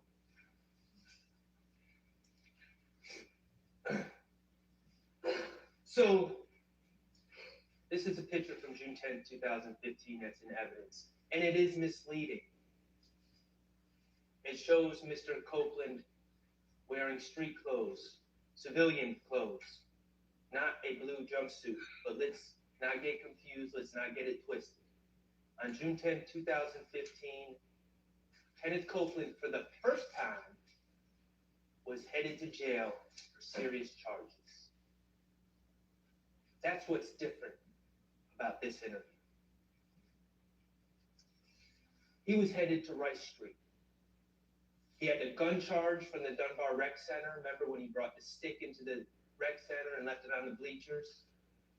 He had just been arrested on that warrant from when he did that. And when they arrested him on the warrant, they came into his girlfriend, Deshaun Quarterman's apartment. And what did they find? They find another gun, a stolen Smith & Wesson, in Deshaun's kitchen. And they find a stolen MacBook in Deshaun's apartment. And they find stolen IDs and stolen property in Deshaun's car. And so now we got 2 guns, stolen property. Oh, and then the police are saying, oh, this stolen property, it's linked to auto breakings that have happened in your neighborhood. So he's got guns, and then he's got a federal agent in there as well, Agent Cunningham, who's talking about these cases going federal. He's got a lot going on. And promises are made. Well, let's talk about the threats first. And all these officers say, oh, I wouldn't threaten him. I wouldn't threaten him. I threaten no bodily harm on him. I'm going to tell you, Max Shard said this here today. Y'all threaten to punch me in the face anytime. But don't threaten to put me in prison for 25 years, no parole. That's a real threat that gets my attention. You can punch me. But the state and the police have like statements that Agent Cunningham made, like, you're an armed career criminal. We got you dead to rights. You're facing 15 plus 10. That's 25. No parole. You're not going to get out till you're 48. And that's not even including the conspiracies. You won't see your children till you're 48.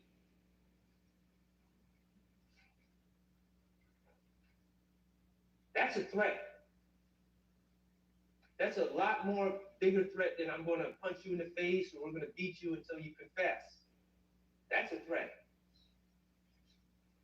What else do they say?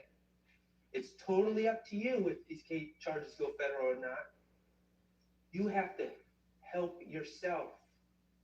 I'm going to call the U.S. attorney and they're going to ask me, what did he do to help himself? You see what goes on here? This isn't an accident. This is the playbook. Get the liar, get him jammed up, threaten him, tell him he's not going to see his kids again until he's 48, and then, oh, but maybe we can do something for you. You just got to give us what we want. And yes, that was enough to make self-admitted liar, self-admitted finesser, a person who fully admits that he would lie on anyone to get out of jail, to stay out of jail, to get out of trouble. That was enough to coax him to make up a story about Shannon Stillwell and others. And that was actually enough to put his plan in motion because he knew someone was going to have to back up his story. And that was enough to have him reach out to Deamonte Garlington and try to get Deamonte Garlington to go on with the story, which of course, Mr. Copeland told us he's no longer friends with Mr. Garlington because Mr. Garlington would not go along with that story, or is upset with Mr. Garlington if Mr. Garlington would not go along with that story.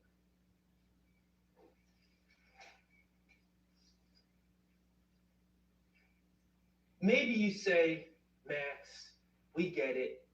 He's a liar. He was jammed up. But maybe this threat of prosecution was what was needed to bring out the truth. Maybe he was being truthful on June 10, 2015. Well, let's think about what else he said on June 10, 2015. Remember when they were talking about those auto breakings that they suspected him of? And said, you're going to have to answer these auto breakings. Why do you have all this property in these cars? We know you're involved. Remember what he said?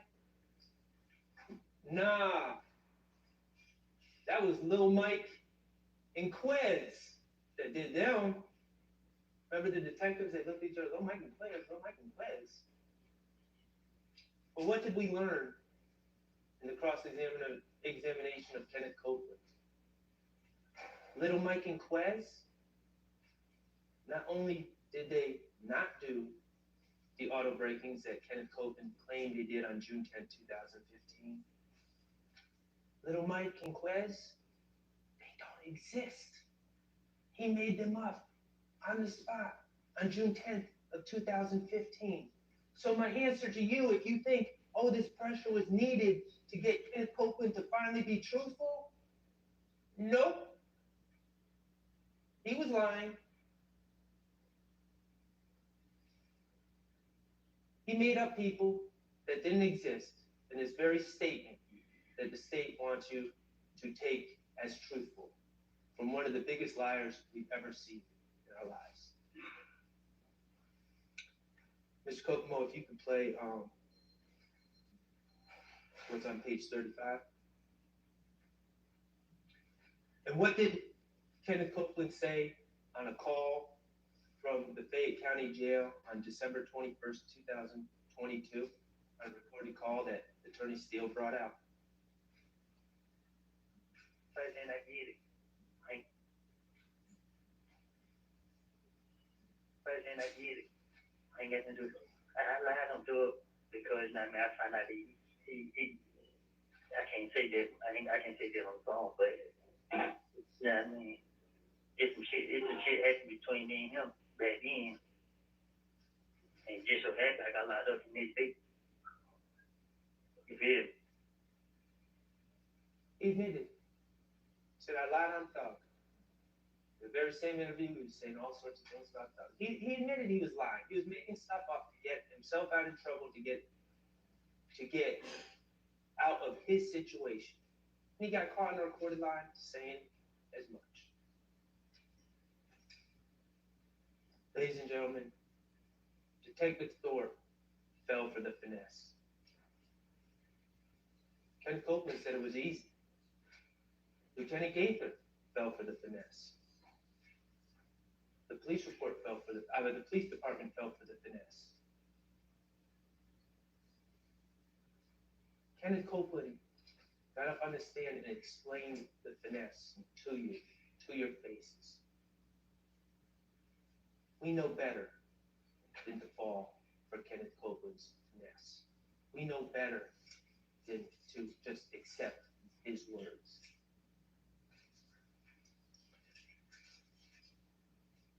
Mr. Kokomo, on page 36.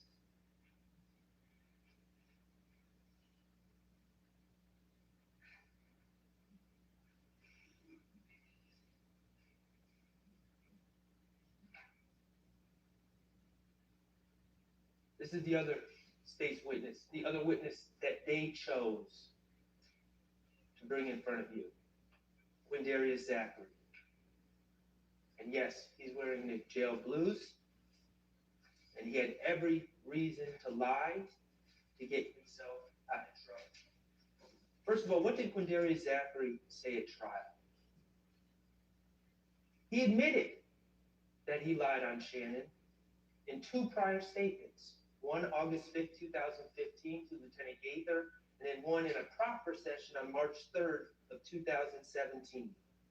And he also admitted on cross-examination that even those two statements, those two lies he told about Shannon Stillwell, were not even consistent with each other. But none of the police seemed to mind. None of the prosecutors seemed to mind. Why?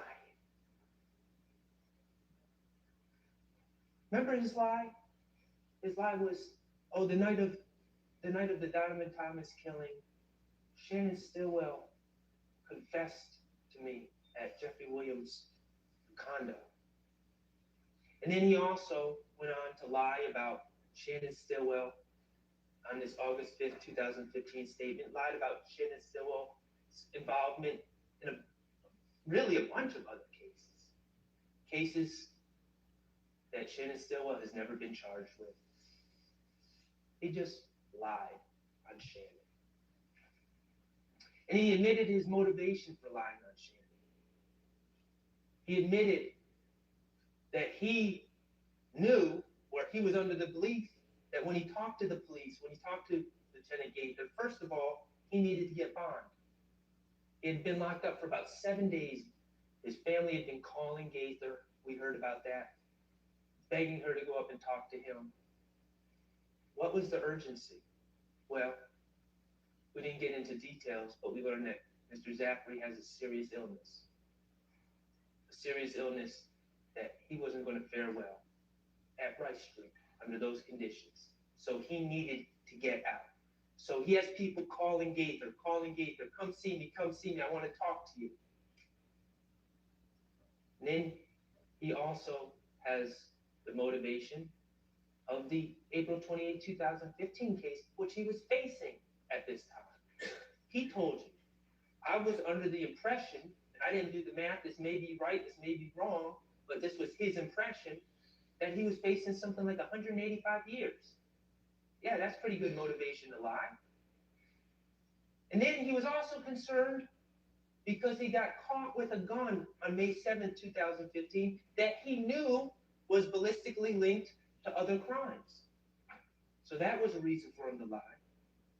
And finally, why Shannon? Because he wanted to get back at Deamonte Garlington, because Deamonte had told the police about the April 28, 2015 incident. And he figured blaming Shannon for things was a way to get back at Deamonte, because at that time, Deamonte and Shannon were close friends. So those were his motivations. Let's talk about the statements he gave. We heard about Investigator Gaither being called repeatedly to go down there to talk to him on August 5th, 2015. And she said, okay. Remember, he wanted to talk about other stuff. He didn't want to talk about his case. He wanted to immediately get to the point where he's telling lies on other people to get bond or get released, get consideration. And Gaither, to her credit, said, no, we got to talk about your case first. Let's talk about April 28, 2015. And what he said, I wasn't there. I wasn't there. The only reason I know about it is because Deamonte Garlington told me the next day. So immediately, he's lying to the police, saying he wasn't there, which of course we know he was there. Lieutenant Gaither knows he was there. But what's his explanation? It's odd. It's interesting. It seems to be a recurring theme. I wasn't there, but, and where did he say was also? I was at home because I'm always sick, right? I was at home, I'm always sick, I wasn't there, and the only reason I know about this is because Deamonte Garlington the next day confessed to me. Seeing a pattern? Everyone's always confessing to Quindarius Zachary, according to Quindarius Zachary. Of course, that was a lie. Deamonte Garlington had not confessed to him. That was made up. He made up a story about someone confessing to him. And in fact, he was there. Gaither called him on it. He about 2 or 3 times said, I swear I'm telling the truth. I swear, I swear, I swear. And finally, he gave up the lie. And then he proceeded to move on to other cases and make up lies on Shannon.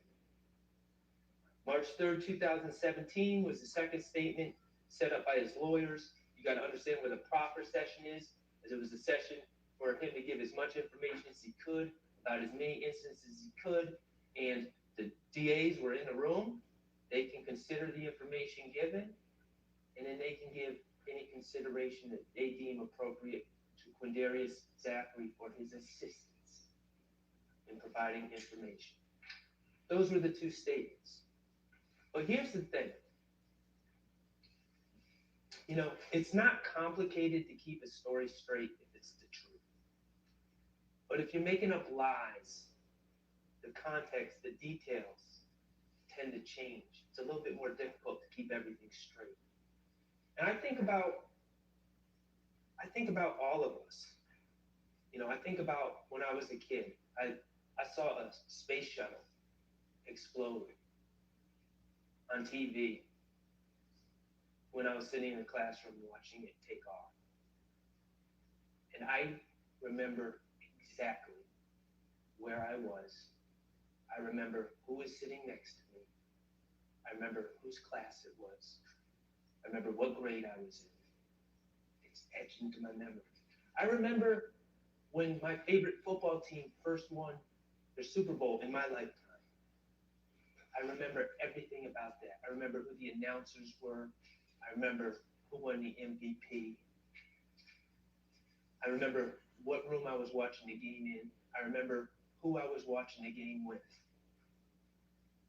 I remember when this country elected their first black president, our first black president. I remember who I was watching TV with that night, the emotions, what room I was in, what channel I was watching. I remember even silly things. I remember watching the Oscars and seeing a man run up on another man and slap him in the face while I was watching with my wife on her bed in our old house while she talked on the phone with her sister. I remember those details, those things that are etched in my mind. And I submit to you, ladies and gentlemen, if a friend of mine came up to me in real life, like this, if it really happened, if a friend of mine came up to me and said, Max, I have something to tell you. Earlier tonight, I murdered one of the most powerful gang members in all of Atlanta. I submit to you, ladies and gentlemen, that I would remember exactly where I was when he said it. I would know exactly what was going on, where we were, who else was there, and what exactly was said. Because that's the type of thing you wouldn't forget. That's the type of thing you wouldn't forget details of. But what do we know about Quindarius Zachary's renditions of this alleged confession by Shannon Stillwell? It changed. It changed from August 5th, 2015 to March 3rd of 2017. On August 5th, 2015, he claimed that Shannon Stillwell confessed, but just said, we caught nut down there. On August 5th, 2015, he said, we caught nut down bad. And then, according to Mr. Zachary, on August 5th, 2015, Shannon Stillwell also named 3 other individuals in the car. That was his statement on August 5th, 2015. But then on March 3rd, 2017, he's asked about the same alleged confession. And it's, oh, Shannon just told me he caught nut down bad, and he didn't give me any other details at all. Didn't say anyone else who was in the car. What about the timing of the confession? On August 5th, 2015, Quindarius Zachary claims the confession occurred just as he and Moontunk pulled up to Jeffrey's condo. And Shannon was about to go to a girl's house, and we crossed paths, and he confessed to me.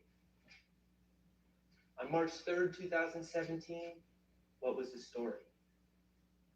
No, Shannon wasn't there when I arrived at the Sky House. Shannon didn't show up till later that night, to about 4 or 5 a.m. He was dropped off by some girls. I know because I let him into the condo. How do those details change about something that would stick in your mind if it were true? And the answer is because it's not true. Because it was a story that was made up by Quindarius Zachary, who was facing 185 years, who needed to get out of jail to other crimes. And just like Kenneth Copeland, he was someone that was willing to lie to get himself out of trouble. And at that particular time, the state, the investigators, and everyone else had enough leverage on him to force him to make that decision to lie on someone else to save himself. It's a sick game. It is a sick, sick game. So we got these 2 liars who were strategically interviewed at the very time they're most likely to lie.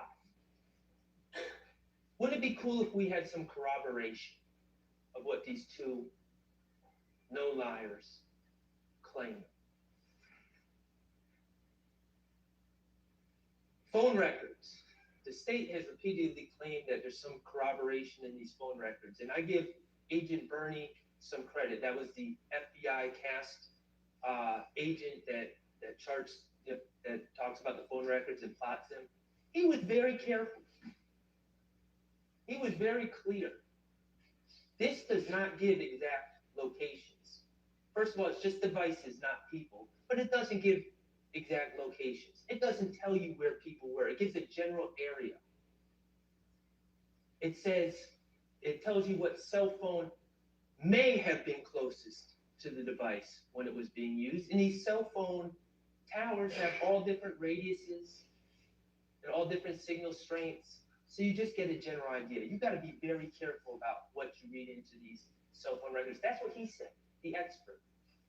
And yes, he talked about different people calling different people that know each other calling different people on January 10, 2015. Shouldn't be that surprising.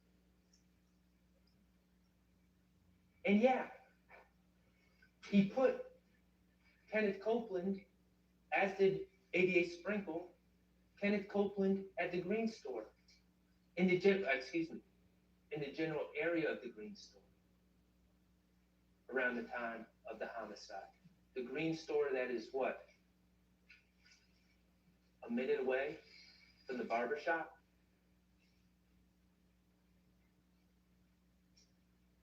What did the phone records corroborate again? That Kenneth Copeland was right there at the time of the murder? That people were generally going north and south on the highway? What did they say about Shannon Stillwell? Where did they say he was? Go look at those phone records. Did they provide any cell phone records for Shannon Stillwell? How about Deamonte Kendrick? What is the power of those cell phone records again? What did they corroborate? Did they have Kenneth Copeland wear a wire?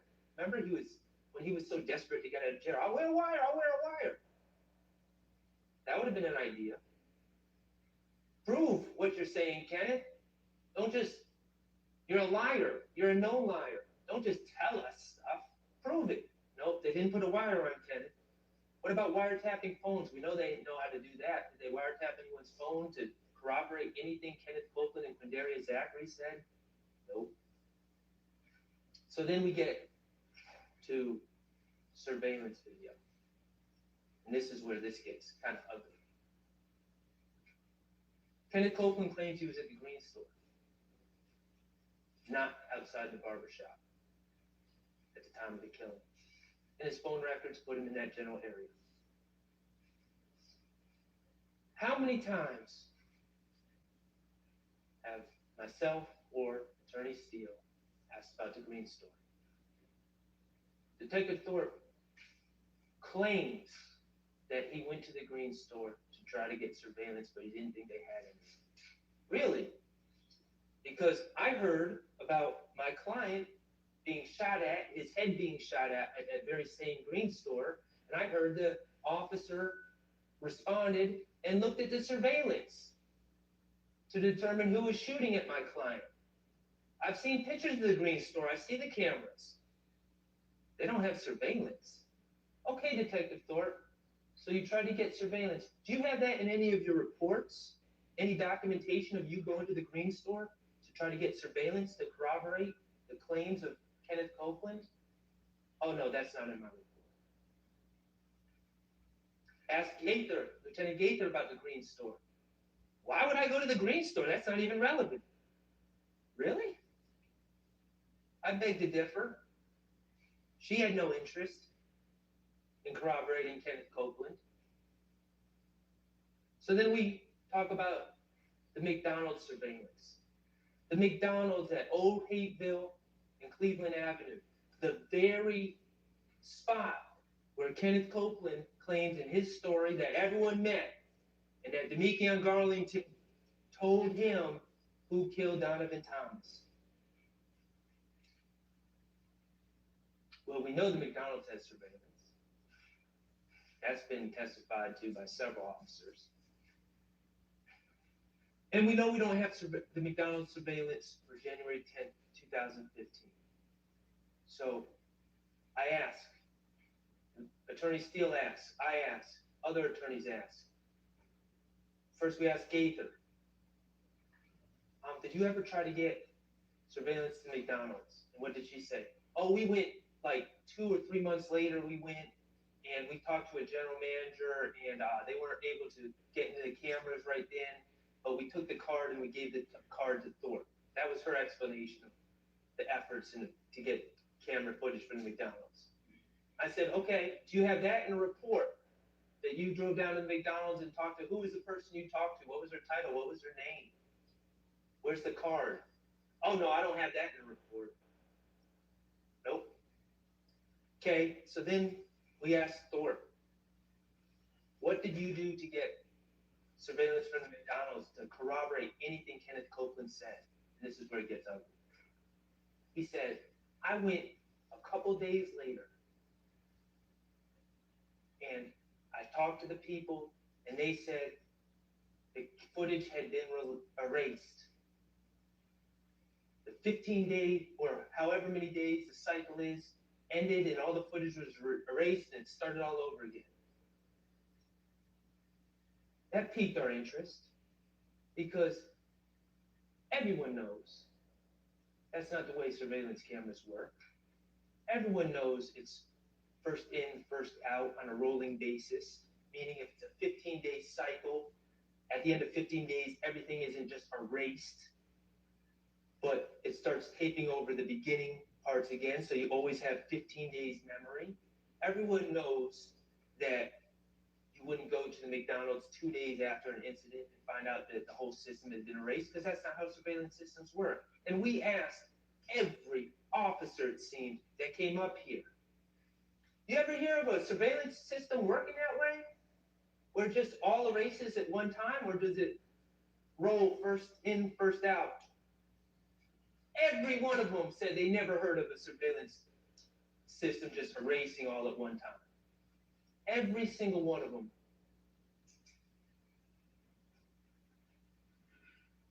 So, does that McDonald's on that corner of Old Hazel and Cleveland Avenue have a one-of-a-kind, a one-of-one surveillance system that they're operating? I don't think so. But what does that mean? It means Detective Thorpe lied to us. He lied to y'all. He didn't go to try to get that surveillance from the McDonald's. He didn't go 2 days later.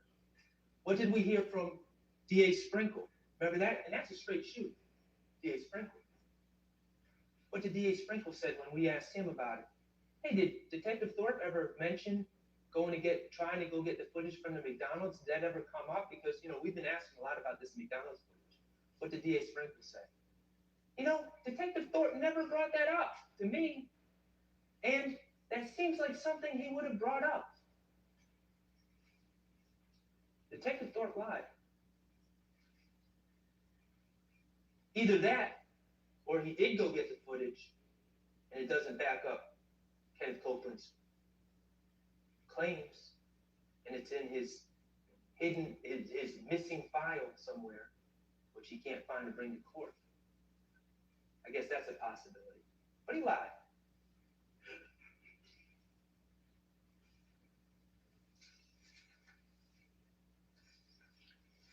All right, so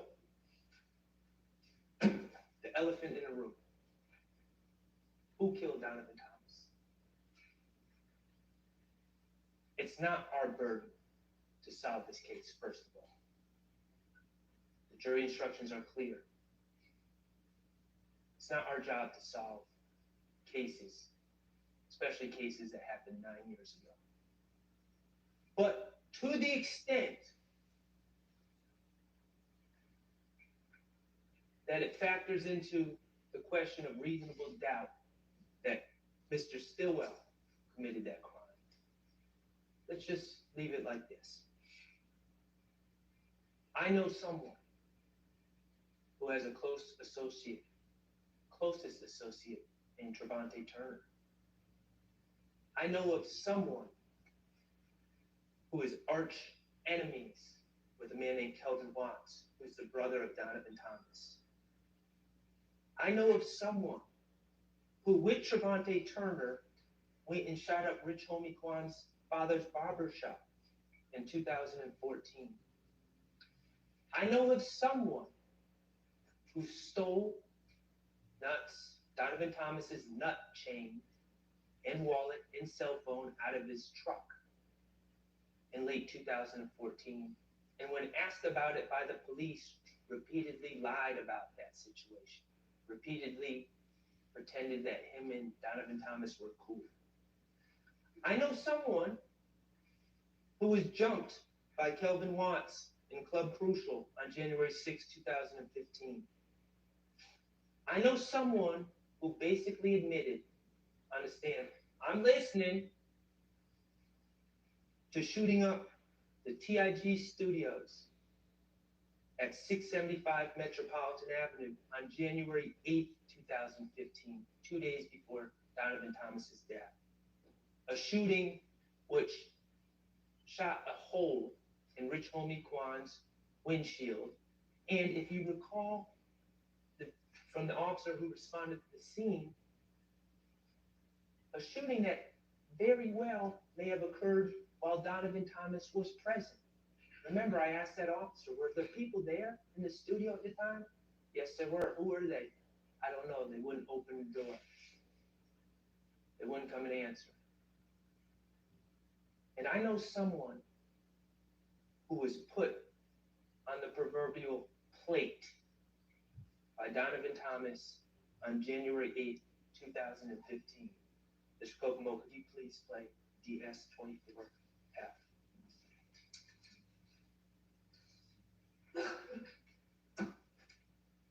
Hey, I got somebody, I don't know his name, he was there, he called the night, well, I went there, they got killed, but it was a Friday night, it was a Thursday night. They had a barbecue. But the barbecue just about, it was blood, and everything blood. Then the whole meeting was based upon me. They was all in there talking about this and this, talking about this and this. So the nigga Mo was on the phone. So Mo told everybody, I need every last one of y'all, whoever 90s Scrappy or whoever other nickname supposed to kill me. They gave all on guns. The same night they gave every last one guns. Said treat me to a gas station and kill me. I forgot what else. But he called and he told me everything. He said, is this person a friend of yours? The whole meeting was based on me. Gave all of them guns. They were instructed to trick me to the gas station. This wasn't some universal Donovan Thomas after everyone.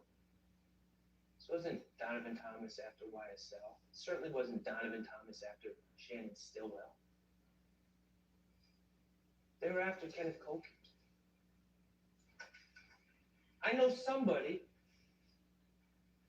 who had the opportunity. Not only does cell phone records put him right in the area, but we know the car was, we know the shooting, the murder was perpetrated using a certain Infiniti. An Infiniti that was rented for Kenneth Copeland by Jeffrey Williams. Because Kenneth Copeland needed a car. An Infiniti that Kenneth Copeland was in possession of the day before the Donovan Thomas shooting. An Infiniti which was last known to be in the hands of Kenneth Copeland and Quindarius Zachary before, according to Kenneth Copeland, he handed it off to his good friend, closest associate, partner in shooting up Rich Homie Kwan's father's barbershop, Deamonte Turner, also known as Threat.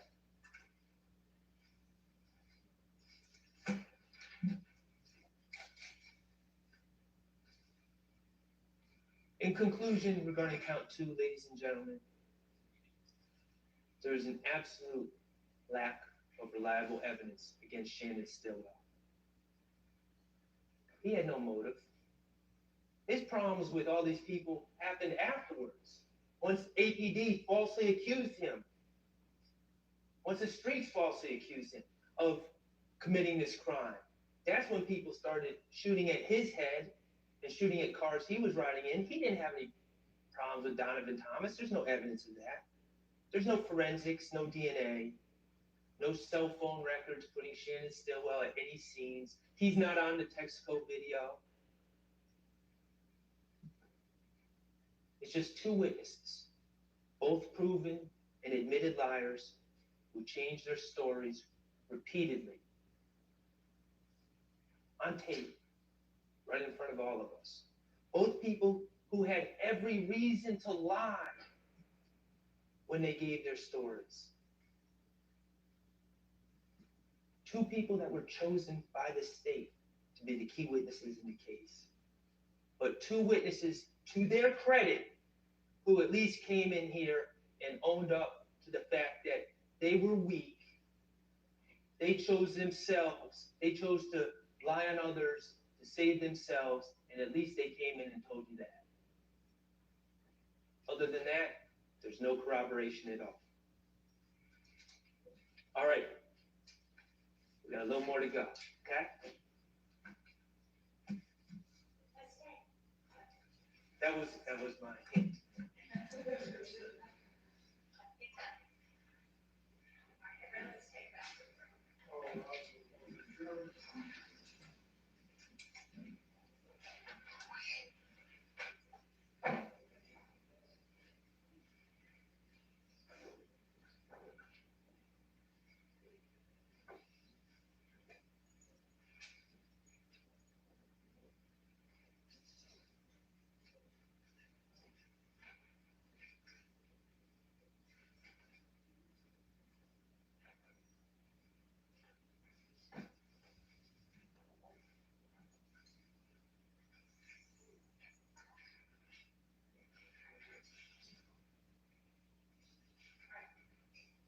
Everybody try to be back as soon as you can, and as soon as we can get all the jurors taken care of, we'll all get back, because this is gonna be a long day.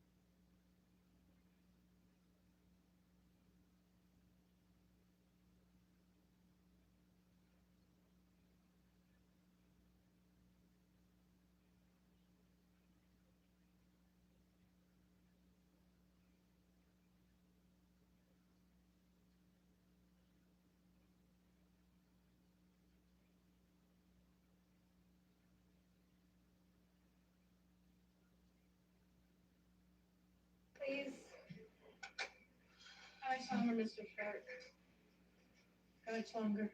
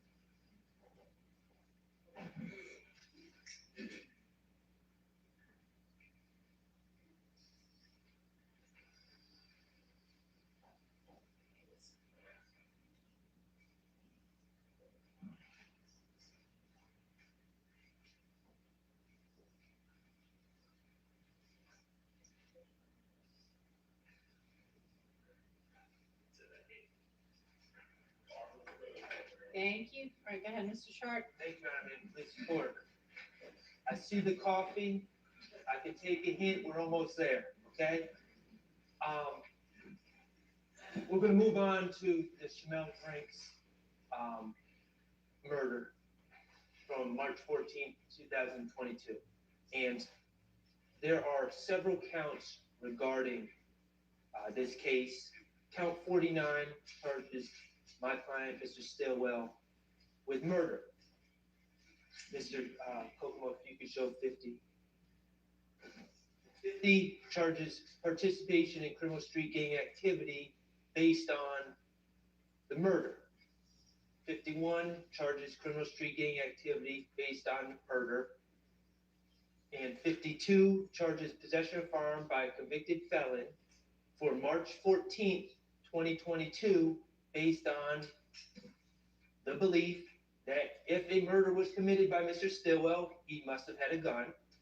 And count 54 is charged possession of firearm during commission of a felony, being the murder. My point is all of these counts are predicated on the murder charge.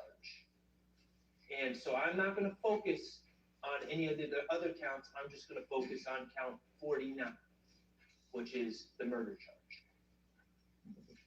Okay, so turning the page to the March 14th, 2022 Schmau Drinks murder case.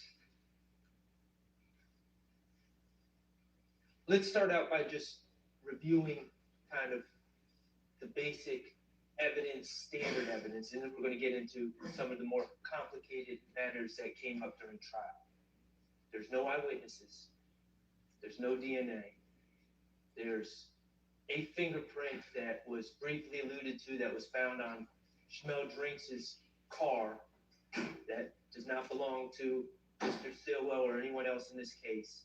There's no ballistic matches. We know that the projectiles or the bullets that hit Mr. Drinks twice, once in the neck, once in the arm, we know that they were .40 caliber bullets. Okay? That's what we know. What else have we heard through trial? We heard about a phone that Mr. Stillwell had. We heard a lot of his songs off that phone, and we also heard about some other things. We heard about a article that Mr. Stillwell or someone with Mr. Stillwell's phone, we'll say Mr. Stillwell, clicked on March 17th, 2022. Okay, it was a Fox News article about a shooting on Windsor Street. Okay, that's 3 days after the homicide. That is after Mr. Stillwell's girlfriend at the time, Miss Alexander, alerted him to the fact that there was a shooting on Windsor Street. It's after the fact, it's after she sent a post posted by someone else on Instagram about this shooting on Windsor Street. It's after his grandmother, Miss Jackson, reached out to him to check if he was okay because she saw the news report about this shooting on the news. All that happened on the evening of March 14th. That's how quickly news traveled. It should be of no surprise that by March 17th, probably sooner than that, there was an article about this incident on the internet, on the Fox News website, the local Fox 5 website. Mr. Stillwell clicked on an article 3 days afterwards. Additionally, we heard about Mr. Stillwell being we know that he's in the rap, or he's trying to make his way in the rap game.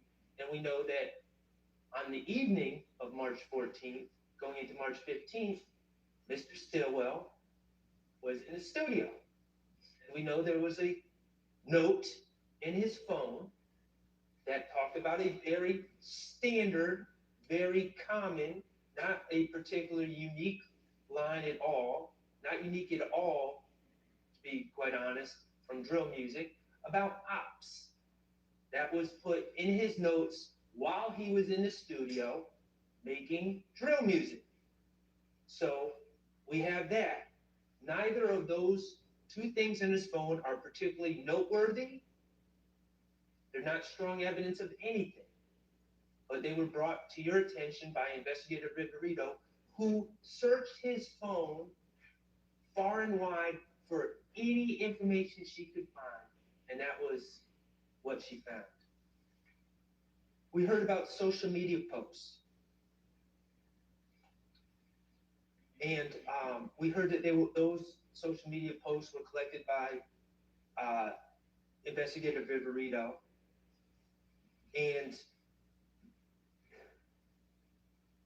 we went back and forth with Investigator Viverito, we being me, about her work collecting those posts. There's no reports on who she was following, what she was looking for, who she was checking out on Instagram, who she wasn't checking out on Instagram. We also know from the post by Mr. Nichols that was presented to you initially in a far different form than it was actually on the internet, that Investigator Viverito was not only collecting posts, but she was manipulating posts to present to you in the way that she deemed fit, because she is biased. We learned that there were several people that made posts about the goings-ons in March of 2022.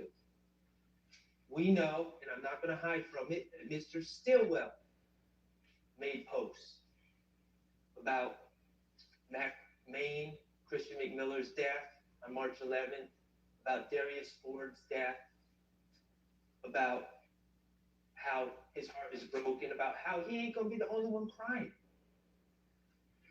We know that there were posts on both sides, from everyone in the community about what was going on in March 2022. But the takeaway from the post is this, and it actually came from Investigator Viverito. I don't think she really wanted to admit it, but she did. We talked to her about the March 11th killing of Christian McMiller and Darius Ford, and about that investigation. Now we're talking about 2 years and 8 months ago now. How it remains unsolved, how no one's been charged. Okay? And we looked at some of the posts that were made in reference to that incident. We learned about a Big Nick who posted just after that incident, slime and chalk. And we know what that, I mean, it's pretty self-explanatory. And we know about these other accounts.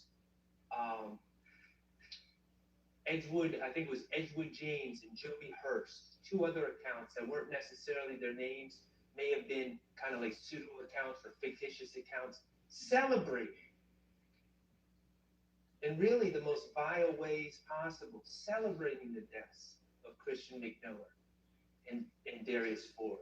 And I asked Investigator Viverito, and she confirmed, you know, even if they're fictitious accounts, you can see who was posting, you could pull IP address, you could try to look into that and figure out who was posting. If you really thought that these posts, if you really thought posting about the crime was a confession to murder. And she agreed, she could, but they didn't, because it's not. We learned about Kelvin Watts, also known as Shell Cal, and we saw the post that he made right after the murder of the double homicide of Christian McMiller and Darius Ford, about him putting 2 shells under Donovan Thomas's eyes, about him looking in the camera and putting 2 shells under his eyes, 4 different posts. Another post about with 2 shells and lips sealed. And we talked to Investigator Viverito about what those shells meant. And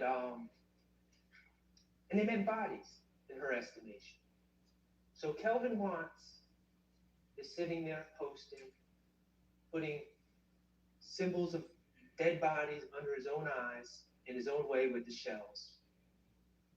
And I asked Investigator Viverito, oh, and he also made a song. We heard about the song he made, Mafia Story, where he's celebrating the death, where he's describing the death, how they were in a fast car, and how they died on the freeway.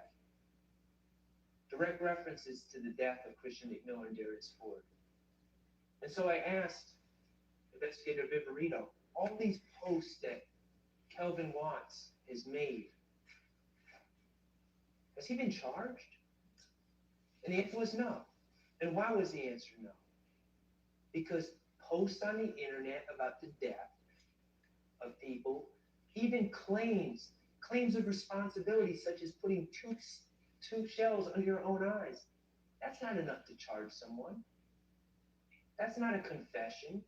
Investigator Viverito said the reality is, in this day and age, under these circumstances, dealing in this situation with the drill music and everything else, there's false claiming going on all the time.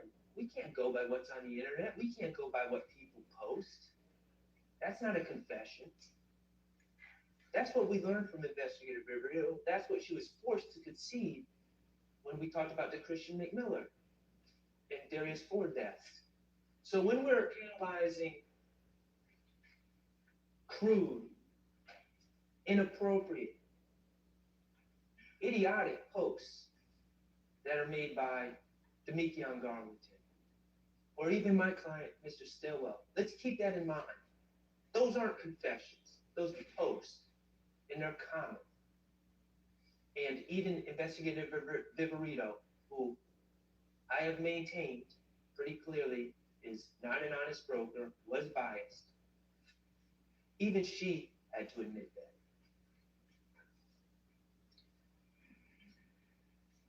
Ballistics is interesting because we know about the FN that Mr. Stillwell is allegedly linked with, 57 FN,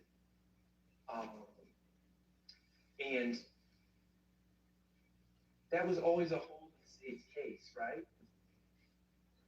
Mr. Drinks was shot with a 40 caliber bullets. Mr. Stillwell has never been linked to any weapon that shoots 40 caliber bullets, at least not in 2022. So investigator Rico shows up in court, looking to put her stamp on the case, looking to sway the jurors, and she looks at a video, and she says, yeah, on that table, I think that's a Glock 27 based on the bottom of the grip. I'm not an expert. I'm not saying it is, but I'm just going to kind of hypothesize in front of the jury that it's a Glock 27, and they shoot 40 caliber bullets. Okay, you're not an expert, but you're throwing that in front of the jury. Never said it before until you're on the stand. And what's your experience with Glock 27s? Well, one time I went to the gun store and I was trying to decide what kind of gun to buy, and I held the Glock 27. That's it. Think about Investigator Viverito and her bias and her trying to sway you and identify or claim to identify firearm, make it model from that picture, and what her basis is, what her real basis is. Any evidence that Mr. Stillwell ever possessed that gun? And what did she say? She just can't answer no, because of course there's no evidence that Mr. Stillwell ever possessed that gun. She said, well, do you have any evidence? Or I don't have any evidence that he didn't. Well, geez, that's an interesting shifting of the burden of proof from the state's witness. She's biased. She came in there to try to solve a key problem of the state's case, which is that Mr. Stillwell is not linked to any weapon that could possibly shoot the fatal bullets in the Chamel Drinks case. And she tried to solve that problem for the state with her little trick and her little identification based on one-time handling a gun in some pawn shop or some gun store somewhere. Don't fall for it. It just shows her bias. So we heard the wiretaps. State brought on the wiretaps. And yes, the wiretaps do show Mr. Stillwell. We heard a call, Mr. Stillwell laughing about sneaking out when the police showed up and talking about taking a stick and his FN from the house after the police showed up. We own that. We acknowledge that. Neither of those guns could shoot the bullets that killed Mr. Drinks. But there was another wiretap that was played that I'd like us to just hear again. And Mr. Kokomo, you know where I'm going? Okay. It was from a call on April 1st, 12:29 a.m. And the state made such a big deal of this. Of course, the wiretap, hold on one second, just don't play it. The state made a big deal of this because it's a wiretap. Deamonte Garlington's on one end on his cell phone. The state made such a big deal about Mr. Stillwell, what he was doing on this call on April 1st. Of course, we know he was in jail. He'd been arrested on March 17th, so he's in jail, and he's talking to Deamonte Garlington. And they make a big deal. He's on a contraband phone. He's on a contraband phone. Now, I'm not saying that's right, but let's think about that scenario for a second. We've been sitting here for a year listening to the same. This call is subject to being recorded, right? Every time someone comes from the jail, because it is recorded. Mr. Stillwell's on a cell phone. He doesn't know Mr. Garlington's phone is tapped. Mr. Garlington doesn't know his phone is tapped. As far as they're concerned, they're having a private conversation. They have cut out the recording and are having a private conversation about March 14th, 2022. And what do they say? First, Mr. Kokomo, you played 239 to 310. Yeah, that's what I was saying. Like, that's what I'm feeling for. I'm like, shit, well, they like, like, they just saying, like, I'm like, but they good. I'm just like, they gonna assume some shit like that anyway. They gonna assume that, like, that ain't good, ain't good. That's what I keep telling that now. Little, I keep telling them, like, just chill. Like, I know. I'm like, this is nothing, bro. Like, they just doing that because this thing is a guess. It's like, just chill. You see what I'm saying? Yeah. In this private conversation that they're having, they're not saying, oh, how can we cover this up? Oh, I think they're onto us. Oh no, I think they got us. They're saying, we didn't do anything. They're just assuming we did stuff because we're at the gas station, which is a fact that we have never denied. They were in fact at the gas station. They're having a private conversation and they're talking about how innocent they are and how the police got it wrong. And Mr. Stillwell is just saying, let's let it work itself out. So let's go to 12:10 to 12:25. Thank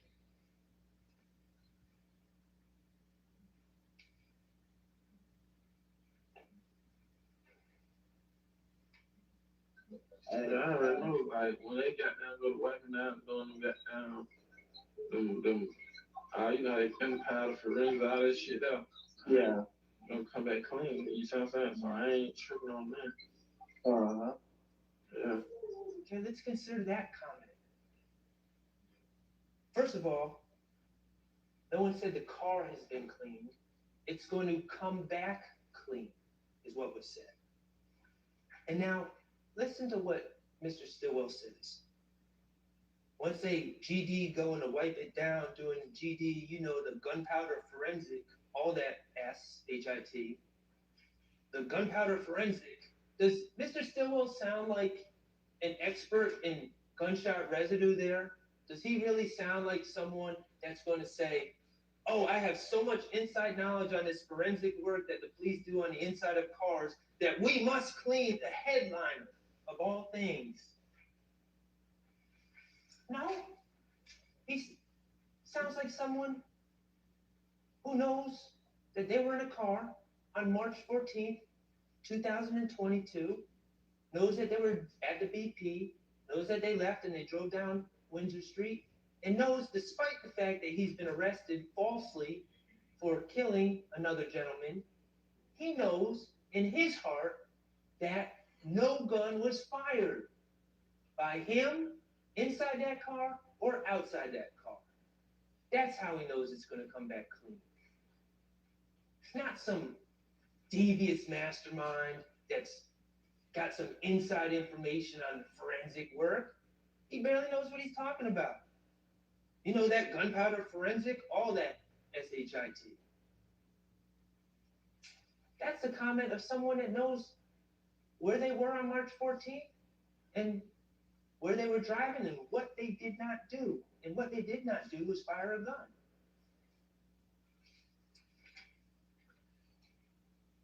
Let's talk about the rental car. The state made a big deal of this rental car. Yes, Mr. Stillwell rented a car on March 14, 2022. First of all, we've seen the BP tape. There was no plan, okay? This was a chance encounter. It was unforeseen that Shamel Drinks would ever show up at a gas station. So there's no indication that people would be renting a car in anticipation of running into Shamel Drinks, okay? The reality is we heard about what was going on in Mr. Stillwell's life. We know from his phone, we heard from Miss Alexander who testified. Remember what she said? March 9th, I was robbed. I said she's in the cash business. She said, no, I dance. Okay, that's fine. I didn't want to put it out there, but she did. She dances. She carries large amounts of money. And people ran up to her with their guns out and tried to rob her. Remember what she said? I said, you shot at them in self-defense. She said, no, I shot them. She didn't have any remorse about that because people ran up on her to try to take her stuff at gunpoint. But she was concerned about the blowback. She was concerned about people coming back to get her. Couple that with the fact that Mr. Stillwell has had a target on his back since 2015.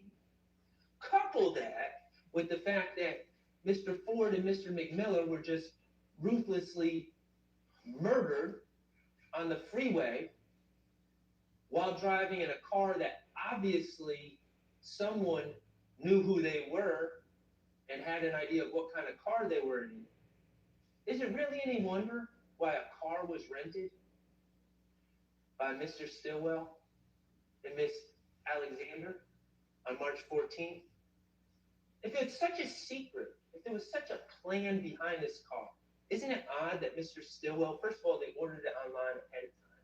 Mr. Stillwell walks in there on surveillance, gives his ID, gives his name. It wasn't no secret. They were renting a car because things had gotten dangerous. They were trying to survive. And then we make a big deal of these tints. Yeah, they did put a tint on the car. That was kind of the point. That was exactly the point. No one's hiding from that. Mr. Stillwell was scared for his safety. He was scared for Miss Alexander's safety. And the first thing he did that night is went and got window tints on the car. And yes, he broke the rental agreement in doing so. We acknowledge that as well.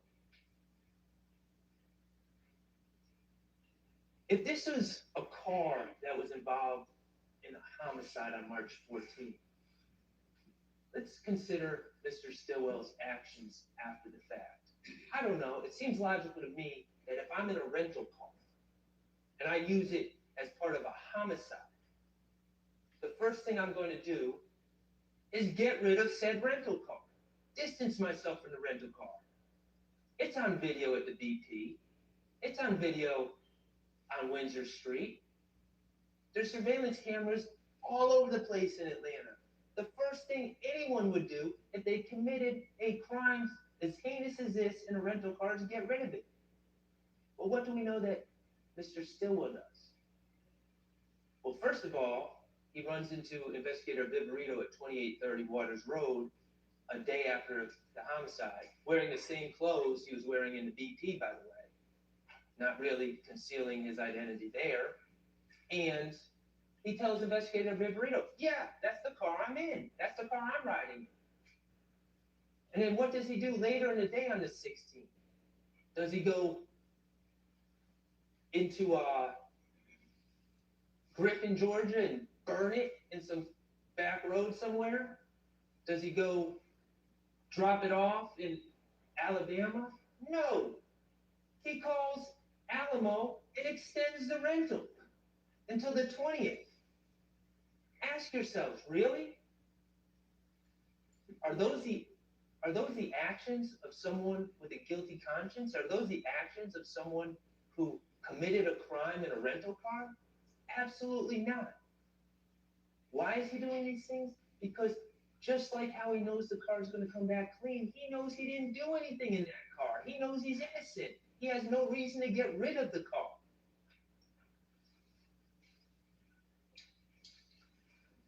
Okay, let's talk about Dr. Melissa Sims Stanley.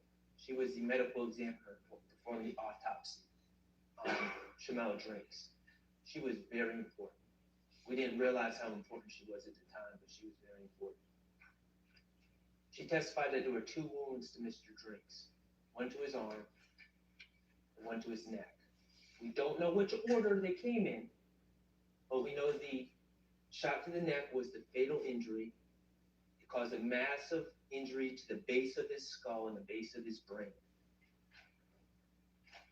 Dr. Sim Stanley testified about the effects of such an injury. Death would be immediate, and if not immediate, imminent. But more importantly, conscious control of bodily movements would be immediately lost due to this massive injury to the base of the brain. The ability to move body parts up and down would be immediately lost. That came out in her testimony. Now, the state followed up and said, is it possible if Mr. Drinks' foot was already on the brake when he was shot, is it possible for his foot to remain on the brake? And Dr. Sim Stanley's answer was yes. And of course it is, because staying on the brake does not require any conscious bodily movement. But on cross, I asked a very simple question. Is it possible after being shot, that shot in the neck, that Mr. Drinks would be able to actively move his foot up and down off the brake? And unequivocally, with no hesitation, Dr. Sim Stanley said, no, that would not be possible. It would not be possible for Mr. Drinks, after being shot in the neck, to move his foot up and down off that brake. We're going to get to why that, I'm certain many of you know why that's important, but we're going to get to why that's important in a minute. Let's talk about gunshot residue. Detective Hogan, who was the lead detective in this case, we know, much like the video, he took out warrants without ever having watched the video in this case, the FedEx video. He relied on a FedEx employee to describe it to him. We also know that he didn't wait for any gunshot residue results to come back before taking out warrants either, before assuming the guilt of my client, Mr. Stillwell. He, in fact, when he testified, he seemed unaware that there was even any gunshot residue tests performed or anything had been collected. But then we talked to Antoinette Green, who was the crime scene tech, who processed the white Audi. And she processed the red Versa, but she processed the white Audi. And she informed us that it was in fact Detective Hogan who requested that she collect the headliner for the purpose of testing for gunshot residue. And I asked crime scene tech Green, did that seem like an appropriate request to you? Collecting the headliner to test for gunshot residue within that car. And she said, yes, the location seemed appropriate, the location of the headliner seemed appropriate, and the fabric that the headliner was made of made it a very appropriate piece of the car to collect, to be later tested for gunshot residue. And so she collected it. In fact, she didn't just collect the part over the sunroof, she cut out around that part as well and collected it all and sealed it up, just like she does in every other case. She did her job, she collected it, she sealed it, and she sent it to GBI for testing. I asked scientist, Mr. Colvin, who tested for gunshot residue. I said, well, how about you? What is your thoughts? You ever test headliners before? Yeah, all the time. Okay, does that seem an appropriate part of the car to collect and test for gunshot residue? Absolutely. The fabric is the type of fabric that would tend to hold on to the gunshot residue, to maintain the gunshot residue as opposed to someone's hands or something like that. And also the location is very appropriate. So we heard what Mr. Colvin did. We heard about his process, which is all by the books, all by procedure, how he dabbed that headliner.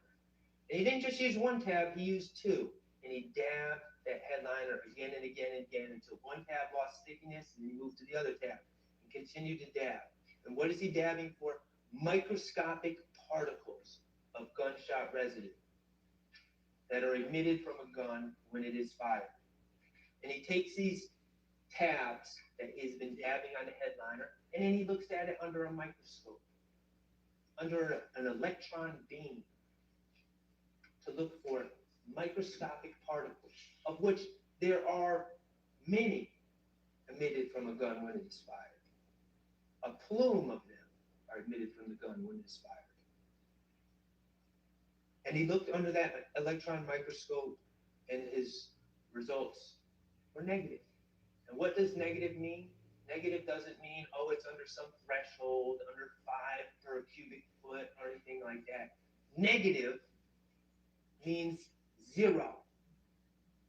0 particles collected off that headliner that was collected from the white Audi. So, of course, we're going to talk about the video. The video that Investigator Viverito couldn't wait to talk about when she was on the stand, and I wanted to ask her questions about other things. The video that Detective Hogan had not watched at the time that he took out warrants for my client.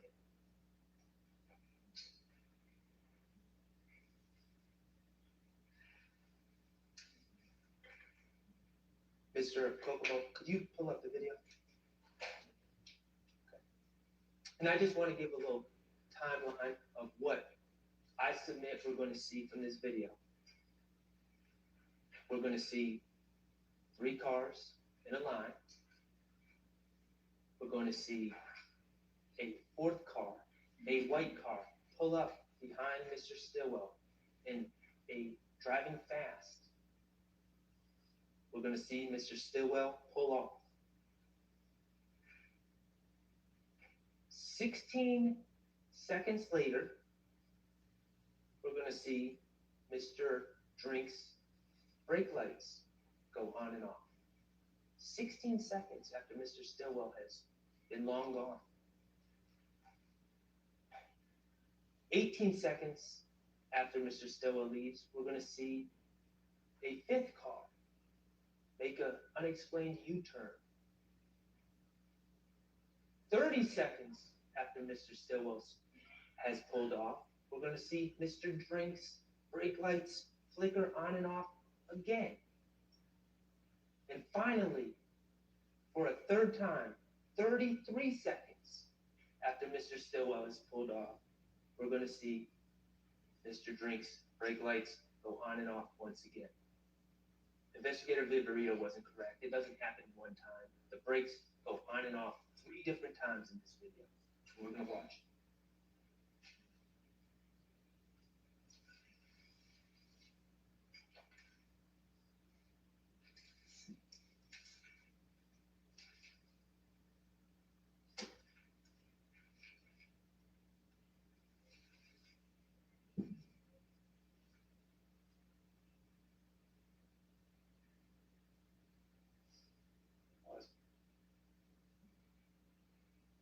Okay, right here, we have 3 cars on it. Mr. Drink's red verse on the left, Mr. Stillwell in the white Audi in the middle, and Mr. Nichols and Mr. Boyer, according to the state, and Mr. Farley in the right.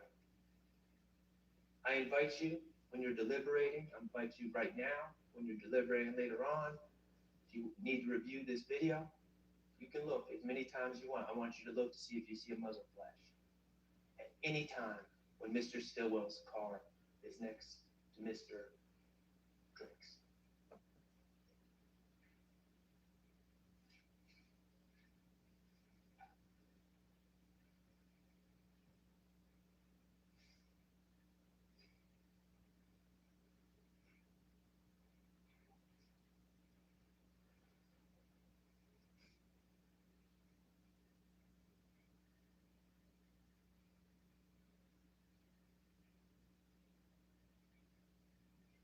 We see a 4th car speed up behind Mr. Stillwell.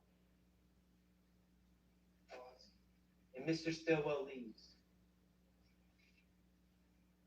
What's going through Mr. Stillwell's mind right now? Is it that common theme of drill music that he knows about?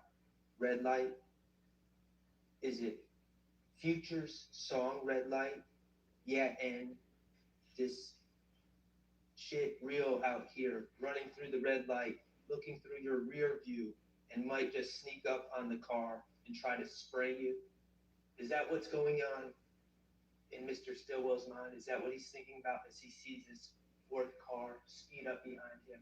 Or maybe he's thinking about that night, September 26, 2015, when he was in that car with Tierra Jones and Miss Duncan, and that car sped up behind them and started spraying the car they were in through the rear windshield. Either way, Mr. Stillwell gets on. Mr. Nichols, apparently confused, is trying to figure out what's going on, and he eventually leaves as well. Okay, pause. Pause. Okay. That fourth car, not Mr. Stillwell's car, that fourth car that has never been identified, has never been tested for gunshot residue, is now next to Mr. Drinks. And there's a fifth car driving up the street, driving up Windsor Street. And let's see what happens. Stop. Okay, back it up, Mr. Go for a couple of seconds.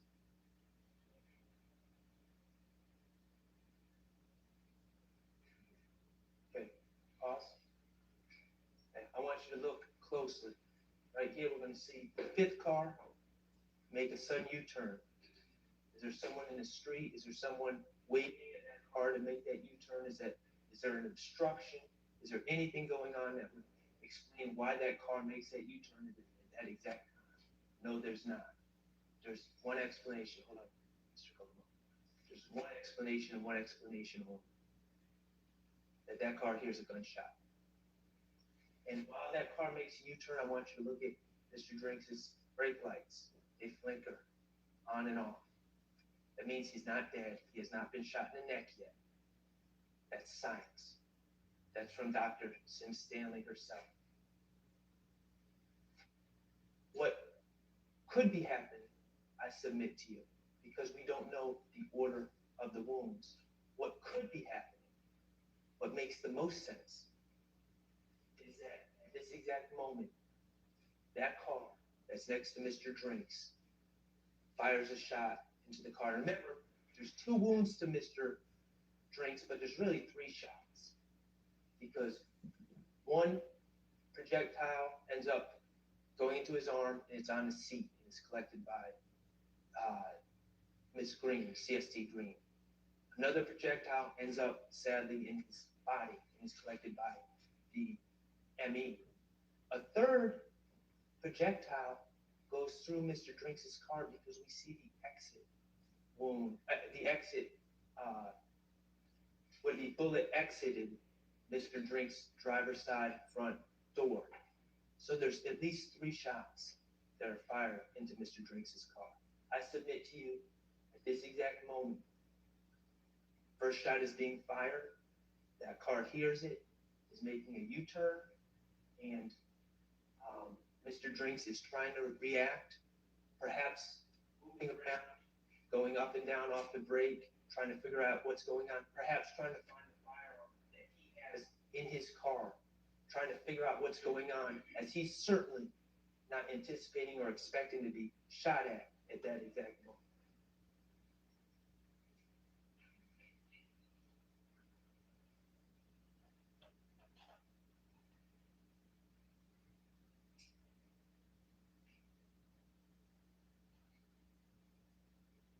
That car, that white car, remains next to Mr. Drinks. Up. Back it up, Mr. Kokomo. Before he leaves,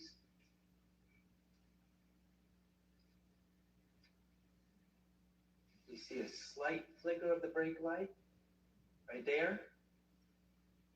And then if we play it again, and no more flickers. At that moment, tragically, the fatal shot was fired from that 4th car into Mr. Drinks' red Versa going into his neck, causing him to immediately lose all bodily control and eventually leading to his imminent death. And that white car, that fourth car, leaves the scene.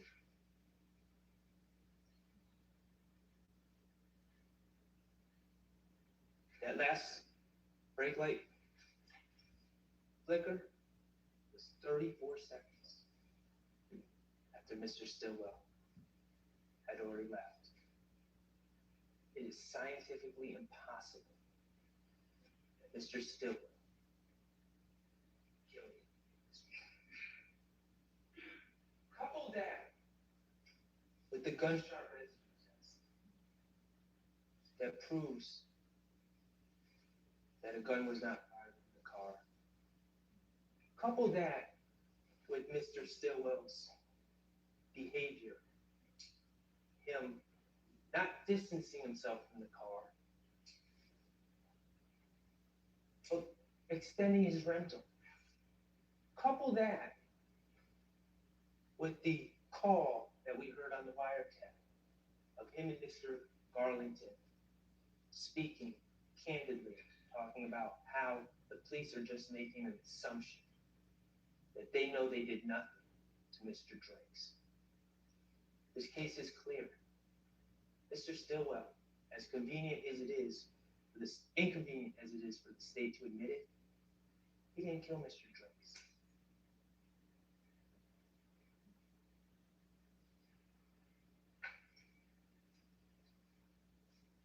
Ladies and gentlemen, I'm about to conclude.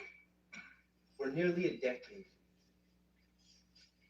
the prosecution, the police, the gang investigators, they have focused on this group of people. Jeffrey Williams, Shannon Stillwell, and many others. They're young men that grew up in hard times and had dreams of their own. They saw something different in Mr. Williams, a confidence, an ability to turn negative to positive, like so many hip-hop artists before him. They were attracted to Mr. Williams. They identified with him, but they also saw opportunity to chase their own dreams, to get in the studio, to make connections, to hopefully make it big. And it worked out for some of them. Mooney Lee is now a signed artist. He's not alone.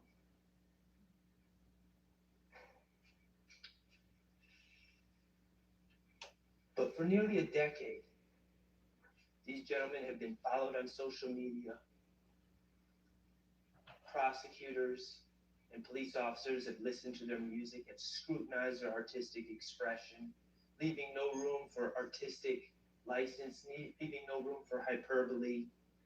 They've searched residences, they've taken jewelry, they've seized cars, they've subpoenaed phone records, they've taken people's cell phones, they've extracted the contents of those cell phones, they've tapped phones, and most egregiously, they have systematically sought out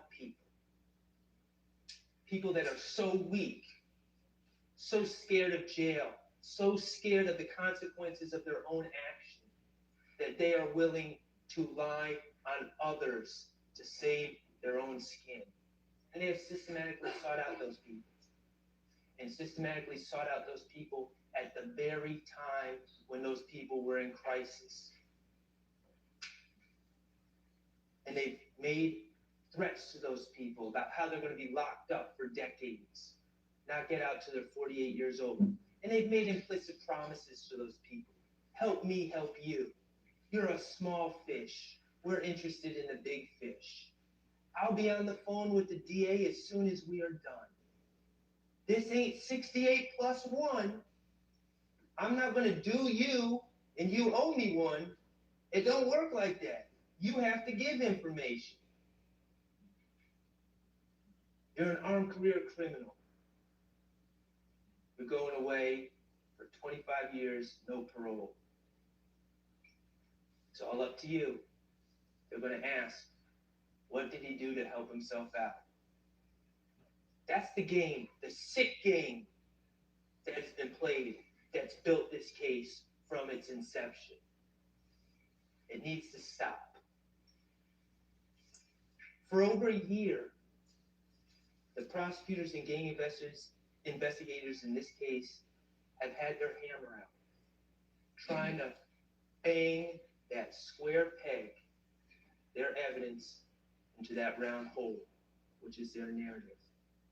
And it still doesn't fit. It never will fit. The album cover that they tried to bang on and make it be a gang declaration of war, it never was, it never will be. That video of Antonio Sledge that they claim is an overact, that they wouldn't, where Antonio Sledge is threatening another man because they're both having sex with the same lady, and he's upset and he's in his emotions. Remember that? How they wouldn't let Antonio Sledge enter a guilty plea. They wouldn't let him go home to his sick mother, go home to his kids, until he signed the plea deal that said that somehow that this is gang related. Just banging, trying to make it fit. Of course it wasn't gang related. They're both having relations with the same girl. It was over a girl. It had nothing to do with gangs. But they try to make it fit. 24M on an end's head. They say it's putting money on someone's head, ordering an assassination, and bang and try to make it fit. Of course, that had nothing to do with that. We all know what that was about. And the gang investigators do it too. No rules, no initiation, no jumping in, nothing that is synonymous with gangs as we know it, letting whomever wants to be part of the group in on their own terms, out on their own terms, worldwide, people identifying with YSL, and they bang and try to make it something it's not, labeled a hybrid gang. Think about the FedEx video. How many different versions did we hear? How many different hypotheticals from the state? Oh, no muzzle flash, must have been shot inside the car. Oh, well, no GSR, must be shot from outside the car. Oh, well, the windows were just tinted, can't roll down the window, must have opened the door. Oh, no GSR, must have been cleaned. Oh, no evidence of it being cleaned, must have been vacuumed.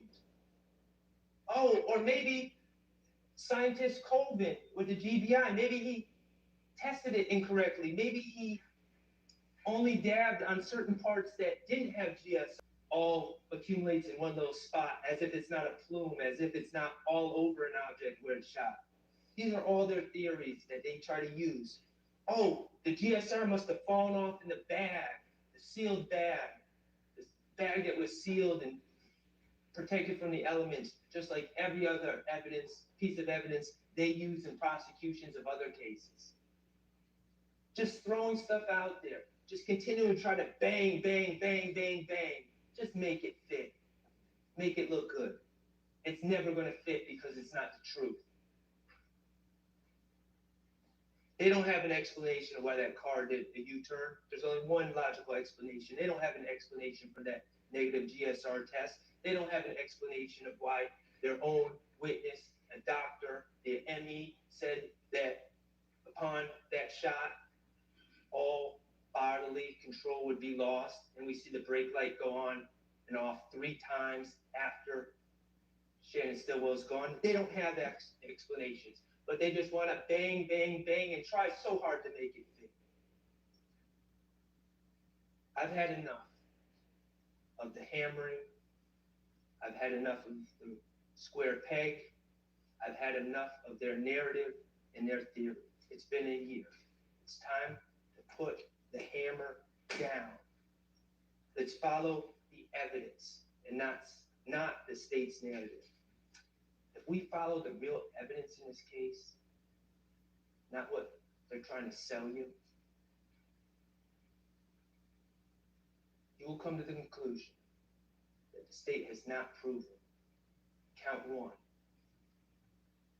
conspiracy to violate the Rico Act beyond a reasonable doubt. And you will return the only just verdict in that case. Find Mr. Stillwell not guilty.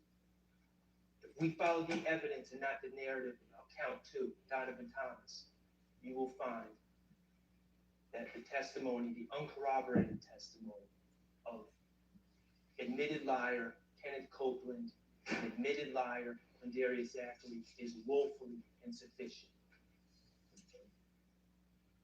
That there's reasonable doubt all over the place, you will find Mr. Stillwell not guilty, count 2. If we follow the evidence, you will find that not only has the state not proven that that Shannon Stillwell shot Shamel Drinks, not only have they not proven that beyond a reasonable doubt, but it's crystal clear that Mr. Stillwell did not commit that crime. And the only just verdict for counts 49 through 54 will be not guilty. Ladies and gentlemen, I appreciate your time and attention.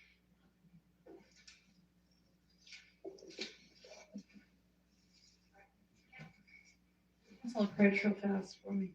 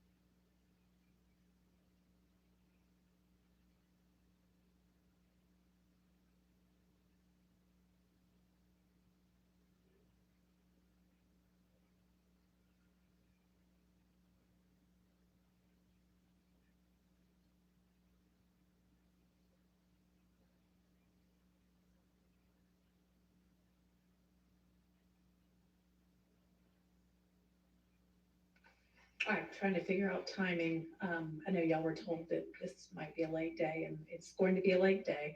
We're going to hear from Mr. Weinstein. We'll have a quick break, and then we'll hear the states close, and then we'll be done for the day. We'll come back tomorrow and get the instructions. All right, go ahead, Mr. Weinstein.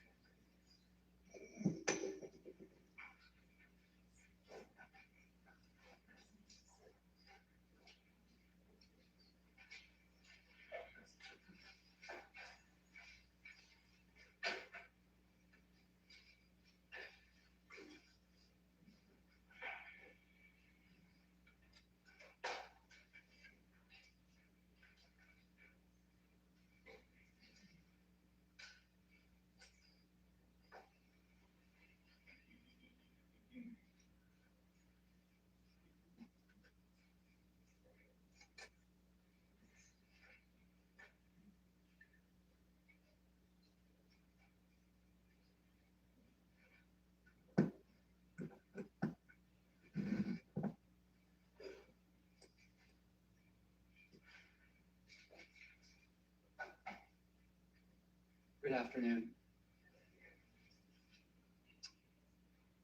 I'm Doug Weinstein, as y'all know, and I have the pleasure of representing Deamonte Kendrick, along with my co-counsel, Katie Hegarty, who's sitting back there right now.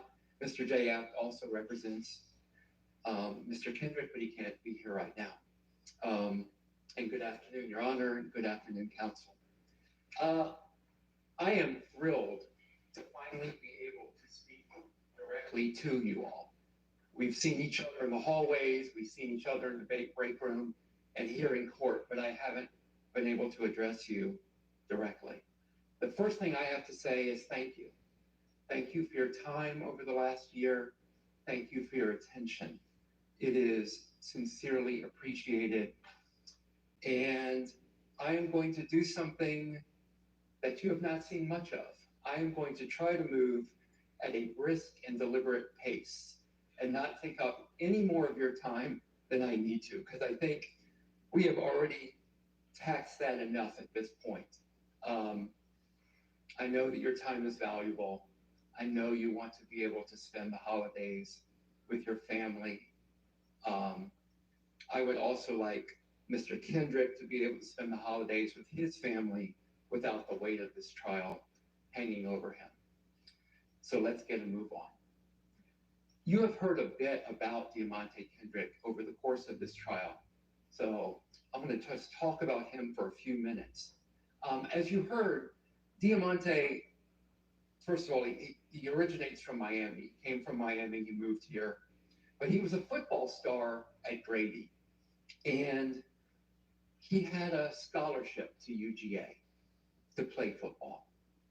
That's a path out that a lot of people take. That is a path up. For a lot of folks in Deamonte's situation, the path out is football, either as a career or as a scholarship opportunity to get a college education, to make a better life for yourself.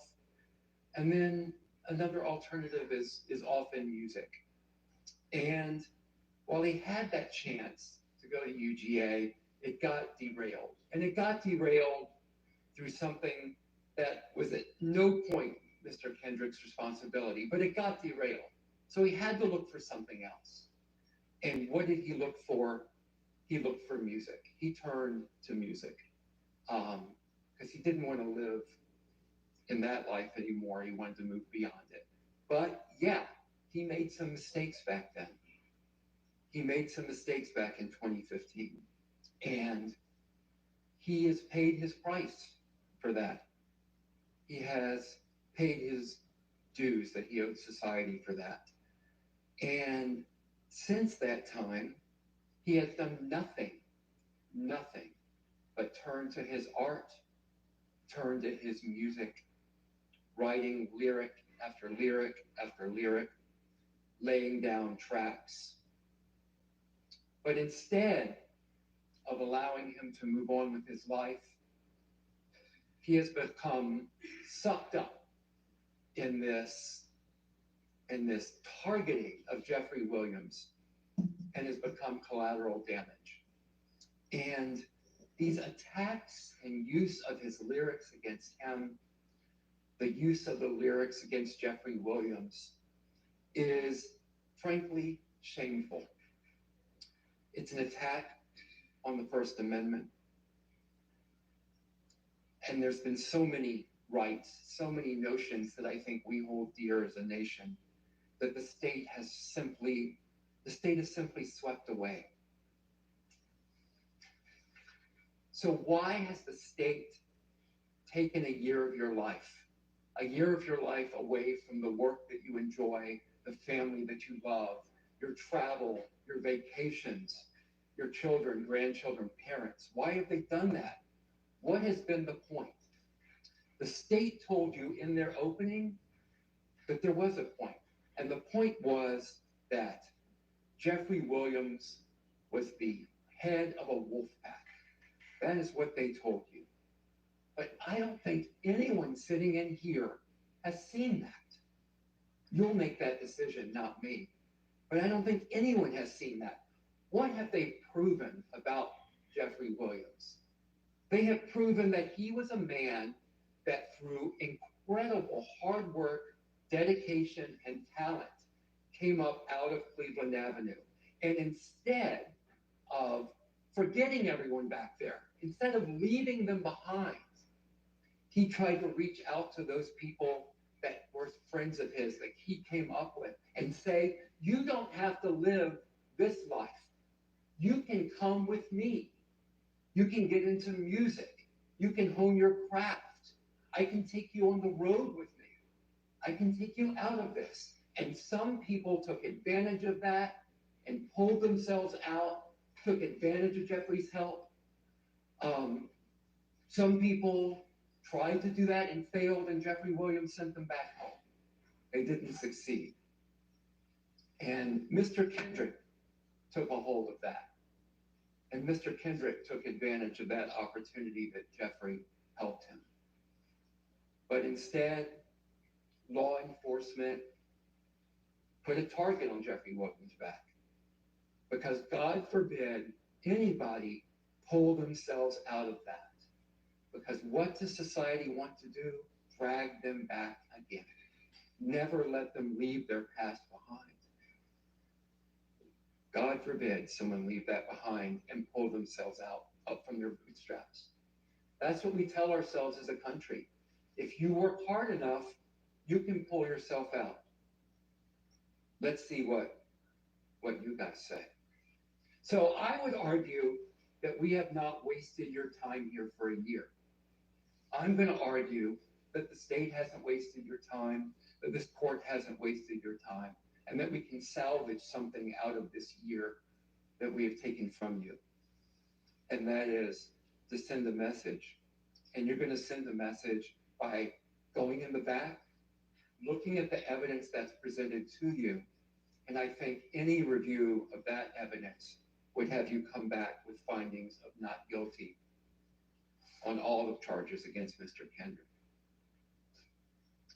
Deamonte Kendrick is one of Jeffrey Williams' best friends.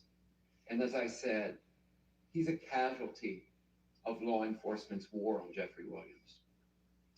Mr. Kendrick is charged with racketeering, murder, and several other charges, about 4, all relating to drugs and guns that were found at Jeffrey Williams' house when Mr. Kendrick was over there visiting.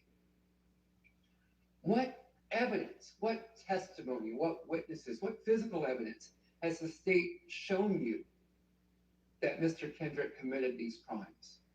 I would say almost nothing that you've seen in this courtroom. Sure, they've played some videotapes, but what have you seen from this witness stand? Nothing. When this case began, we stood up here in opening and we told you the state would not be able to present evidence against Mr. Kendrick. We told you they're not going to be able to show you guns tied to him, that there would not be ballistics tied to Mr. Kendrick. There wouldn't be fingerprints tied to Mr. Kendrick. There would not be witnesses putting Mr. Kendrick at the scenes of these crimes. There wouldn't be any video of Mr. Kendrick involved in the tragic murder of Donovan Thomas. We told you that this case was a Krispy Kreme donut hole. I think the phrase I might prefer is a nothing burger. But that's what we told you. That's what we promised you. And that is a bold promise for a defense attorney to make. And it's one you'll rarely hear, but we made you that promise. And we also told you what would happen, that the state was going to parade hundreds of witnesses through here to throw everything they could against the wall to see what would stick. And frankly, I would submit that nothing has stuck, that we have kept our promises to you. What did the state promise you? Again, a wolf pack with a ruthless wolf pack leader. It's late in the day. With a ruthless wolf pack leader that is here. And instead, you saw that man that wouldn't leave his friends behind. As the state has told you, as Mr. Sharp told you, the state has to prove these charges beyond a reasonable doubt. And they have to prove every element of these charges beyond a reasonable doubt. So let's just talk about reasonable doubt for a moment.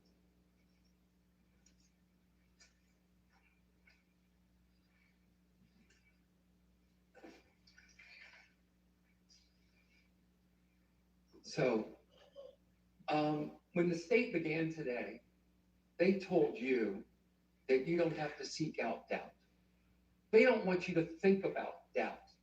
But the standard is they have to prove their case to you by guilt beyond a reasonable doubt. They have to prove their state to you by guilt beyond a reasonable doubt for each of the charges, for each of the elements. It can't be down here as highly unlikely. It is a very high standard. Possibly guilty, probably guilty doesn't do it. It has to be guilt beyond a reasonable doubt. The court is going to charge you. They're going to tell you, for example, that grave suspicion is not sufficient. And let me read you the charge you're going to hear. Facts and circumstances that merely place upon the defendant a grave suspicion of the crime charged, or that merely raises a speculation or conjecture of the defendant's guilt, are not sufficient to authorize a conviction of the defendant.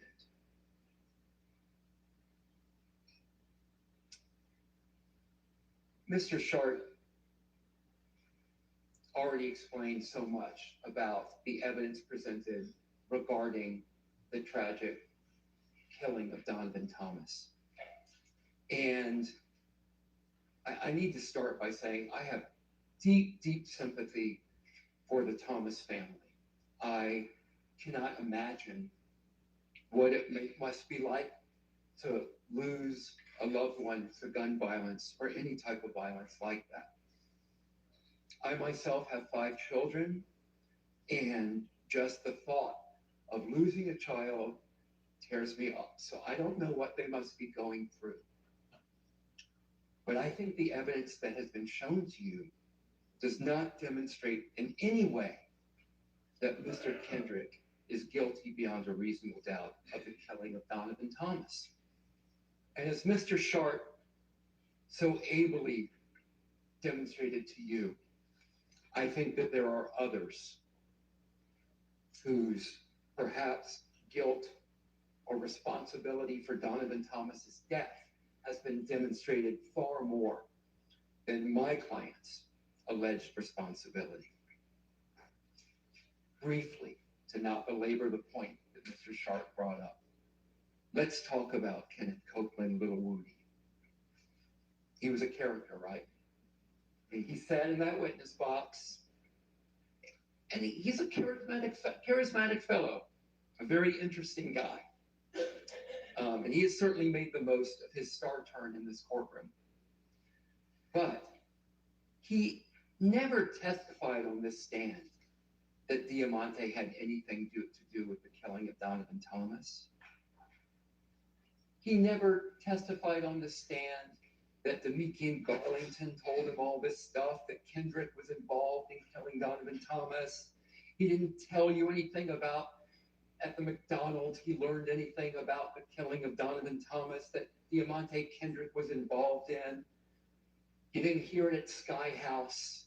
You don't hear that from the stand from him. To the degree you heard any of that, it is in that June interrogation tape that was played to you. He was not under oath during that interrogation. And you heard the circumstances from Mr. Sharp, all the pressure that he was under. That was his 5th interrogation following the murder of Donovan Thomas. And the first time he comes up with this story clearly concocted by Deamonte Garlington. How would you like the testimony of Deamonte Garlington? Well, you didn't hear any testimony from Deamonte Garlington. Everything Garlington allegedly said, you heard through other people. And again, why did he lie to police? To use Mr. Sharp's phrase, because I always steal from the best. He didn't want to wear the blue jumpsuit. He didn't want to go to Rice Street. He didn't want to be in the Fulton County Jail. He didn't want to face years of prison. He finessed the police. He finessed the police. He is a master liar. He is an admitted master liar. And he has methodologies he uses to lie and try to make it convincing. And he explained all of that to you.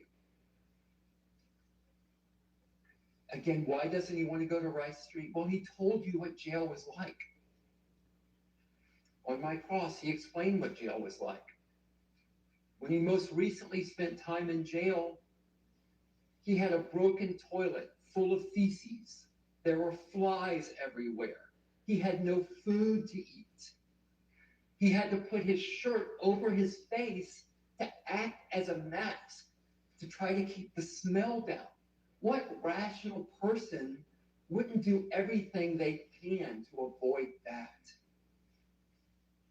And of course, now is the next question. How do you know when to ever believe Kenneth Copeland?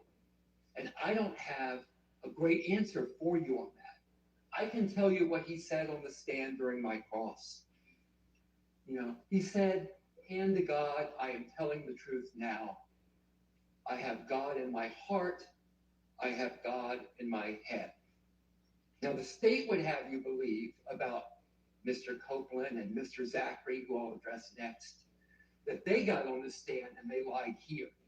And they lied here, I'm sure they're going to say, because they're afraid of the defendants. And that is why they lie. But I'm going to argue to you that actually they got on the stand here and they told the truth. And they did it really almost in an act of bravery, because when they get on the stand, the people they're afraid of is the state. They're afraid of the state. The state is the one that has the power to prosecute them. The state is the one that has the power to put them in prison. The state is the one that has the power to put Mr. Copeland in that jail cell with the non-working toilets and the feces and everything else that he is trying to avoid. But despite being afraid of the state, Mr. Copeland gets up here and tells you the truth. Quindarius Zachary, again, he lies to police. He lies to police repeatedly. And when I confronted him with those lies, why did you lie? You know, he said, Yak never told me nothing. Yak never showed me nothing but love. Never showed me nothing but love. But he lied on him anyway. And why did he lie? Because Garlington came to him with a play. And what's the play? The play is to blame other people for the death of Donovan Thomas. Who did Mr. Zachary see in that infinity? He never saw nobody in that infinity but Woody.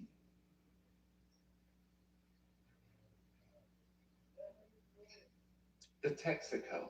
Oh my gosh, there's the smoking gun. There's the smoking gun that shows that my client murdered Donovan Thomas.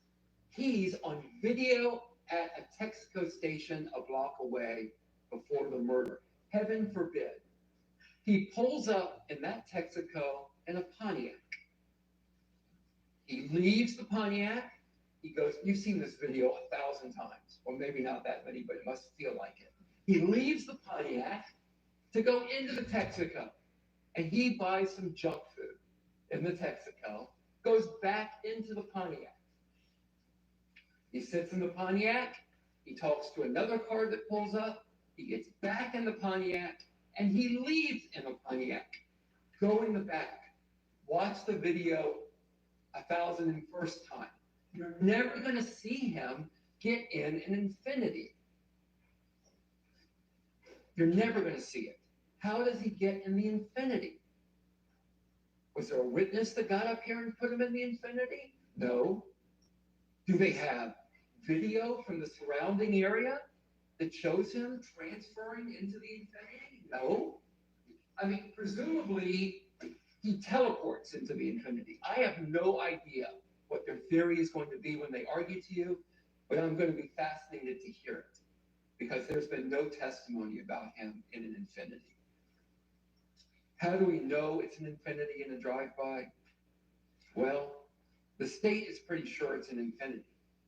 The state put on, this is one of my favorite experts of all of the state's experts, they put on an Infinity identification expert who has worked with, Infinity for years. And he can tell in any kind of grainy video that that car is an Infinity. That's an amazing expert, but I'll take his testimony. That's fine. I think he's right. I think it's an Infinity. And Mr. Kendrick is not in an Infinity. And it's pretty hard to do a drive-by shooting if you are not in the car that that did the drive-by. It is absurd. So again, there's no eyewitness testimony of Mr. Kendrick involved in the shooting. No weapons tying Mr. Kendrick to it. No ballistics, no fingerprints, no gunpowder residue, no DNA, nothing that you would expect to see. Now, the state has told you, well, you can look at circumstantial evidence. This is true. You can. And the state put up a dollar bill with some puzzle pieces missing. So, well, you can kind of infer that that's a dollar bill. And that's true. But don't go try to spin that dollar bill anymore, because that dollar bill will not spin. And this evidence is not sufficient to convict beyond a reasonable doubt. Where's the cell phone data? Oh my gosh, you poor folks. You had to spend days listening to experts come in here and talk to you about cell phone location data. Where was Mr. Kendrick's cell phone location data, putting him there? They didn't show you any. Who killed Donovan Thomas? I don't know who killed Donovan Thomas. But I think Mr. Shark's theory has some merit. Let's turn to the allegations that YSL is a gang. The state had to bring in 5 different gang experts. You guys had to sit through 5 different gang experts to try to convince you that YSL is a gang. Now, they gave you the definition of a traditional gang, and these gang experts, who, as Mr. Sharp pointed out, all sit there and train each other in this insular little unit, but they told you, yeah, they're not a traditional gang. They don't meet the definition of a traditional gang. But lo and behold, we have another category of gang. It's a hybrid gang. Ooh, a hybrid gang. This is fascinating. Let's talk about hybrid gangs. What's a hybrid gang? Oh, a hybrid gang is whatever we say it is at any given point in time to fit our narrative. That's what a hybrid gang is. I use the term nose of wax. They can twist it any way they want to fit the group of people they want and say they're a hybrid gang.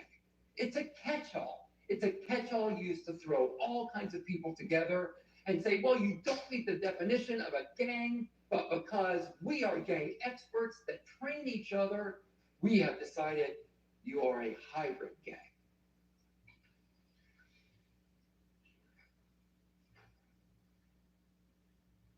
Well, hybrid gang. So a hybrid gang apparently is one where, according to their experts, Bloods and Crips can live together in peace and harmony with each other to accomplish some type of goal. Does that make sense to anyone in here that has any basic understanding of the way that gangs work?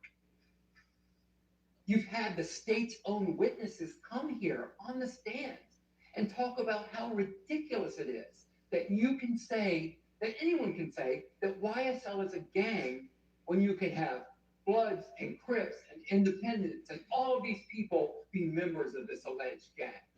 As Mr. Sharp talked about, there's none of the traditional gang elements. There's no beating in. Anybody can call themselves a member of YSL. You know, someone, I guess, alleged there might be a $25 dues fee or something ridiculous to that effect. But there's nothing that shows them together as a gang. Oh, well, wait, they are a gang because look at these pictures of YSL wearing green clothing. That must mean they're a gang. You guys are mostly in blue and black. You associate with each other here today. Are you guys a gang? The state is all in red today. Are they a gang because they're all dressed in red? Poor Miss Hegarty happened to come in red today. I guess she's a member of the gang as well. It is absurd. Lil Wayne has ESPN on his arm. ESPN. I guess Lil Wayne is surprised that he's a member of YSL too. My client's got ESPN on his body. No, that can't be because he was a football star and in his mind probably liked ESPN. It must be because he's a member of a gang called YSL. So it's wonderful that the state's gang experts have such insights into the mental thinking of my client and Lil Wayne and everybody else. Now, the state may say, well, they're not a gang, even though they all dress in red today, looking quite dapper. Because, well, they don't have some criminal objective. Well, I don't know. Let's look at the way the state indicts people. The state's around Investigator Viverito.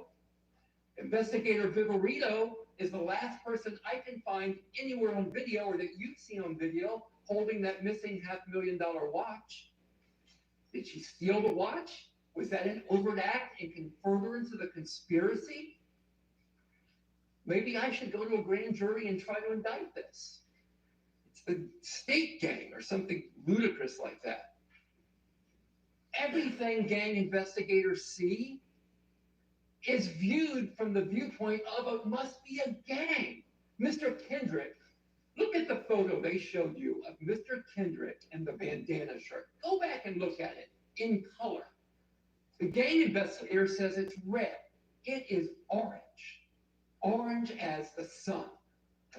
You look at it, you decide, don't take my word for it, don't take their word for it, don't take the state's words for it. Use your own eyes. But when you're a gang investigator, everything has to fit the narrative. And that's the narrative.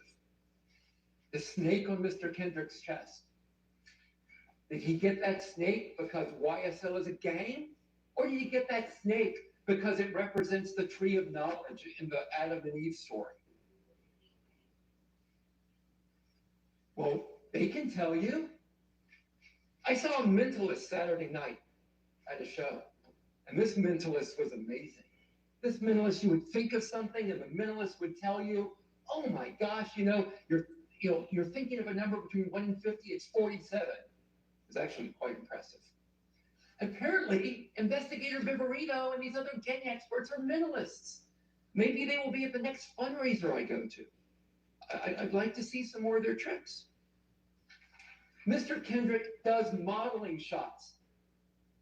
So someone will say to Mr. Kendrick, "Hey, hold this hat." Oh, that's gang. The hat has a rat with a line through it. That's gang activity. We're sending a message to everybody. There's a photo taken outside at the time of a video shoot for music. Oh my gosh. Oh my gosh, look at that. Gang activity. There's photos of Mr. Kendrick wearing clothes that say SLAP outside of a recording studio. More gang activity.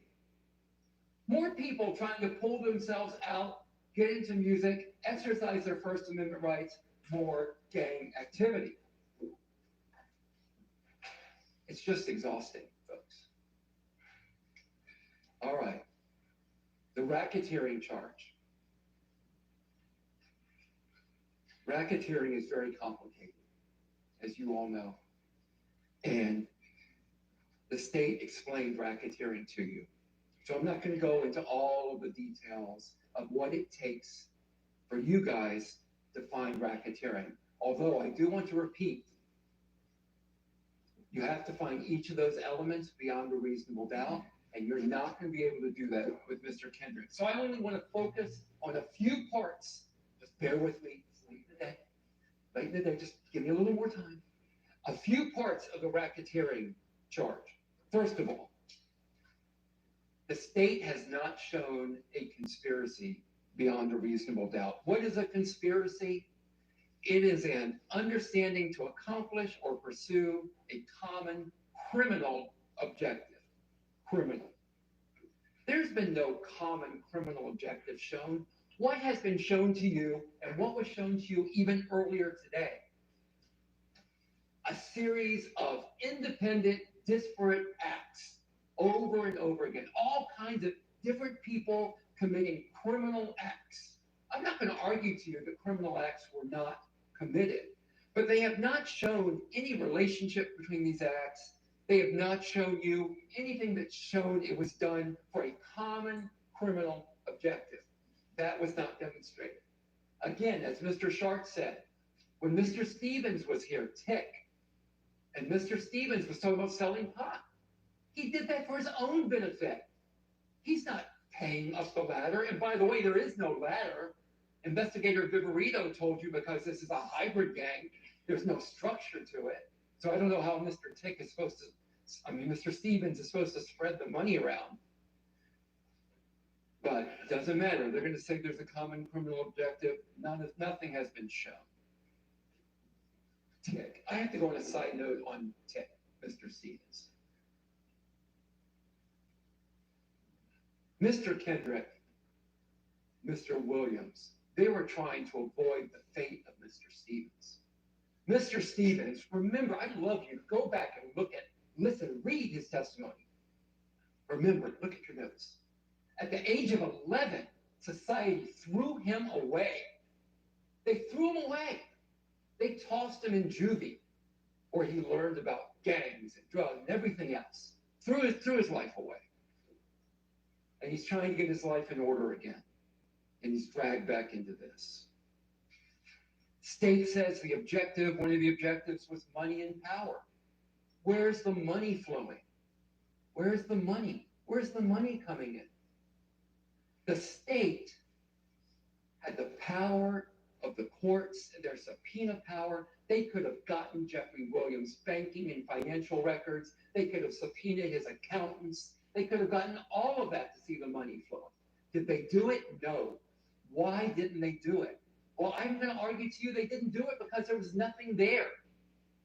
If they did it, it would undercut their case about seizing Mr. Williams' assets, about seizing $8 million worth of jewelry that he earned in the music business, about seizing all of those cars, about seizing the ring off of his finger and keeping it.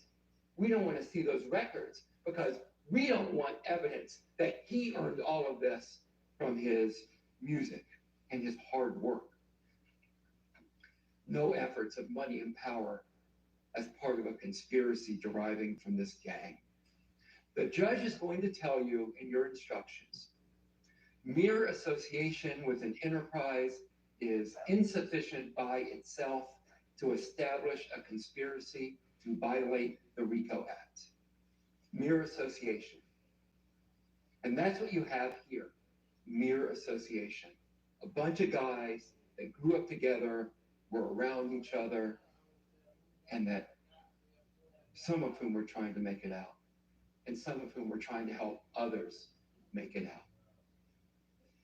Mr. Kendrick was trying to make it out. Mr. Kendrick would not let himself be thrown away like happened to Mr. Stevens. So I don't believe there's a conspiracy that's been shown beyond a reasonable doubt. What else has the state not shown? Well, they've not shown a lot, but I'm just going to focus on a few. The state hasn't shown that Deamonte Kendrick knowingly and willingly joined this conspiracy, and they must show that. Well, first of all, I understand their difficulty. I understand their problem. How do you show that you knowingly and willingly joined the conspiracy with a criminal purpose when one doesn't exist? So that's their first challenge. That's their first challenge. What did they do to try to show knowing and willing join? Well, he hung out with some guys that did some bad things. He allegedly is part of this YSL gang that's not a gang. And by the way, you heard testimony. Mr. Kendrick was signed to the YSL record label. So I guess he knowingly and willingly signed to the YSL record label. But that is not the same as knowingly and willingly joining a conspiracy.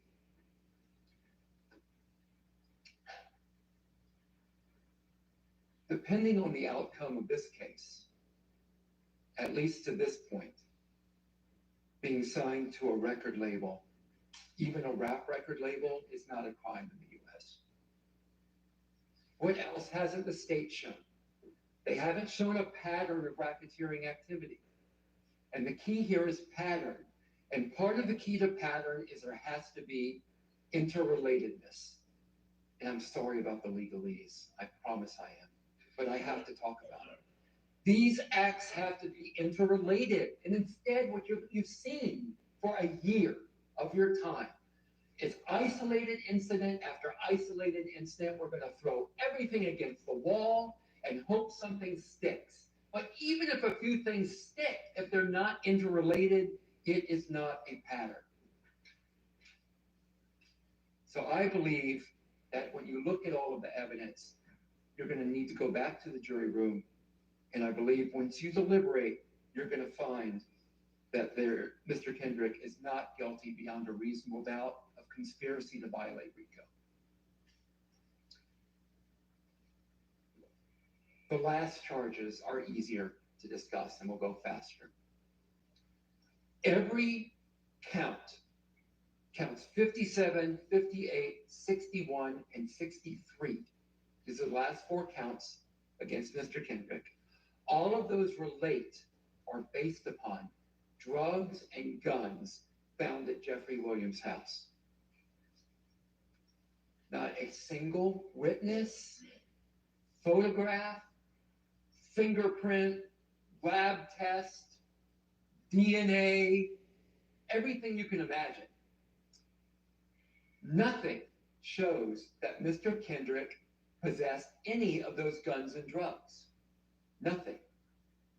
When they arrested Mr. Kendrick that day, did they test his clothing for any type of samples that there might be drugs or? No, nothing. You didn't see any of that. Why was he arrested? Why is he arrested for drugs and guns? It's merely his presence at Jeffrey Williams' house that day. The judge is also going to tell you this, and bear with me while I read this, because it's too long to memorize. You are not authorized to find a person who was merely present at the scene of the commission of a crime at the time was committed guilty of consent in and concurrence in the commission of the crime unless the evidence shows beyond a reasonable doubt that such person committed the alleged crime, helped in the actual perpetration of the crime, or participated in the criminal endeavor. They're trying to show Mr. Kendrick guilty of those crimes just by being at Jeffrey Williams' house. I don't know about y'all, but when someone invites me over to their home, I do not ask before I go there, do you have drugs stashed away throughout your house? I do not ask before I go there, have you got a machine gun hidden under the couch in the basement? Have you got guns stashed in your cabinets? I don't ask that. And when I get to their house, I don't go looking for those things. Why did they charge him with this? Why did they charge Mr. Kendrick with this? Because, as I have told you, from what you could see in this courtroom, Mr. Kendrick has done nothing but work on his music. But they have to drag him in. They have to suck him in to this vortex caused by their relentless, ridiculous pursuit of Jeffrey Williams. It is offensive and it is absurd, and presumably they felt they needed to do it to help out on the Rico case and to help get Jeffrey Williams. Briefly turning to each of those counts. Count 57, participation in criminal street gang activity. That is purely based on his alleged possession of marijuana and firearms. But again, no one got up here and said Mr. Kendrick possessed any of the firearms or any of the drugs at the house. Now, here's what the state is likely to say. This is what I'm anticipating. Possession can be one of 2 ways, and you will hear the judge instruct you on this as well. It can be actual possession, you're holding it, or constructive possession. Constructive possession requires the state to show that Mr. Kendrick intended to possess those weapons, intended to possess those drugs. So when the state tells you that, I want you to please remember what I've just told you and think, What witnesses have you seen? What evidence has been presented that Mr. Kendrick intended to possess those weapons or those drugs or that marijuana? Nothing. Zero. Donut hole, nothing burger.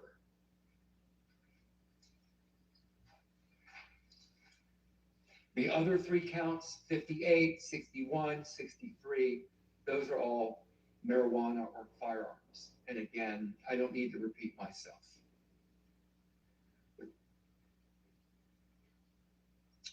While I have had wonderful help from Ms. Hingerty and Mr. Abt on this case, for the most part, Deamonte only has me up here representing him. The state has an army of prosecutors, investigators, law enforcement to assist them. So, I mean, Deamonte only has David. And I've just prayed that I have done my best to slay this giant Goliath that is pursuing him. The state has not met their high burden of showing guilt beyond a reasonable doubt. I would even argue the state hasn't met these lower standards either. It's just not been done. I think when you go back there and deliberate, you'll come up with the same idea, the same conclusion. This case against Mr. Kendrick should have never been brought. That same Saturday night when I saw The Mentalist, a friend was saying to me, well, your problem is that the state has the last word. You're going to get up and talk to the jury, but then the state gets to go again. And they're great lawyers from the state. And they may not remember what you say. They're going to have the last word. And I said, no, you are wrong. You are wrong. The state does not have the last word. The jury has the last word. You guys have the last word. Each of you will decide the fate of Mr. Kendrick. Each of you individually will decide whether the state has met their high burden on each of these counts and on each of the elements of the counts to show that he committed this beyond a reasonable doubt.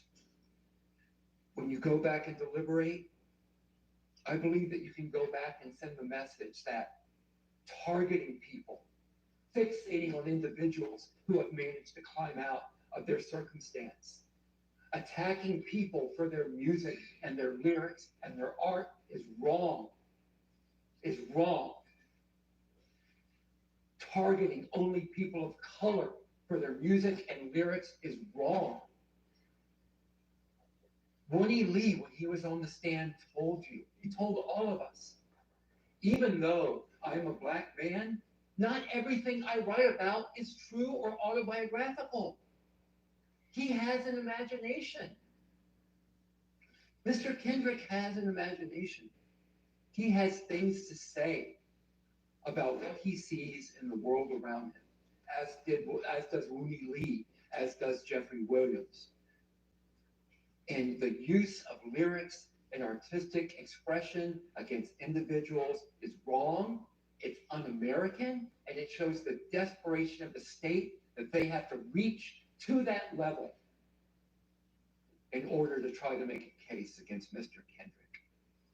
You can show that maybe, just maybe, we really do believe it when we tell people that through hard work, you can pull yourself up from wherever you came from. And that we, as Americans, as people, we believe in redemption. So I ask you to please remember that during and after the state's closing, to remember that when you're deliberating, to remember that each of you individually gets to make that decision of guilt beyond a reasonable doubt. So I'm going to ask for the sale. That is what you're supposed to do, right? And I'm going to ask you to go back there, deliberate, and come back with not guilty verdicts for Mr. Kendrick on all the charges against him. Thank you for your attention. Thank you for the last year of your life that you sacrificed to be here and fulfill your roles as citizens. I really appreciate it. All right, let's take a short break, which is going to be our last break of the day. Then we will hear from the state again. Then I will release y'all for the day. We'll come back tomorrow and give you the instructions. So let's take, maybe a 15-minute break.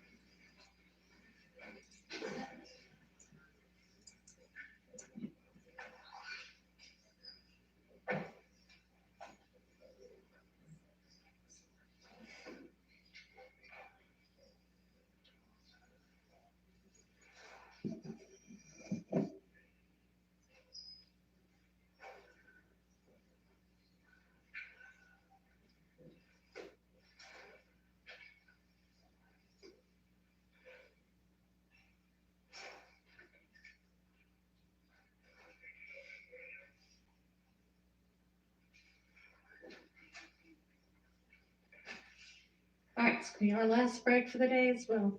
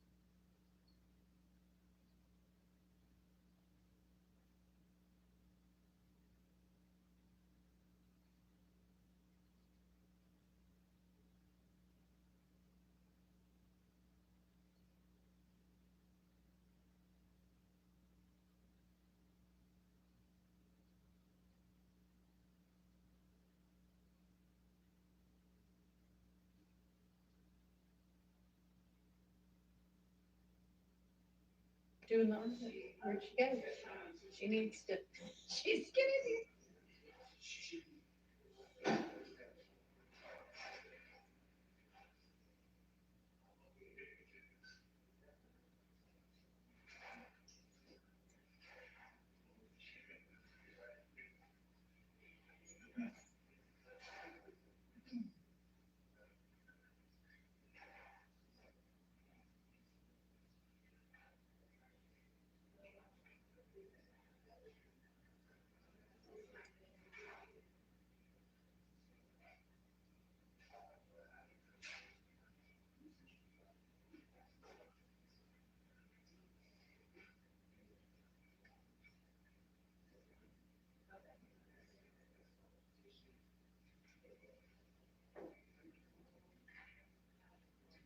Miss Hilton, I know that you're, batting cleanup, I guess, but keep in mind they're gonna be watching the clock. They're not used to staying until 7 or 8.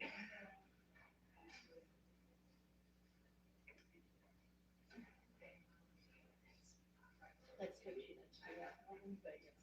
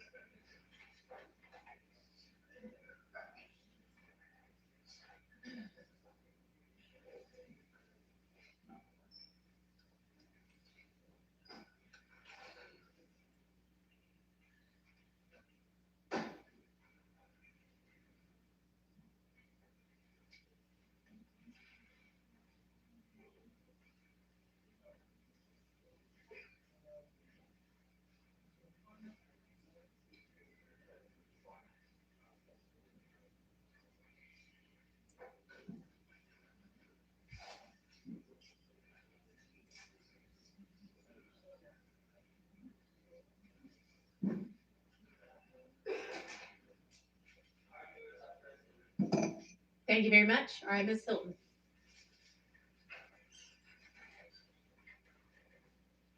Good evening. I know y'all tired. And I get the harsh responsibility of closing you out for the next couple of, for a little while, I'm gonna tell you how long. For a little while. And I just want you all to bear with me and bear with us this evening. Mr. Agnes told you this morning that it was kind of like that marathon. They were kind of at that last spot, right before the finish line. And I know this has been a long trial, and like every one of us has said, we thank you for your sacrifice. We know that we have taken you away from family, friends, trips, work. Maybe I didn't want to work, but from work to be here with us. And so we're going to ask that you just to bear with us for a little while. Now, Mr. Weinstein said something very interesting as he closed. He said something to the effect of the state should be ashamed of themselves for targeting people of color. And I was a little taken aback. Why? Because I am a person of color. The majority of this prosecution team are people of color. And we are not targeting people of color. We are targeting gang members who decided to wreak havoc on communities in Fulton County. And the ironic part of the community that they violated were those communities were communities of color. See, no one rarely talks about the victims in this case. But the victims in this case, most of them are people of color. Because in Fulton County, you don't get to victimize anyone in our county without being held accountable for your actions. And what we're going to ask of you today is hold both of these offenders accountable for their actions. Because they are guilty of every single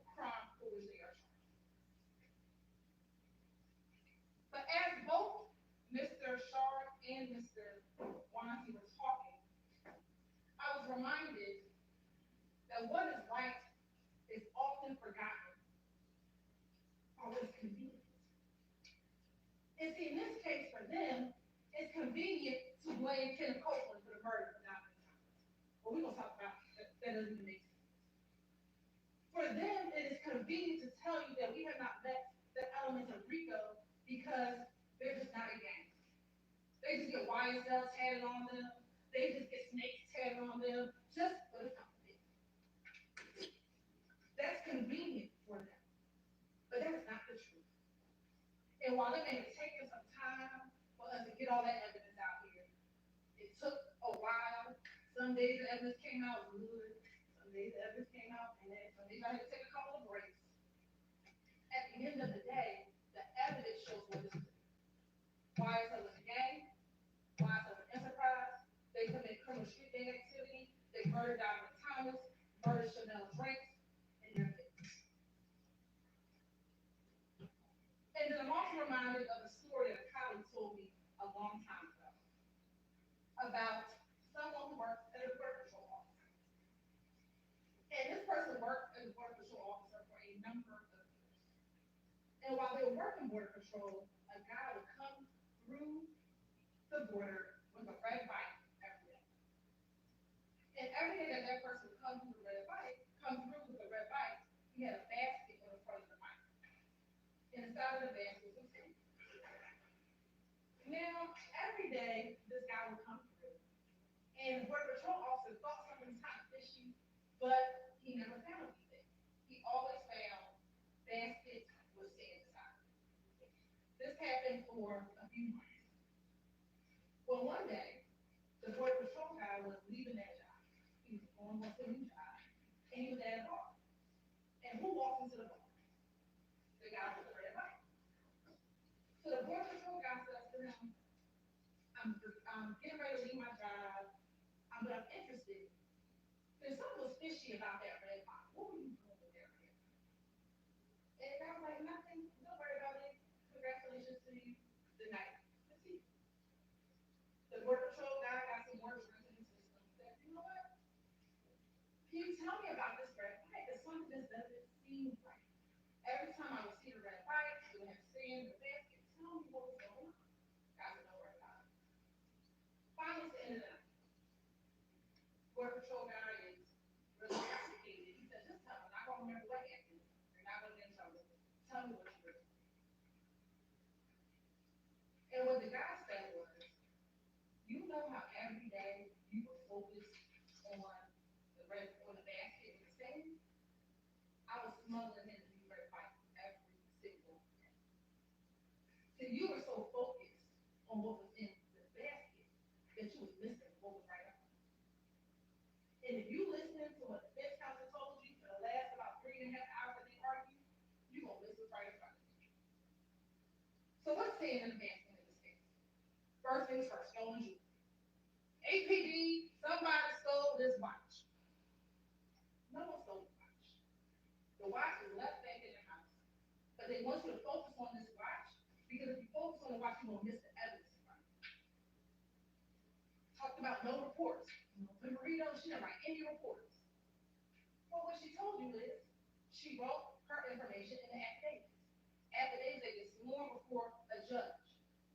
Probably better than reports because a judge has to actually read that information. But if you focus on the fact that they're reading and writing reports, you're going to miss it right in front of you. Mr. Weinstein talked about length of time. We talked about it. Knowledge of coping experience.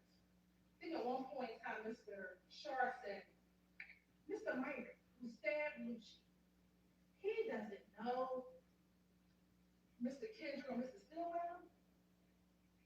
Maybe not. But he knows Khalid Adams, who's the one who helped set up stabbing Lucci. Khalid Adams knows those two. Well, knows Mr. Stillwell. Khalid Adams knows Arlington. And so, some way, somehow, though, Mr. Stillwell knew on February 9th that Lucci got stabbed. Well, how does he know that? How they in a text message? That wasn't broadcast to the world. So this idea that just because Mr. Myrick doesn't know him specifically, does not mean that they're not guilty of the crime that was committed.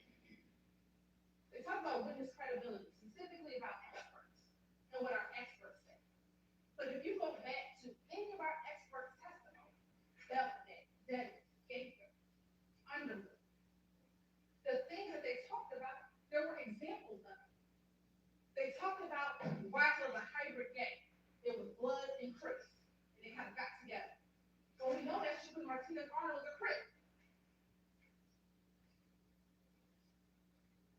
Some of them, Mr. Williams was a blood. You saw when we talk about sex, money, murder. You see them hanging out together. You see them committing crimes together. Mr. Kendrick and Mr. Arnold in a car with guns on their way to Trussell Street. We can infer, go shoot it up. That's what they talked about when it says a hybrid gang. They talked about the music, and we're going to get to the music in a minute.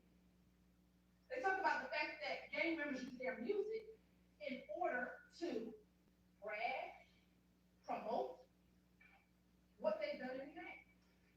And we'll see examples of that in a moment. We talked about your duty earlier today, but again, just to be reminded, you're supposed to be a fair and impartial juror, honestly seeking the truth. You are not to seek doubt. So when you go in the vet, you're supposed to say to yourself, what happened on January 10th? What is the truth about that? And is there evidence towards the truth? That is what you're here for. Seek the truth, you follow the law, and you deliberate. Now, I'm going to tell you this. If you go to the bank to deliberate, and one of your numbers says, I'm not deliberating, I'm going to the bathroom, I'm not doing any of this, you need to bring that to the deputy's attention so they can bring it to the court's attention. Because you have a duty to deliberate. A duty to sit down, evaluate the facts, evaluate evidence, and apply it to the law. So let's talk about the evidence of the defendant's case. So earlier this morning, Mr. Adkins talked to you about count 57, participation in criminal street gang activity.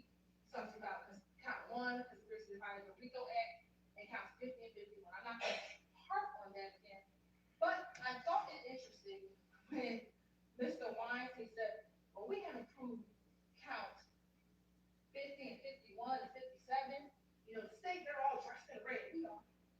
Red's probably my favorite color. But you know, the one thing that's different, we don't do criminal gang activity. And the court's going to define what that is. See, we're not here because people wear the same colors. They can wear all the greens they want. They can wear all the snakes they want. If they all want to tattoo YSL on them, that's fine. So it's not a crime to be a part of a gang. The crime is when you start doing criminal street gang activity, like murdering Donovan Thomas, murdering Chanel Drinks, murdering Jamari Holmes. That is what the violation is, not being a member of a gang.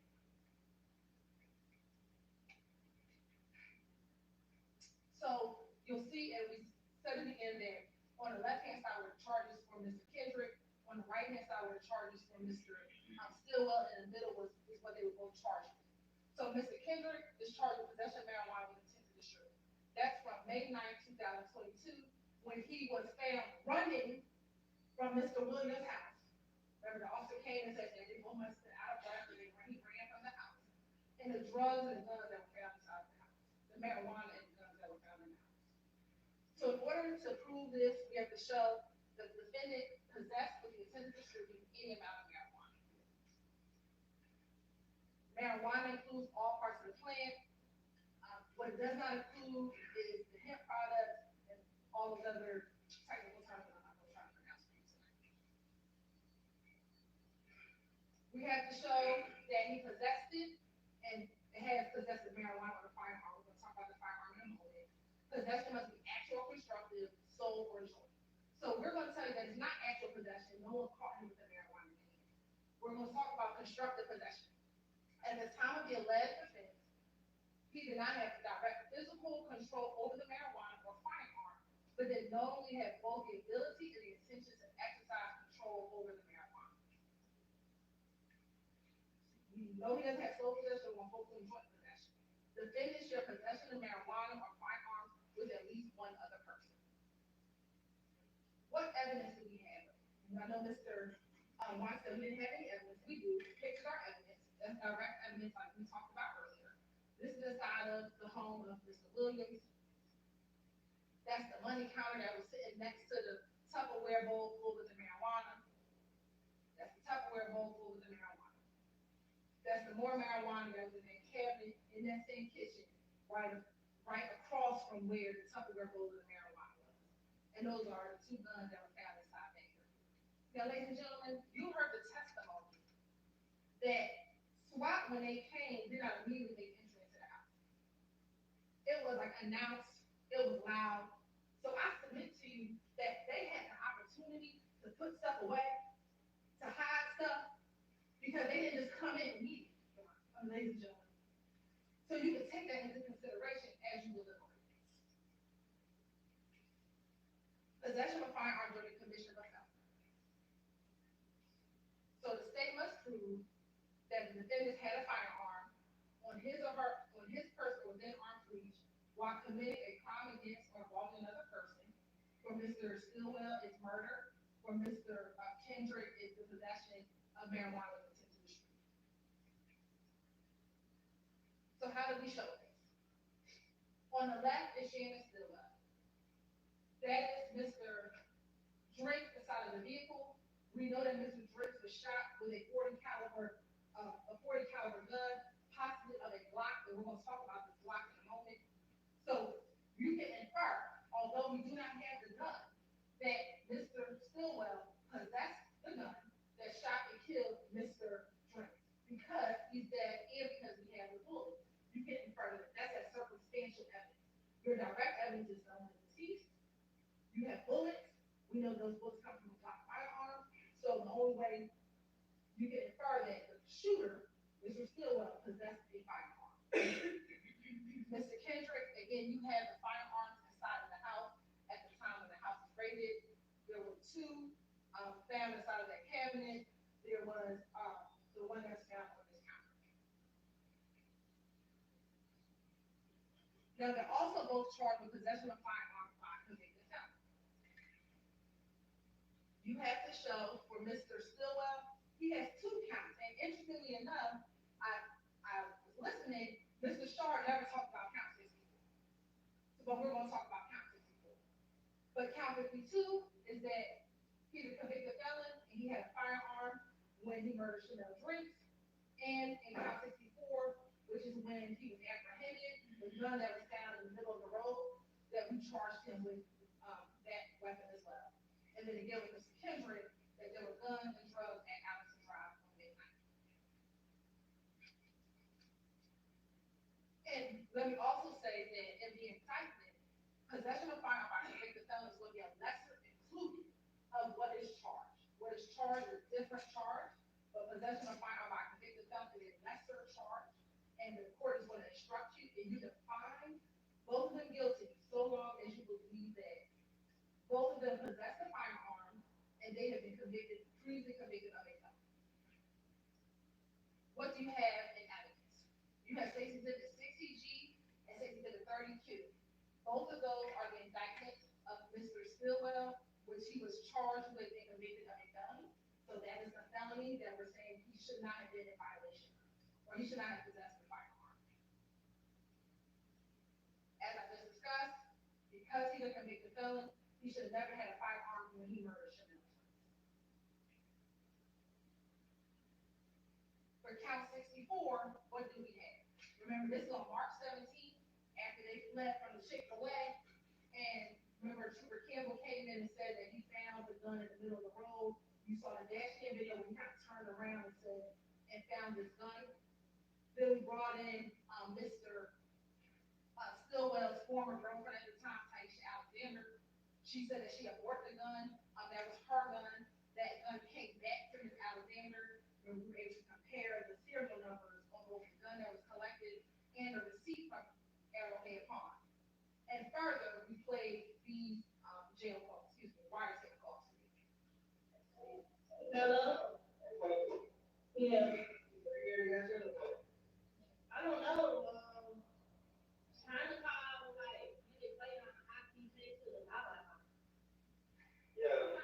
Why can't we IP6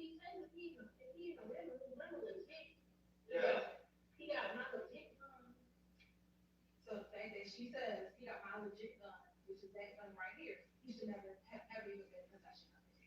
I don't know what it is. I don't know what's going on. I don't know what's going on either, you know, usually they'll call, like, how you got my gun? Yeah. They'll call and be like, come get your gun, but they ain't even calling me. So I don't know if he, where my gun is, I don't know what they want.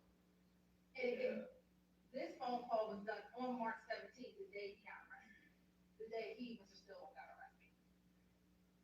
Now for Mr. Kendrick, you have in evidence Exhibit 487 BB, which is a certified copy of conviction of Mr. Kendrick. And again, because he's a convicted felon, he should not have been in constructive possession of any of these guns that I'm citing. So now, based upon what we have shown you, they are guilty of, right now, count 1, count 50, 51, 52, 54, 57, 58, 61, 63, and 64. So let's spend some time on the numbers, because that is what we need to talk about.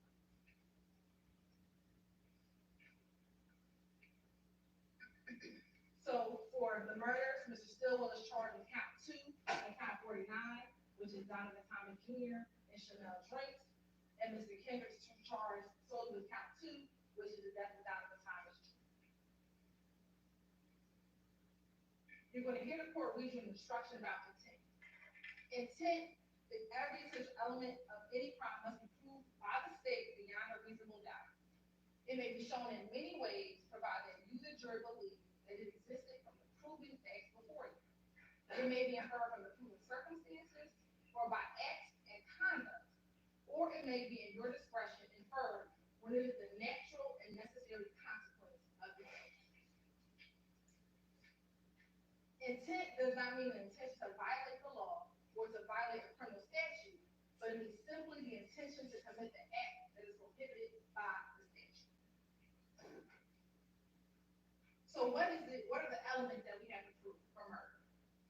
That Mr. Stillwell and Mr. Kendrick caused the death of another person, here, Donovan Thomas and Chanel Drake, unlawfully and with malice aforethought. What is malice?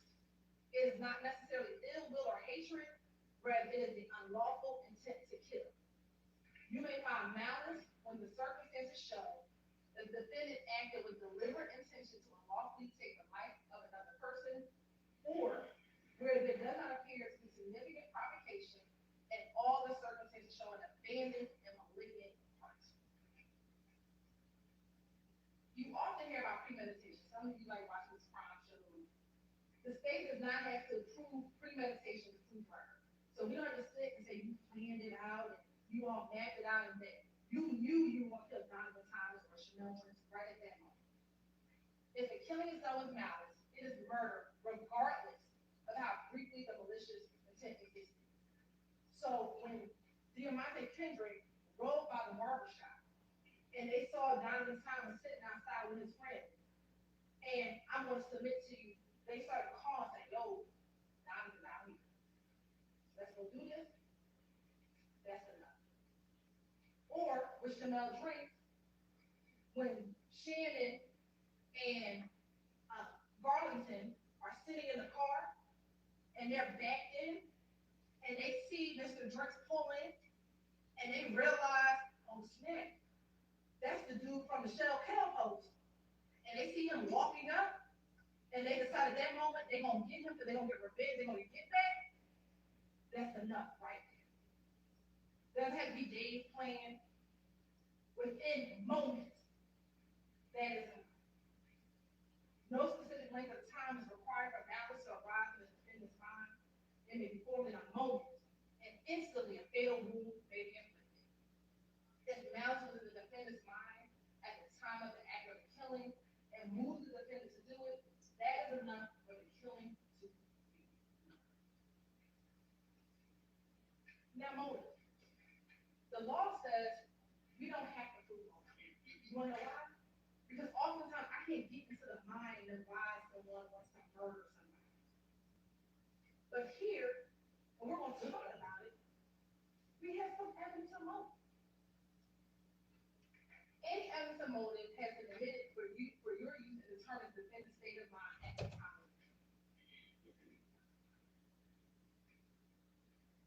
So you heard Mr. Atkins talk earlier about parties to a crime. I'm not going to go over all the principles again, but he gave you the example of the bank robbery, right? Everyone who is a part of the crime is responsible.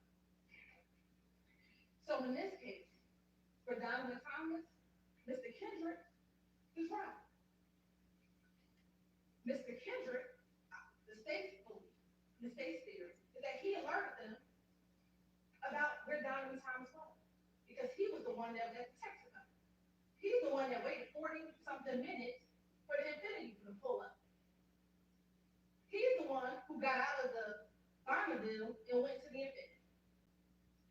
He's just as guilty as the ones who pulled the trigger. Yard and Mr. James. He's just as responsible. And that's what parties to a crime said. Every person involved in the murder is just as responsible as the person who pulls the trigger, because you all acted together.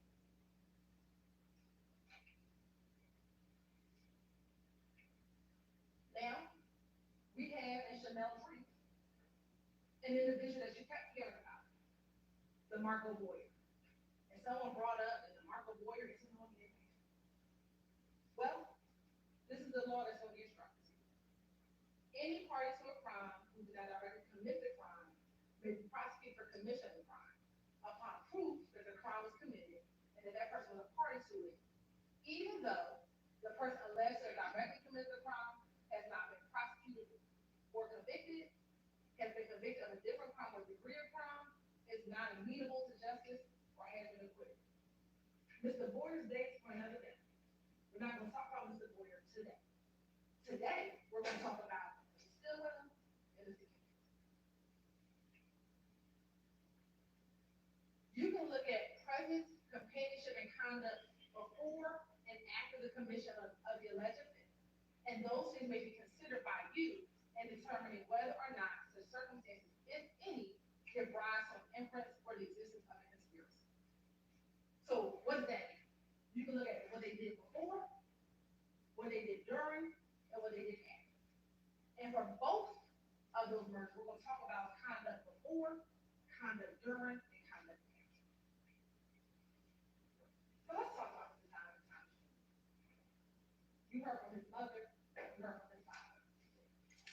He was from Atlanta, he was kids, he was in the game, but he had started to kind of try to get to the music business. And he had started doing that by one, he had a relationship with Rico and Quan. Two, he had just put Lucci on, YSL Lucci. So he was trying to kind of turn that market and do something different. When did you also hear about Diamond Thomas? That on the night that he was gunned down, that he was at the barbershop, getting his haircut, his brother was there, and what were they getting ready to do? Meet with their daddy and go watch the football game. I think it was the Ravens and Patriots. Don't quote me if I'm wrong, but I think it was the Ravens and Patriots. And that's what he was getting ready to do. Spend time with his father. You know that he has a biological brother, but he also has a brother which they, Kelvin Watts, who's super close to him, that they are brothers, but not biologically, but they share a brother, so they call themselves brothers. He said he was trying to get in the music industry. That's him with Bob Lucci. That's him with Rich Homie Quan. And so much so that after his death, Lucci had a whole album dedicated to him, Long Live Nuts. And we know that Peanuts was his name. Now let's go over some timelines, because I think oftentimes we focus just on the murder, but there's some things that led up to that day that is very important for you to consider as you continue to learn. So we know September 2014, Rich Homie Quan's father's barbershop shooting. Now, Mr. Cole, we're going to talk about Mr. Cole, told you on the stand here that him and Threat were responsible for that. YSL members responsible for shooting up the shop of the YSL. Or shoot the father of his gang you can recall in all these different interviews, majority of them, Mr. Copeland talked about this shooting at the Lakewood gambling house. He talked about it in most every interview, and he kept on telling them about the history of him and Kelvin. And he talked about the fact that Kelvin had shot up the gambling house and shot up Doug's car. Then he talks about, in multiple interviews, a meeting at Cafe Stanley, in which him and Kel were there. Kel wanted Copeland to call Doug so they can maybe squash whatever issue that they had. And that when Doug, Mr. Williams, got on the phone, he asked Kelvin, "Are you gonna pay for my car window?" Kelvin said no. They got into it, and it kept on going. You heard about the January 6th fight at Club Crucial, in which Copeland was jumped at the club. And then upon leaving the club, there was a fight with Bloody J. That some YSL members jumped on Bloody J. And that Kendrick and Arnold, they were arrested when they left the club. And that's going to be important because when we talk about phone records, while we don't have some phone records, Mr. Kendrick. Then we have the January 8th shooting at TI's studio, where Rich Homie Quan's purple truck was shot up. There was some alluding to the fact that Copeland did that shooting. I think Quindarius Zachary may have said in his interview that Copeland did that shooting. Then there was that blood meeting the night before the murder. Now, I know that Mr. Sharp played for you the clip in which Copeland says that the blood meeting was about him. But remember, the blood meeting was also about the Stillwell. And he said that in one of his interviews. That the blood meeting just wasn't about him, but it was about him, Copeland, and Mr. Williams.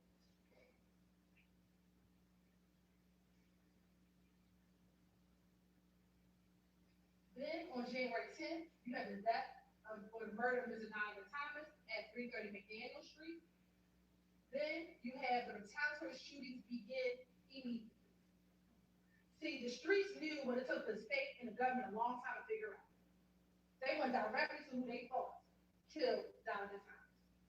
They immediately started shooting at Jeffrey Williams' family's house and Kenneth Copeland's family's house because they thought that both of them were in on it.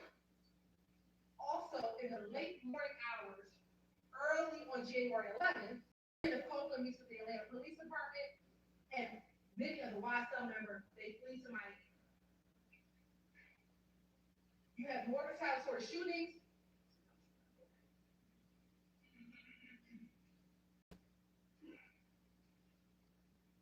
Then in April, between April and May of 2015, you had the incident at Dunbar Center where Copeland is found with that gun. They don't arrest him then. He calls Gaither speaks to him, they let him go. But once they did more investigation, they got the video surveillance from the Dunbar Center. They arrest him on June 10th, and then that's when he does the 9-hour interview that we'll discuss. In August of 2015 was Quindarius Zachary's interview. In September 2015, Shannon becomes a target of 2 shootings, one at the Green Store, the other one with Ms. Tierra Jones. In October 2015, arrest warrants are taken out for Garlington, Copeland, Sledge, and Stillwell. In November 2015, there was a preliminary hearing. The case was dismissed against Sledge.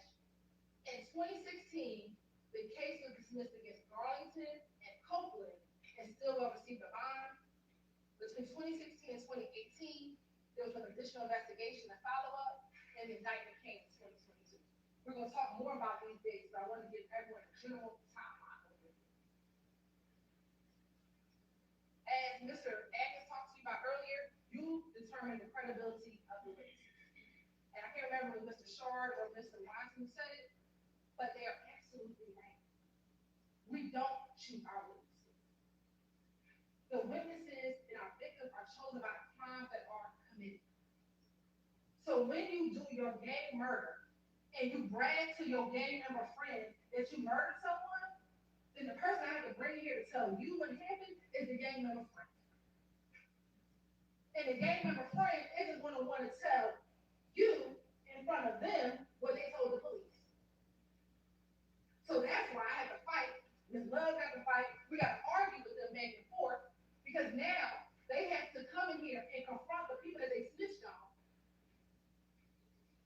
in front of them. So, and they know this. They know that none of these witnesses want to come in here and say what they told you. And they're begging on you to say, I don't know, but he did swore an oath in court and said that he told the God's honest truth. Let's go and tell him God's honest truth in this courtroom. Maybe some of the stuff he told was true. Period. Like he said, he's doing a little bit of truth sometimes. That's what he said, right? So he did that a little bit, and we'll talk about that. What's going to be important are prior statements. It is important because you as a juror get to determine the witness credibility, right? And this may be affected by you comparing and contrasting the testimony to statements or testimony of that same witness before trial starts. You, the jury, can decide whether there's a reasonable explanation for any inconsistency in a witness's pretrial statements or testimony when compared to that same trial testimony. And we'll actually apply common sense and reason to decide what testimony you believe or not. So let's go through the evolution of Kenneth Rudy Cole. Let's take some time, all right? January 11th. This is hours after the murder. His girlfriend's house just got shot up, and they call him. Thorpe calls the girlfriend to kind of check in on see what's happening with that shooting, and he puts Copeland on the phone. See, on January 11th, when he walks inside, he's real strong YSL, right? He's not trying to give up his friends. He want to let the police know, I didn't murder. Now, let me tell you something. I didn't murder Deamonte's house. I'm telling you, the girlfriend's house. I'm going to tell you, I went to the ring store. I went to McDonald's. He's not going to give you too much information because here, he's trying to still protect his friends. That's just common sense. The police don't really know what's going on yet. So when he first goes in, he's trying to protect his friends. But then we get January 28th. See, if y'all remember, y'all, this is after he gets out the shootout on the highway. This is after he came from the little pool party, and he on his way home, and they shoot at him at the highway. And remember, in this interview, he talks about, I believe, Shannon being upset with him because he didn't want to shoot him. So here, he's trying to tell him everything that YFN people are doing to him, but he's still not trying to give up his friends. Just stay his friends. But he's a little frustrated because everyone's blaming him for murdering Donovan Thomas, and everyone's shooting at him, and he didn't do it. Then we get February 20th. Now this was the worst one because that's when he's trying to come out the house and take his baby to the hospital, and they come down the street shooting at him. So now he's like, they are shooting at me, they're shooting at my baby and my girl. Look, this is too much. And he tells them about what happened. Again, this is the interview where he really didn't want to give up who shot at him. He knew who did it, but see that gang street code is he still didn't want to give up the person who shot at him and his baby. And that's when Kurt was like, you're not going to tell me who just shot at you and your baby? Then the next day was February 21st. They had arrested him for a violation of probation. He was upset because they arrested him on a violation of probation. And Gaither talks to him, one, about the shooting that had happened the day before, and trying to get more information about the murder, trying to figure out what is going on. What is going on with this damn report? Because by this time, and ladies and gentlemen, we're not going to go through that whole litany of what Operation Panther shooting, but you heard evidence of all those shootings that were happening back and forth, back and forth, back and forth. And they're trying to get a grasp of what is happening. And then we get to the 9-hour interview. So what happens between February and June? A lot. We got some back and forth shootings. Then Mr. Copeland went to jail for that violation of probation. He came out. He went to Henry County for a little while.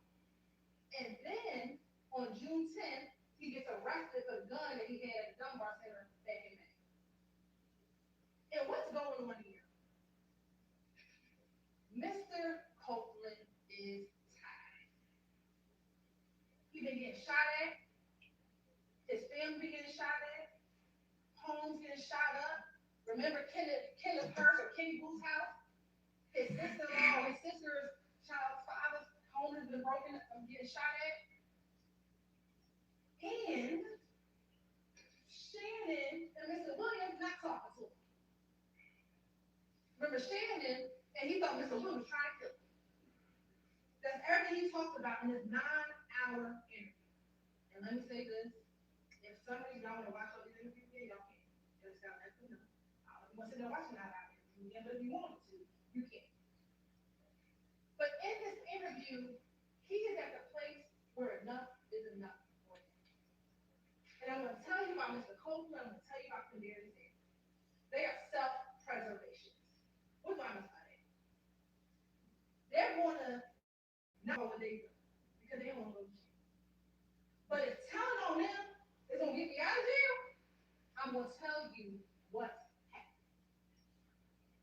Because I don't want to go to jail. He's absolutely right. He did not want to go to jail. But he's not going to lie to the police about what they did. He's going to minimize what he's done. And that's what he did in this interview for 9 hours. He minimized his involvement in some things, but he told everything that they did. And if you don't believe what he told the police, well, let's listen to what he told his girlfriend on the jail call. Right. Yeah. No.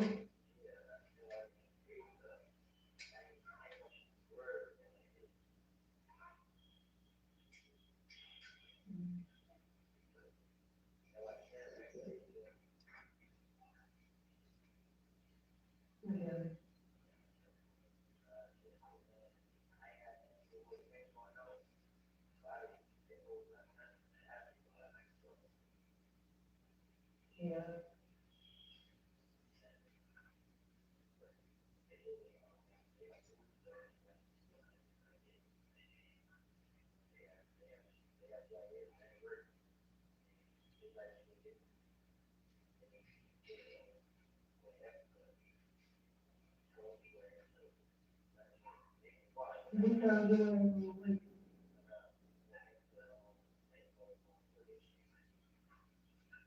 Am I one day?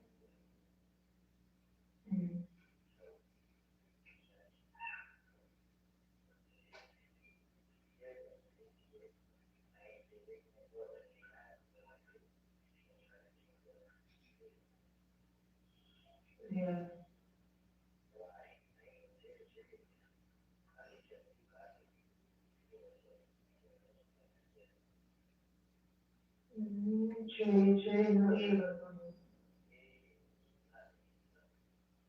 So in that call to his girlfriend, to the love of his life at the time, he told them, I need you to come in so they can believe, so they can know what I told them is true. They had to verify what I said. So when he came and said, I would finesse the police, I would lie to them. No, because you wanted them to verify what you told them. And we're going to talk about how the police and Mike Sprinkle was able to verify what he told them. Let's listen to this June 16th, 2015 call.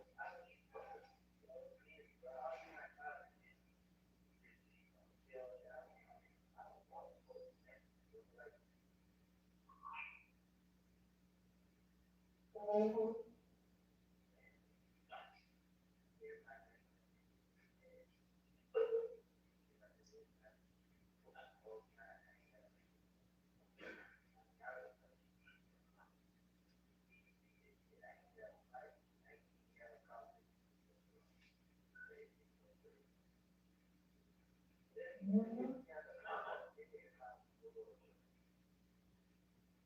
does so nothing?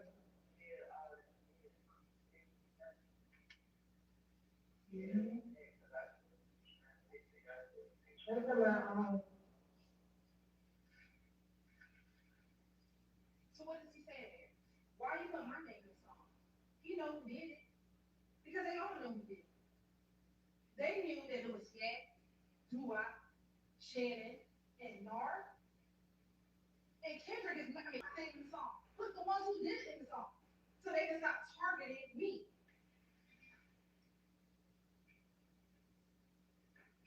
Now, let's talk about his trial testimony.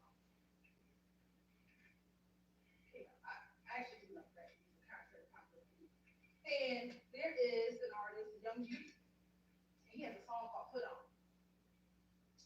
And I'm telling you what Copeland and Zachary did while they testified here, what they put on for YSL. They came in here acting all types of foolishness. And that's because they wanted to show their gang member friends, look, I'm still part of the conspiracy. I know I snitched on y'all back in 2015, but I'm gonna try to help y'all out the best that I can. And that's what they did this entire time. They friends. They've been friends for a long time. They wear the same clothes. They lay together. What makes you think that Deamonte, when he got into that car, McDonald didn't say, yo, let me tell y'all what they just did. Let me tell you what our homie, our boy for the last couple of years just did. They just killed nothing. Because the kid wasn't around. He was sleeping at his girlfriend's house. So he missed the action. So you don't think when Deamonte get in the car, he's not going to say, oh, let me tell you what Shannon did, though. They friends. And they want you to believe that Deamonte did not tell Hope what happened moments after it happened. That don't even make sense. And we gonna ask you your common sense. This is them. And these were all taken in 2015 because some of these are older pictures. They look super young. This is how long they've been friends.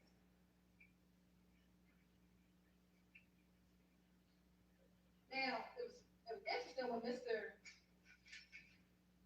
Shard asked, why don't we show you this video from 2009? Let me tell you why. Because Quindarius been around for a long time. Quindarius been around since 2009. So Quindarius knows about what's happening. See, we don't just bring you stuff. I know some days you're like, why does the state bring me a video from 2009 in the park? It's to show the evolution of their relationships. Quindarius is a little bit different than Copeland. Because he's been around Mr. Williams much longer than Copeland's ever been in the picture. See, Mr. Copeland started coming around in 2014. Mr. Zachary's loyalty is a little bit different. He's been around since 09. So when Zachary tells you in his interview, they know nothing about that murder. Yes, he did. But his loyalty is a little different because he's been around. 2012. That's Mr. Zachary. You want to know why we showed you the video of them outside in the apartment complex? To show their association. Again, Zachary been around again for a long time. He's real better than it. He rocked through YSL. So he had a motive to lie for Jeffrey Williams that Kenneth doesn't have as much of. In his interview. See, when Quindarius interviewed, he asked to come and speak to the police. And you're going to watch the interview because what both of them do in their interview, both Copeland and Quindarius, and this is how you know they were telling the truth, they would correct the officers. If the officer was repeating something that was wrong, they would say, no, I ain't saying it like that. I said it like this. That's what they would do. That's how you know that what they were trying to tell them, they were trying to be as truthful as they could so that they would get it right. They mean the police would get it right. And again, same thing. He come in here talking about he want to take one of the investigators out, all types of nonsense. But again, putting on for YSL.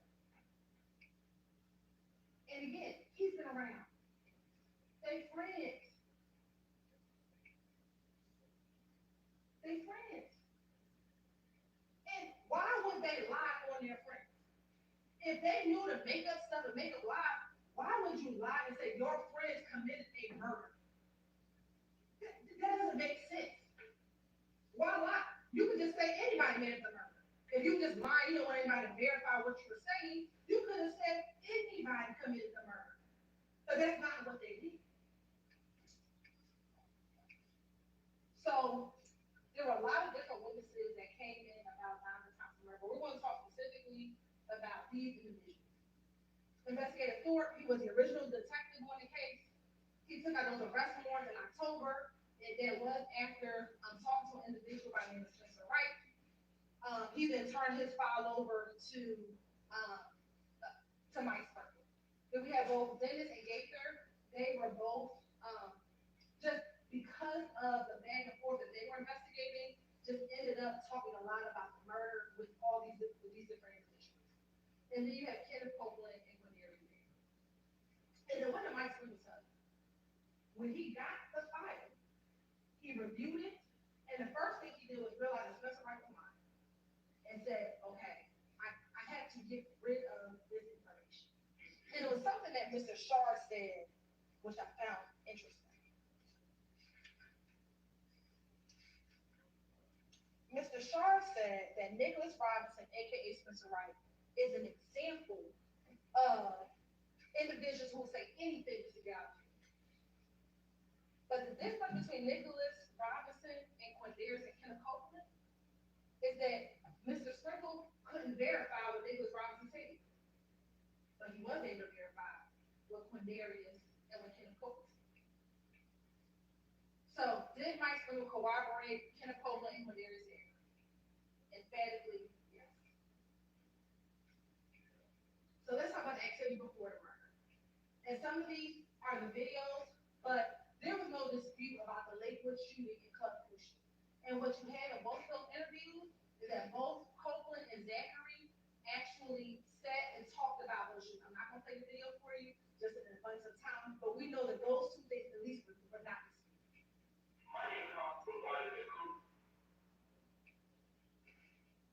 So let's talk about the day of and the day after the murder. So what did Copeland tell you about that?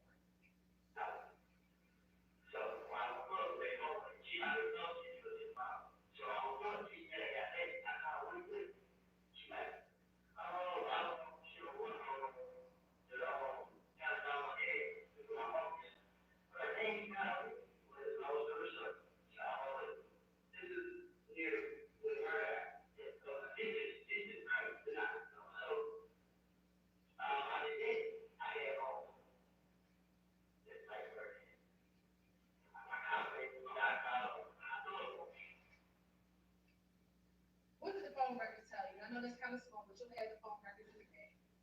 That between 6:37 and 7:26, Copeland's phone was in the area of his girlfriend's house, right? That's QR's Copeland's girlfriend's residence, which was Myra. His phone was pinging in the area, and that's between 6:37 and 7:26.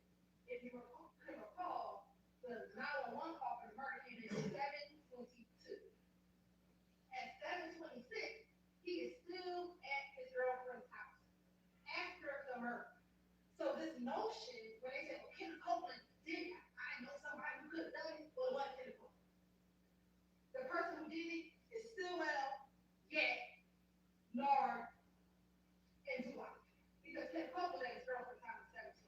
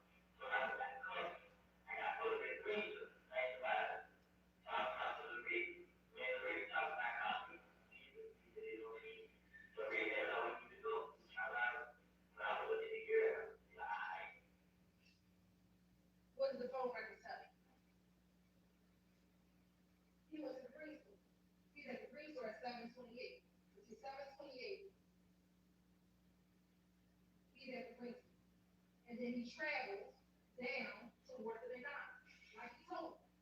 And here's the thing, ladies and gentlemen, about cooperation and phone records.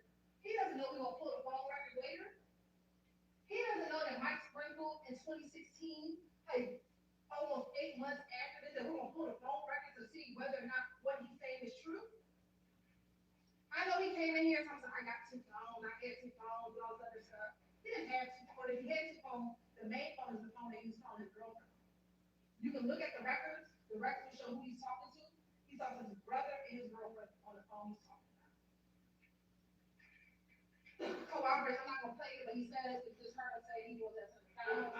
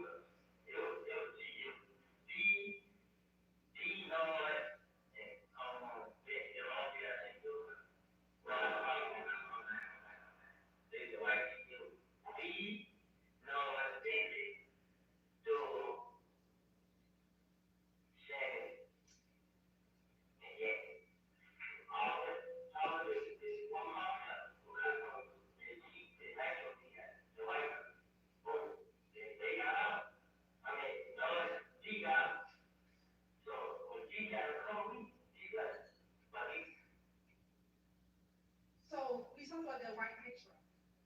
Ladies and gentlemen, that is from the Dexter Montgomery shooting. What is that? That's the white nitro that Nard and DK came in from OG Bentley's house. So is it ironic that, oh my goodness, OG Bentley has a white dye nitro? That small fact is corroborated. He talks about getting the call from Antonio Sledge.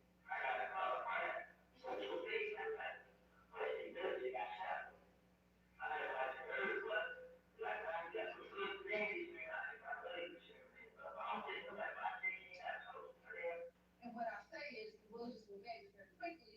He told you that he FaceTimed with Antonio Sledge. We know that FaceTime don't come on records, on phone records, but that entire night, him, Antonio Sledge, and Decker are in communication.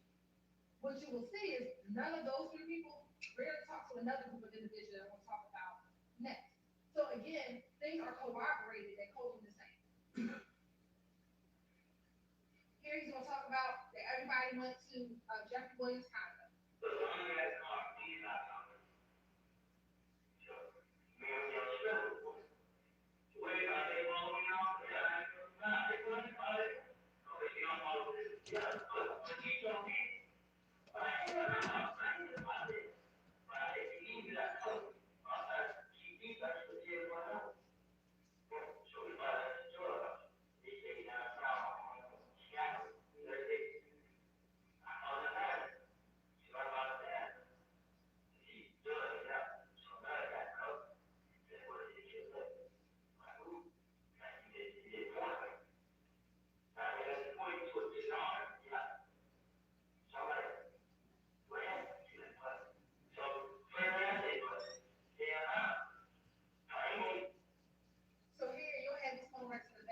This shows phone activity near Mr. Williams' condo between that time of 7:31 and 11:22. Again, he talks about the condo. And remember in this call, in this interview, he first talked to Gaither and the ATF agent. Then later, Thorpe came in, he kind of repeats what happened, right? And that's what is going on. But again, consistently talking about being around the condo. They both talk about going to Miami after the murder.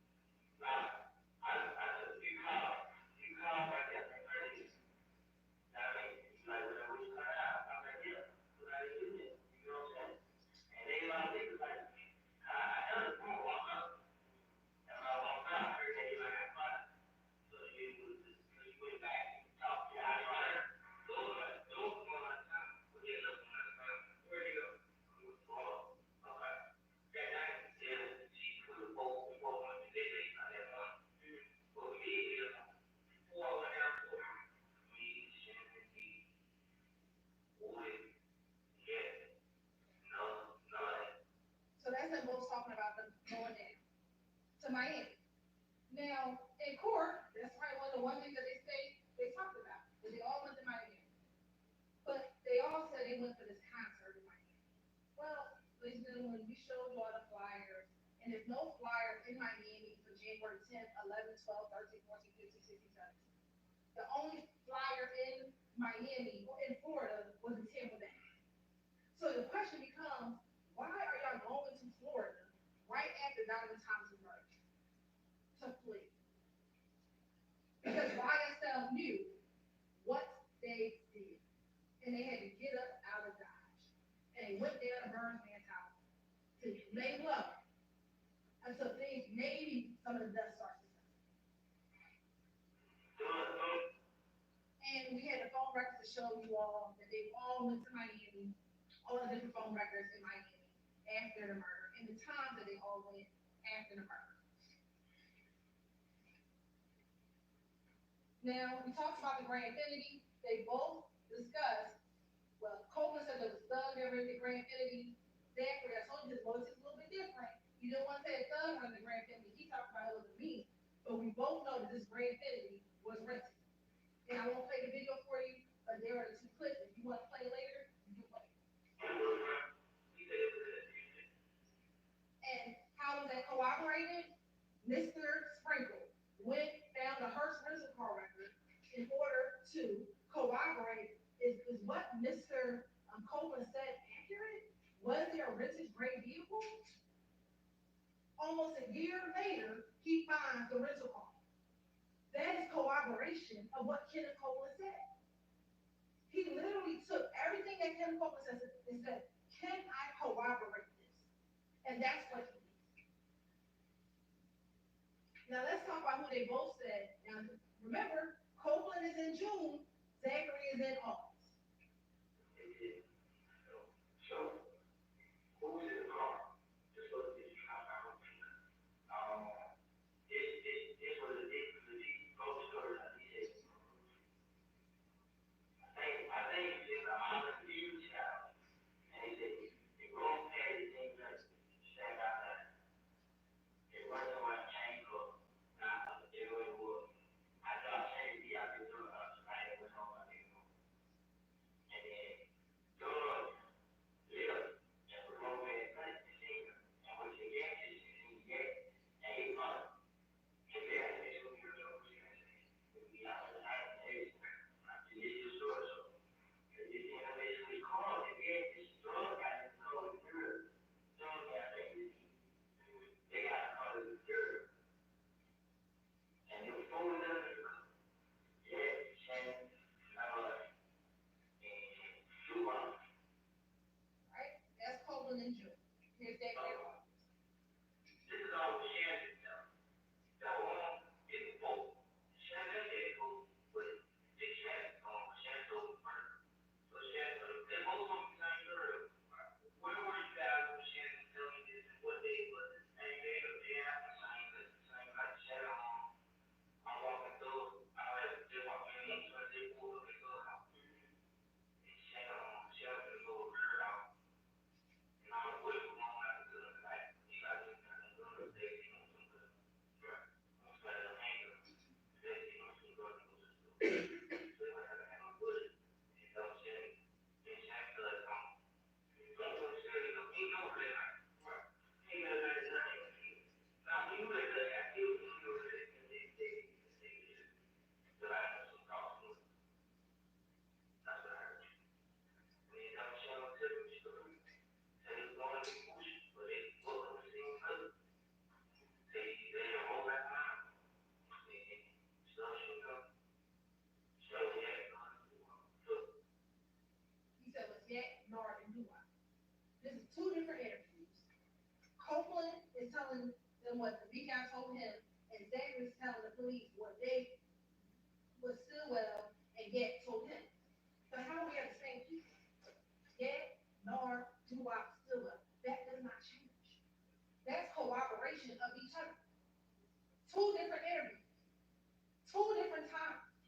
Saying the same people. Ladies and gentlemen, that's evidence. That ain't a coincidence. And remember what Copeland said, which I found interesting. When they asked, do you remember what gas station? He's like, I don't know the gas station. How had gas was at the gas station, and then they circled the block and pulled up and saw Donovan outside. If they didn't tell him that, he didn't even know what gas station they were at. But what did Mike Sprinkle do? He said, well, let me go pull the gas station footage and see if I can corroborate what he's saying.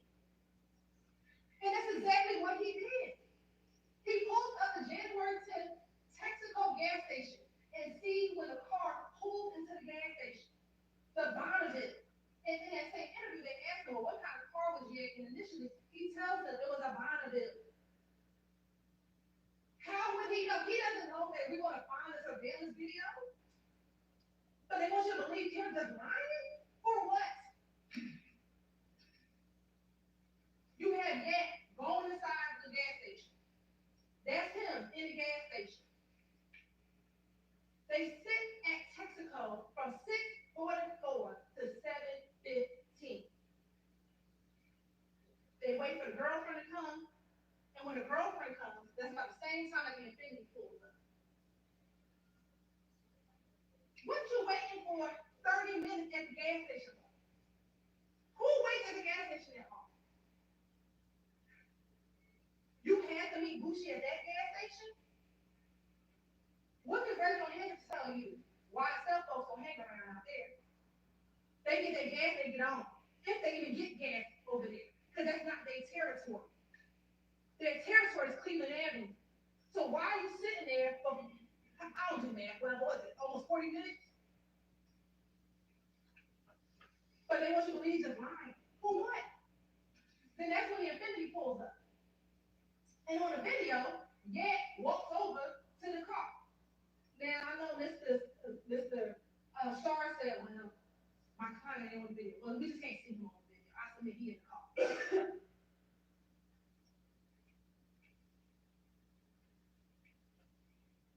Then they both leave at the same time, and they both turn right on one side.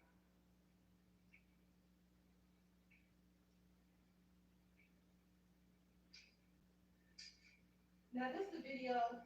We'll speed it up. In fact, from the still shots, you can see kind of the movement.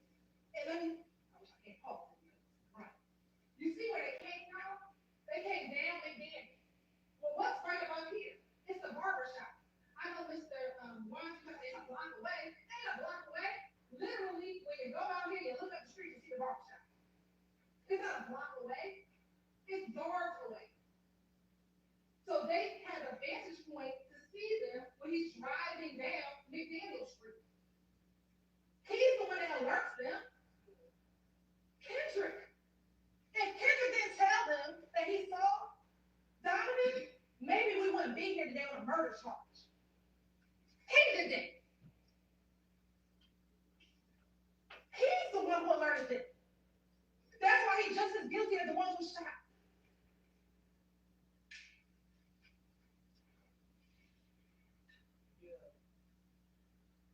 This is then when we sped through the video, so now it's about 9:05.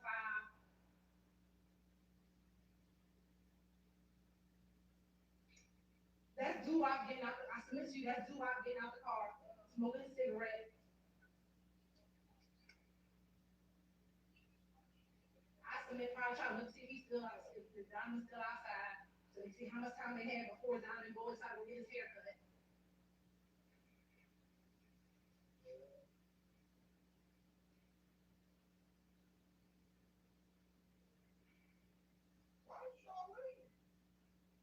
And he just wait.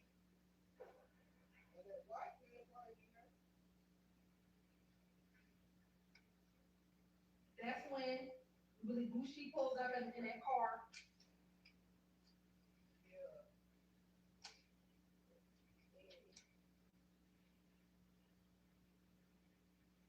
And that's Kendrick. Initially, he was on the passenger side. That's right.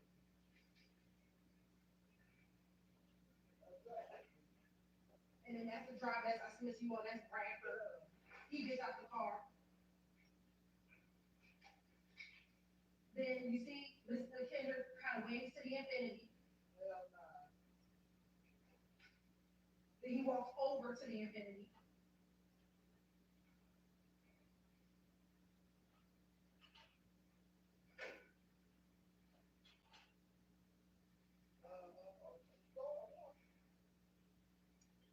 submit that's when they're gonna talk about what they're gonna do, how they about to kill down, what they're gonna go around, what car, what guns in the car, how they gonna do it, who gonna do what.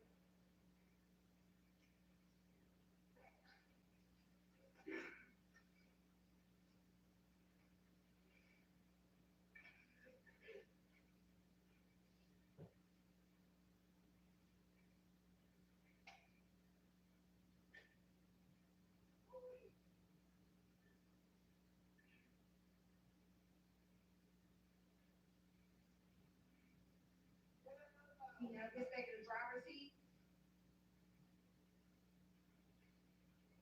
And we talk about where did they switch cars? I submit to you behind the gas station.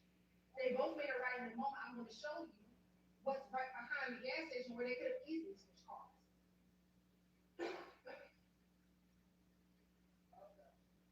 And then, and remember we talked about the time, so it's not 8:08. Remember this time is off by a few moments. And that's them coming down the street and then shoot. Of course, you're going to see, I'm going to play this all this reaction, what happens in the store. You got babies running. Bullets have no name. And they have the audacity to tell you that we're sitting here trying to charge people of color? No. You should not have to sit here on a Saturday trying to get your hair cut and have bullets come inside of a barber shop. Bullets have no names. And it was babies in the front. But you just spraying down the street for what? For your status in YSL? So you can show Mr. Williams that you big and bad? That's what this is about. And that's Donovan's brother. Outside. I submit he saw what happened, but you know what? He ain't gonna tell us. He ain't gonna talk to the police. And that's what the gang culture is.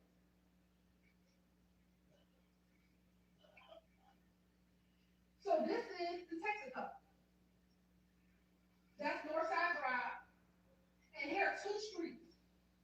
This one's a one-way street, but they don't follow the law, so I submit they went up the one-way street. And it's another street. They don't went up either. I couldn't see they went up the one-way street because they didn't follow the law. So when they turn right, they switch cars behind here. They switch behind here. It takes no time to drive up the wrong-way street, drive back down, and come back down to this street. That's where they switch the cars at.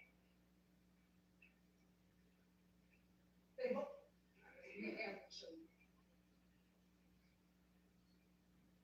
And this is where he talks about it. I'm not gonna play for you, but that's what he said.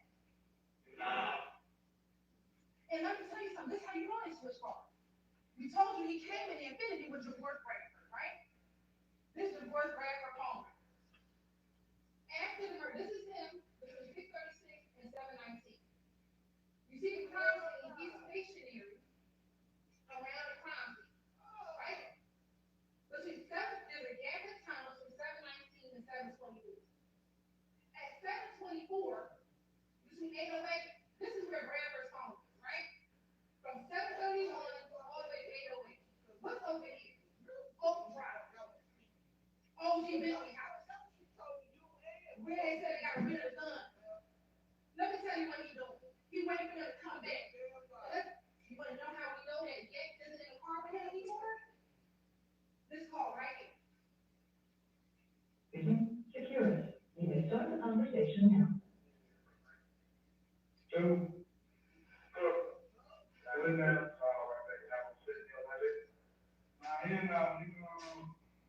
what's that we got there?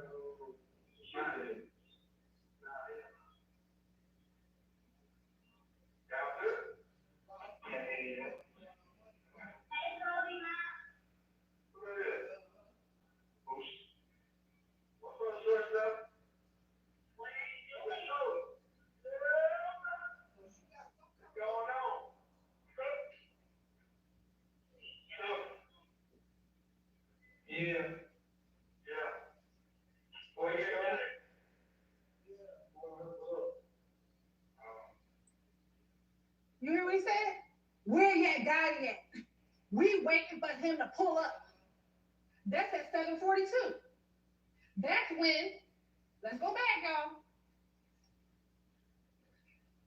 That's when he waiting down here. At 7:42, which is one of the calls that's right here, Yak ain't with him. You want to know why? Because Yak with the other 3 murders.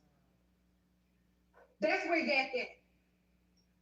What evidence do we have? No, we don't have DNA. You wanna know why? They got rid of the car. No, we don't have DNA. You wanna know why? Because they got rid of the guns.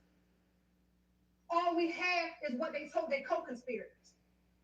And that's what I had to bring to you. What I have are the phone records. What I have are the surveillance videos to corroborate what the co-conspirators say. Because I don't have those things. I wish I had, but they got rid of it.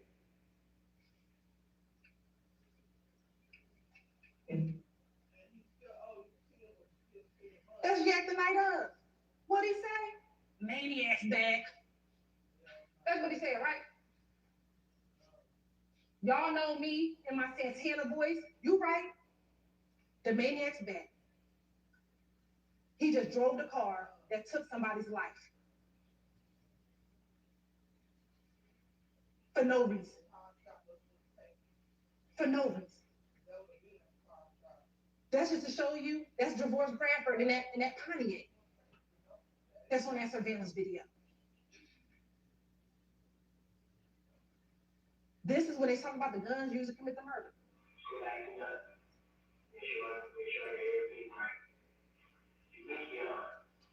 Pretty much told you, him, Shannon, Kendrick,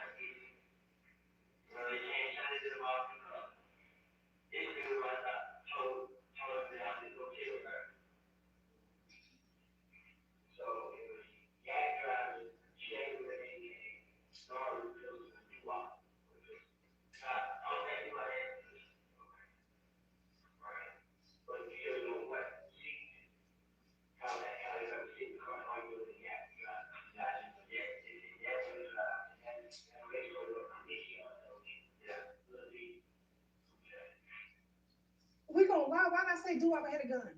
Let's lie. We gonna lie big. Everybody had a gun. But he didn't do that. He said, nah, I don't think Doo-Wop had a gun. I don't think so, but I definitely know Yak was driving, because if we gonna lie, say Yak had a gun too. But he didn't do that.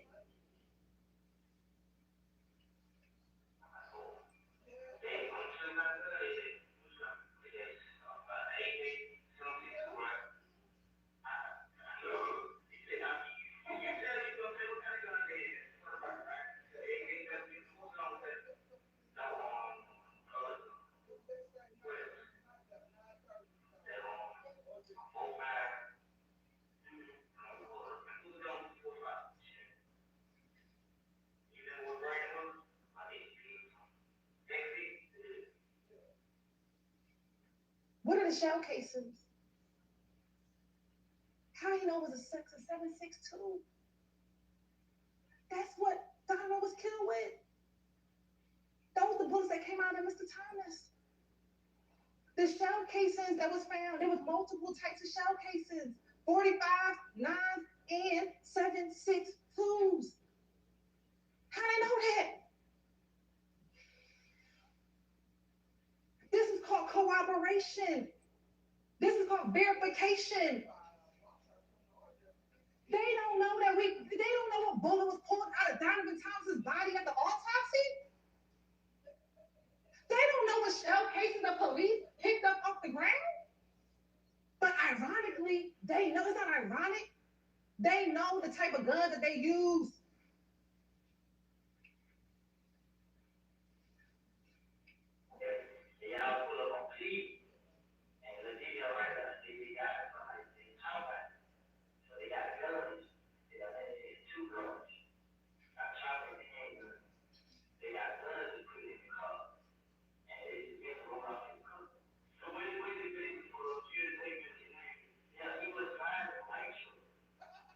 He wanted to do the child.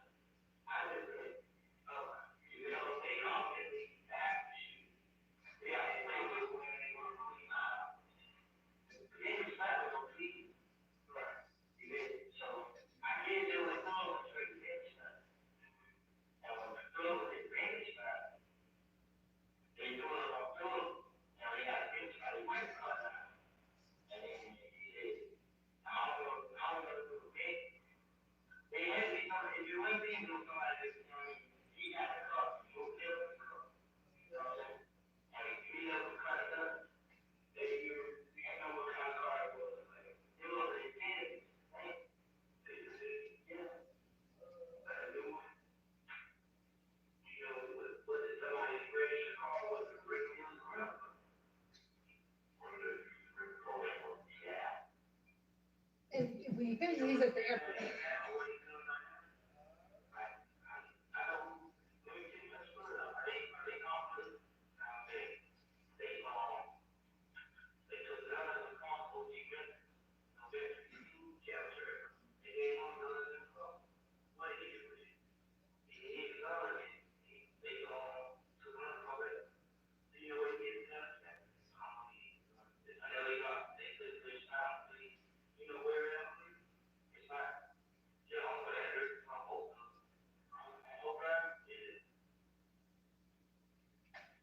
That's how the address I showed y'all, right?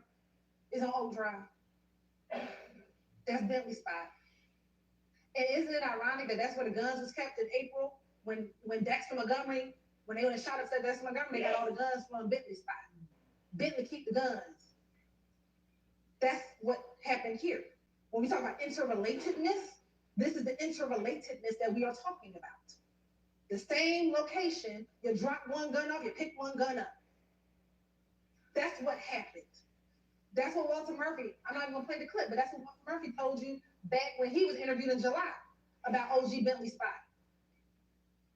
You think that that's ironic that both Copeland and Zachary talk about the guns going? Oh, and the phone records corroborate that all the phones was at Bentley house right after the murder? All of those things are corroboration. That's evidence.